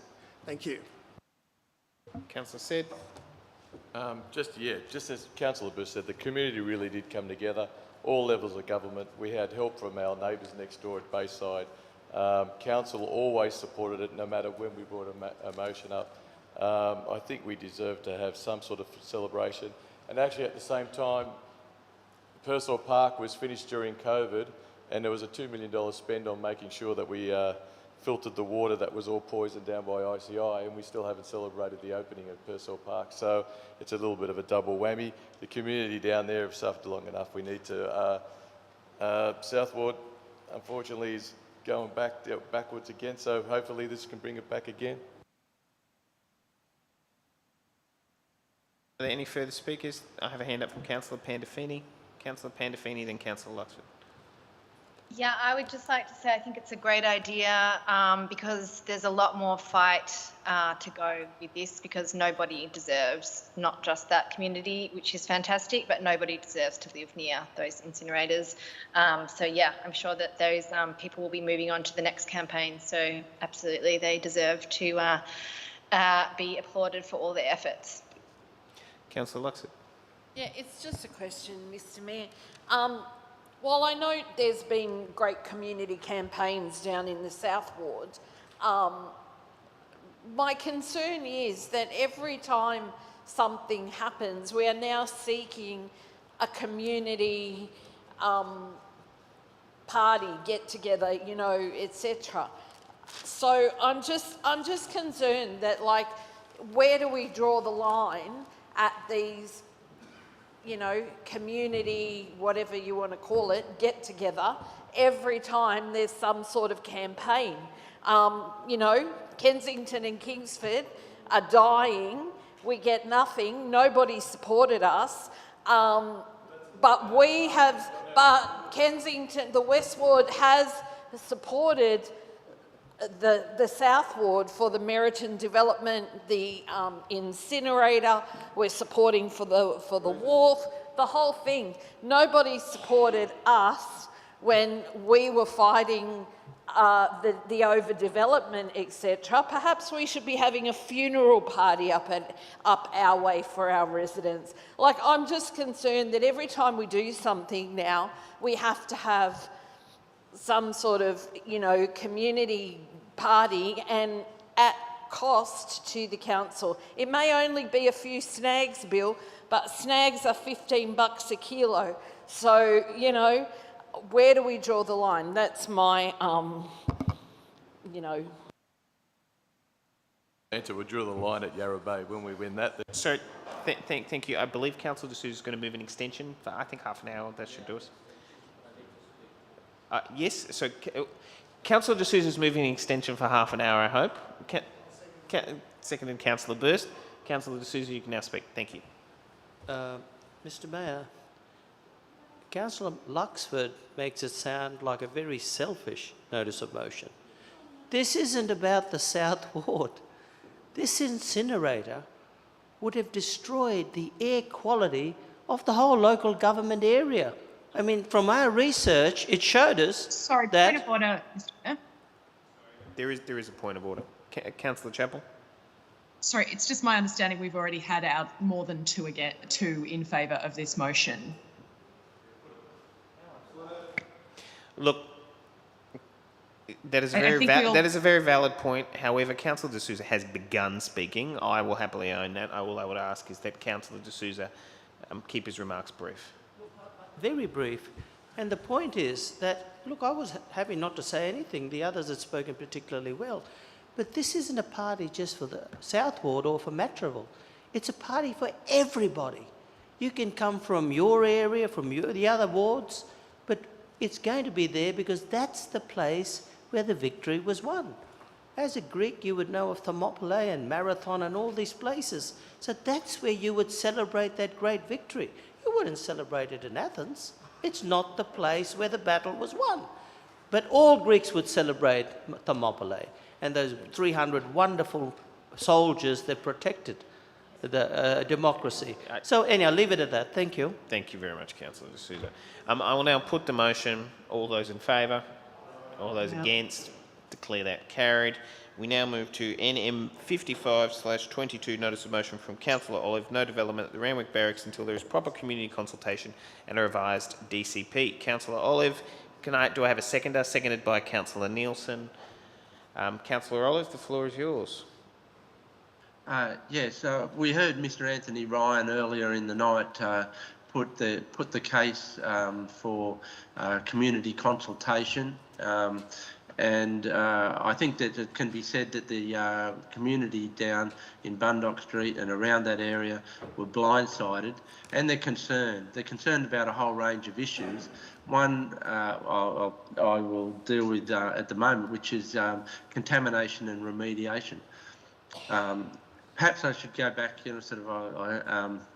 and start at the beginning here, which is that we all had, I'm just assuming we all know what we're talking about here because we all had the briefing, but that Defence on the Randwick Barracks sites wants to put 64 two-storey dwellings and 991 one-unit dwellings on that particular site, which is sort of a significant variation to the DCP that already exists there. As I said, that the local community feel as if they've been blindsided, and they're concerned about sort of contamination and remediation of that particular area there. There's been report after report explaining that there are things such as asbestos. If you look at the history of the site, it was sort of a rifle range, major logistical support area, naval store depot.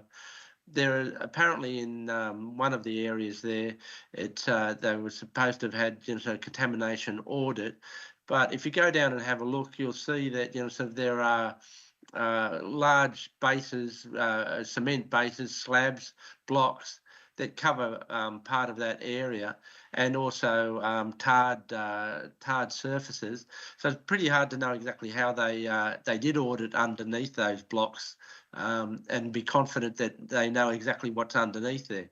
So it's no wonder that the locals are quite concerned about this, and the fact that Defence have come in and said that they've notified council that they want to do this, but yet have had their first step wasn't to go and consult the community. Their first step was to say that they were going to do it. So, sort of at that level, that needs to be a first, that the community are consulted before there is any building that goes on. The second component of this is that the Defence agreed to a 2013 DCP, which involved council, and to coordinate with council about the type of building that would go on there. If you look there at that DCP, it does allow for Defence to actually significantly vary. 2 minutes 30. Okay, to significantly vary on the buildings on that site, but it also follows up with saying that they have to do a whole new DCP if they decide to do that, which they haven't done that either, and that requires the constraints of the LEP. If they are serious in following the processes that they committed to previously in the previous DCP. For that reason, I'll get to the gist of this particular motion, which is to write to the Department of Defence and the Minister of Defence, Richard Marles, requesting that no work commence on the Randwick Barracks Defence development until a full and comprehensive consultation process takes place with residents and a revised master plan DCP is drawn up for the site. This would mirror the call by the local member, Marjorie O'Neill. Thank you. Thank you. The seconder of the motion, Councillor Nielsen. I reserve my vote. Are there any other speakers? There is a question from Councillor D'Souza. Councillor D'Souza. The relevant officer, Mr. Mayor, that Commonwealth land, do we have a lot of control over what gets built on there? I know the word DCP has been brought up, etc. How much control do we have about what can be developed on Commonwealth land? Mr. Kyriakou. Thank you, Mr. Mayor. Council is not the consent authority when the Department of Defence proposes to develop the site under Commonwealth powers. The Council, like any other interested party, can make submissions and try and negotiate better outcomes for the community through that development process. Thank you. Are there any further speakers? Councillor Burst. In the next 5 years, we could be fighting people from the north of us. So we need to have as many troops as we can in place as soon as possible. So I think we need to think of the greater good, and if there is a DCP already in place, we should be just moving on and getting on with it. Thank you. There are no further speakers. Councillor Oliver, I assume you don't need to close the debate. You're okay? All those in favour? Okay. All those against? Aye. I declare that carried. Okay, thank you. Notice of motion NM57 from Councillor McCafferty, reuse of the former Coogee Pleasure Pier pylons for Coogee Beach as public art. Moved, Councillor McCafferty. Do I have a seconder? I saw Councillor Hay. No, Councillor Pandolfini has challenged it. I saw it, and yeah, I saw Councillor Hay. Councillor Hay, seconder. Councillor McCafferty, you have the floor.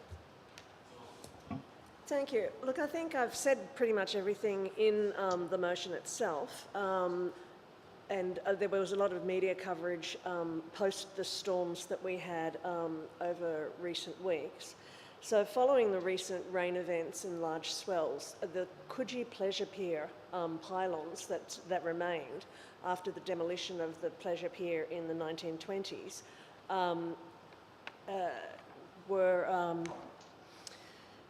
were exposed, and I think the general view was that they were dislodged and they posed some kind of danger to beach users.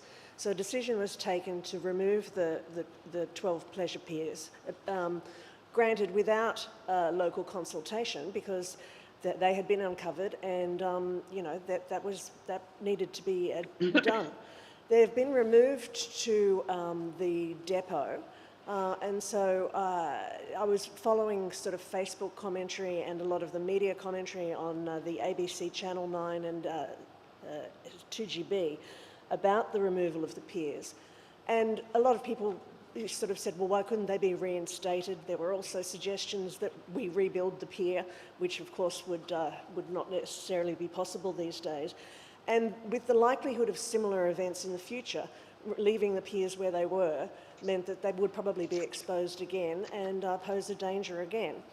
So my suggestion is in line with our strategic approach on arts and culture strategy over the next 10 years and the Council's acknowledgement that there's a need to nurture increased arts and cultural activities, that perhaps we pose a public competition for local groups and artists to suggest how best to reuse the 12 Coogee Beach piers or pylons as public art or for public purposes, and not necessarily just in the Coogee Beach area, but elsewhere.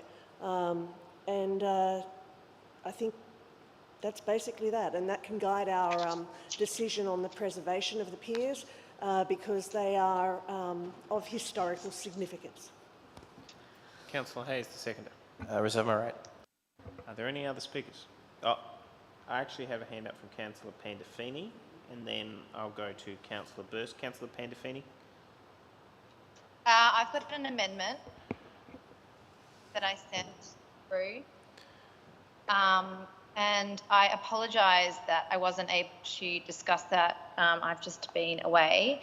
But I just wanted to add that we follow, like a really considered process. I think it's a fantastic recommendation, and I would love to see them used as public artwork. I think that would be wonderful. I think it's quite a kind of like big concept, and I think it really needs like proper community consultation, consultation with the arts and culture portfolio, the committee, and then also a professional panel to assess EOIs. Like as we've just seen with the Heffron Centre public artwork, that is a significant public artwork that is going to, really strike a lot of people as they pass. And I would love to see this have the same weight. And I don't think we can just rush something like this through. It needs to be a really kind of structured and considered proposal.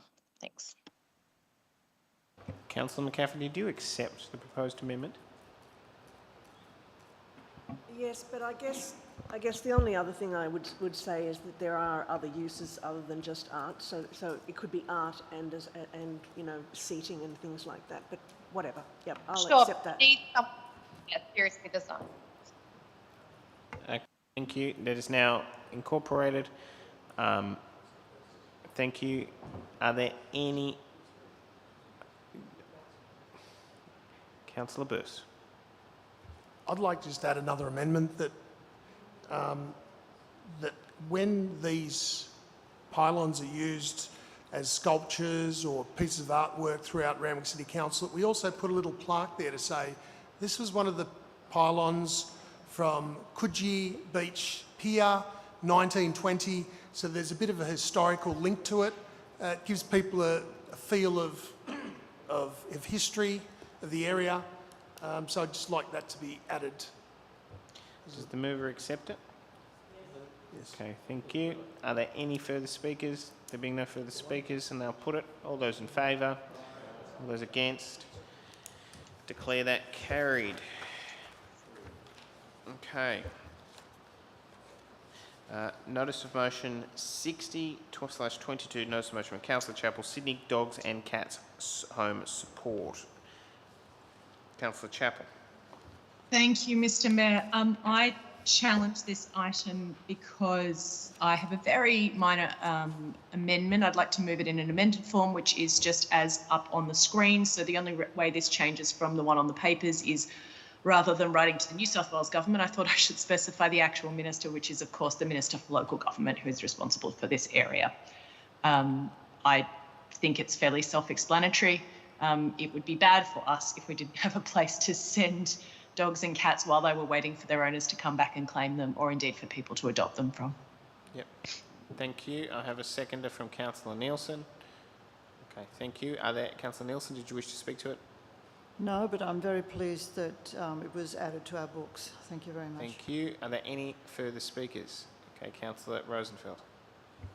Yes, I commend the motion. As a dog lover, I thank Councillor Chappell for bringing this up and fully support.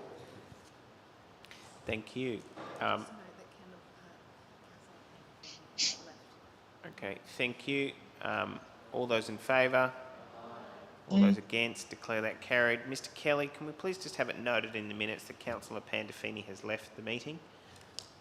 Thank you. You should actually probably put it before I called it. Thank you.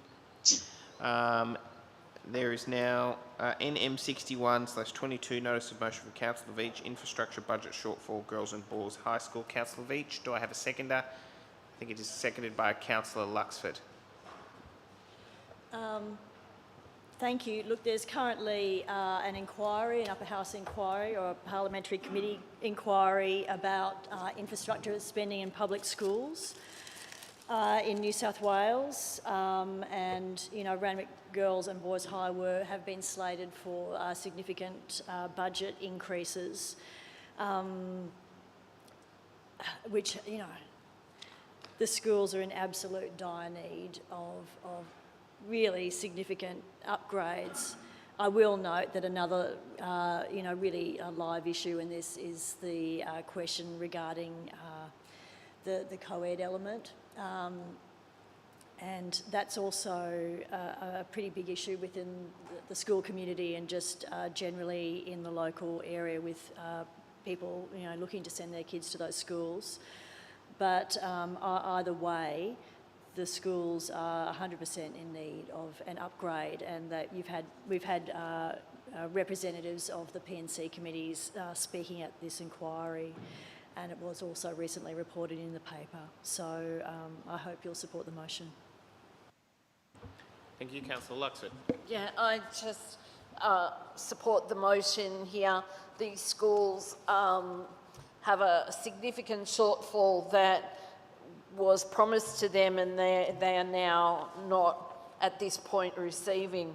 I note that Dr. Marjorie O'Neill, the member for Coogee, and the opposition leader Chris Minns were there with Prue Carr last week or week before, travelling through, and I can say that tomorrow the principal, Lance Raskell, has a meeting with schools infrastructure for them to commence a portion of the upgrade that will be happening at the school. So they've been allocated $5 million, and from tomorrow, hopefully tomorrow, they will learn more of their fate, but they will be progressing quite soon with part of their upgrade. And I'm sure that was because they've had representations from the opposition to push it all along, and they will continue to push, as will we, with our letter of support to the government, that these schools are in need. Both my boys went there. I went to Randwick Girls. Nothing's changed much since I went there in the day. Nothing's changed since my boys have been there. We've had little bits of bits and pieces done, because there were kids at Randwick Boys that needed ramps, etc., being in wheelchairs, that sort of thing. But anything that was done there was a patch-up job in order to get that particular child where they needed to be. It wasn't the whole school. It wasn't made inclusive for everybody. So there are a lot of stairs there. So they are really in need of all of this work. So hopefully the first $5 million will be started to be spent, and hopefully we can grab the shortfall that they've been promised. Thank you. Are there any? Councillor Hay? This issue has been going back and forth for a little while. Back in the 2019 state election, the member for Coogee, Mr. Bruce Notley-Smith, was campaigning for a dramatic increase in basically doubling the capacity of Randwick Boys and Randwick Girls High. As everyone in this room may or may not know, there's basically no school between there and Rose Bay Secondary College, so there is no public high school in the Bondi area. At the time, Dr. Marjorie O'Neill was favouring a second public high school. If this represents her backflipping on her position and moving towards an upgrade of the schools, the Randwick boys and Randwick girls, that's great.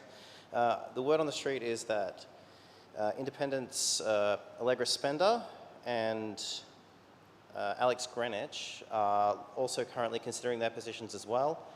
It would be great if everyone could coalesce around Randwick boys and Randwick girls doubling their capacity. That would be good. But I guess it's time, and for as long as there isn't full community support, the state government isn't looking, from what I'm told, is not necessarily looking to confirm any position just yet. But ultimately, I'm happy to. Ultimately, I'm happy to vote for this motion.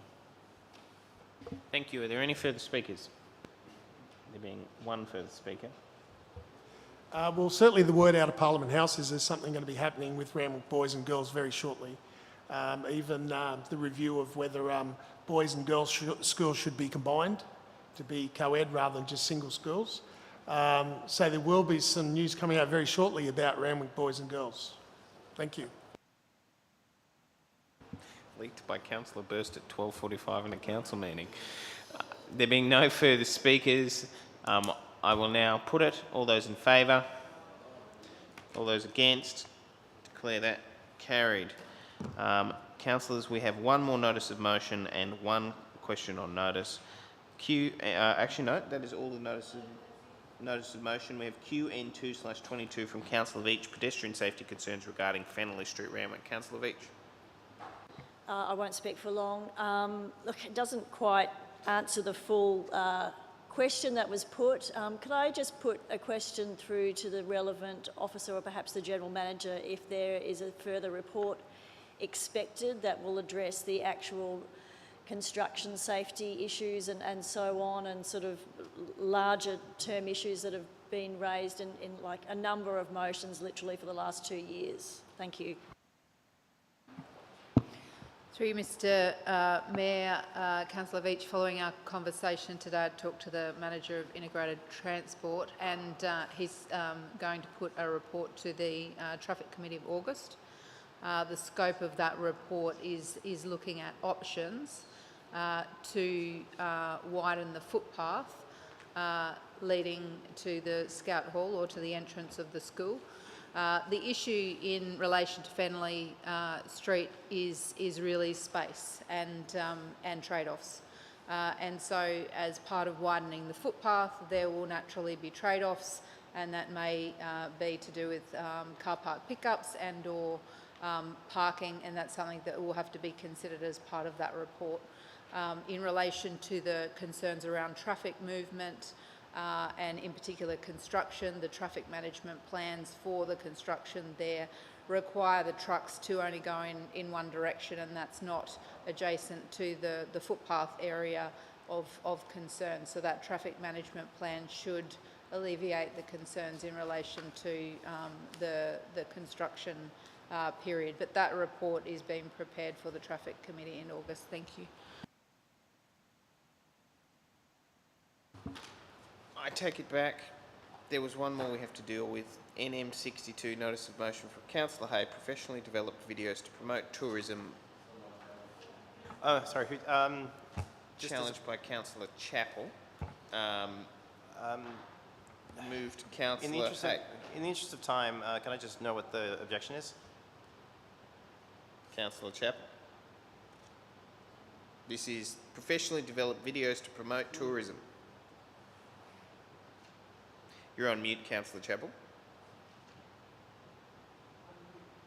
Sorry, I'm very tired. So thank you, Mr. Mayor. It was mainly a question, which was that I assume that we already have a section of council that does this kind of work and would have this in their sites. And I wonder whether we're perhaps being overly prescriptive and telling people how to do jobs they already know how to do. If I could just get some info, if I could just get some information about what we do within council on this kind of stuff. Through to the relevant officer.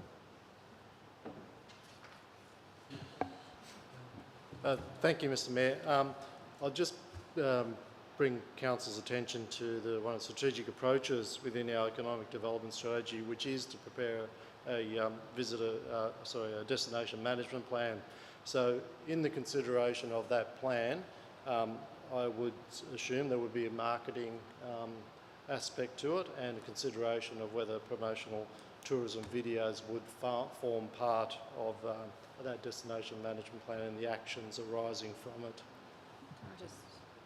Through Mr. Mayor, just further to that, just to answer your question in regards to what council staff do currently. To date, we haven't had council staff employed in tourism-focused areas, and we've only recently, in the response to the pandemic, included additional staff in the economic development space. That's where the economic development strategies been developed from there, including the destination management plan strategic approach. Thank you. Thank you. There being no further notices of motion, what I will do is read the outcome of the confidential section. I'm sorry, Sorry, Mr. Mayor, I believe we did finish that motion. We're actually not finished, I apologise. I just assumed we were finished. Councillor Chappell has a further question, and then Councillor Hay. I apologise. No, I would just like to briefly speak against the motion, not because I don't think it's a great idea, but because I think we already have a pathway forward on this stuff, and creating additional reports and additional kind of busy work for council officers should not be our goal when we've spent all this time doing all this strategic planning to tell them our direction. Councillor Luxford. Yeah, I can't support this motion. Having just recently gone to a Destination New South Wales, Local Government New South Wales tourism conference, I'm not convinced this is the right way to go about the whole thing.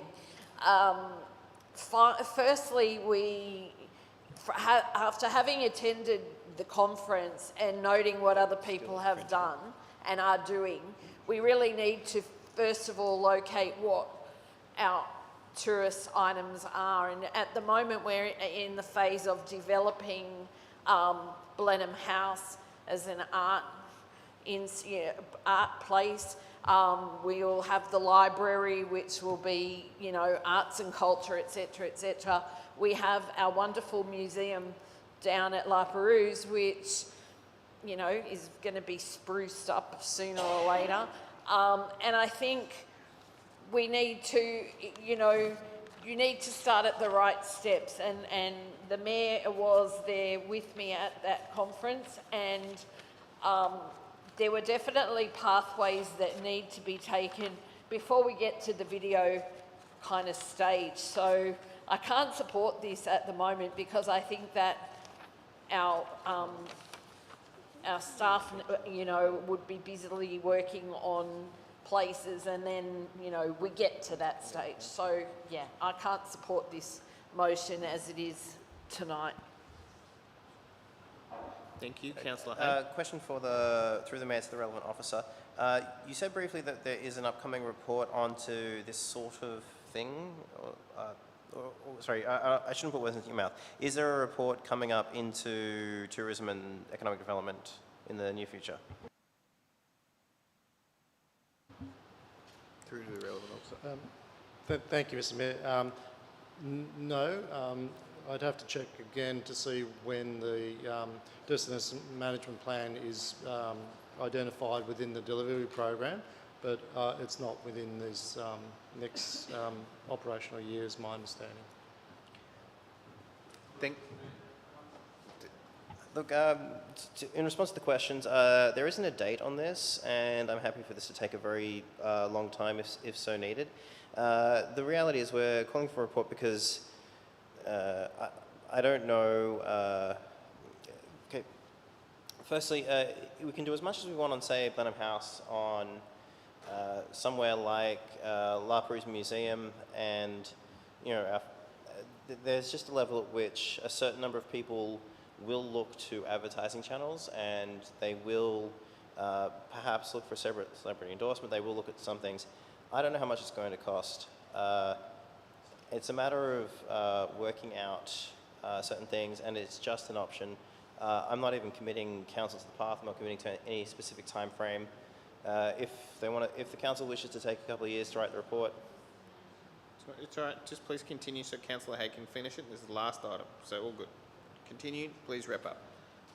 yeah. Look, there's nothing is forced. I'm happy to put it as is.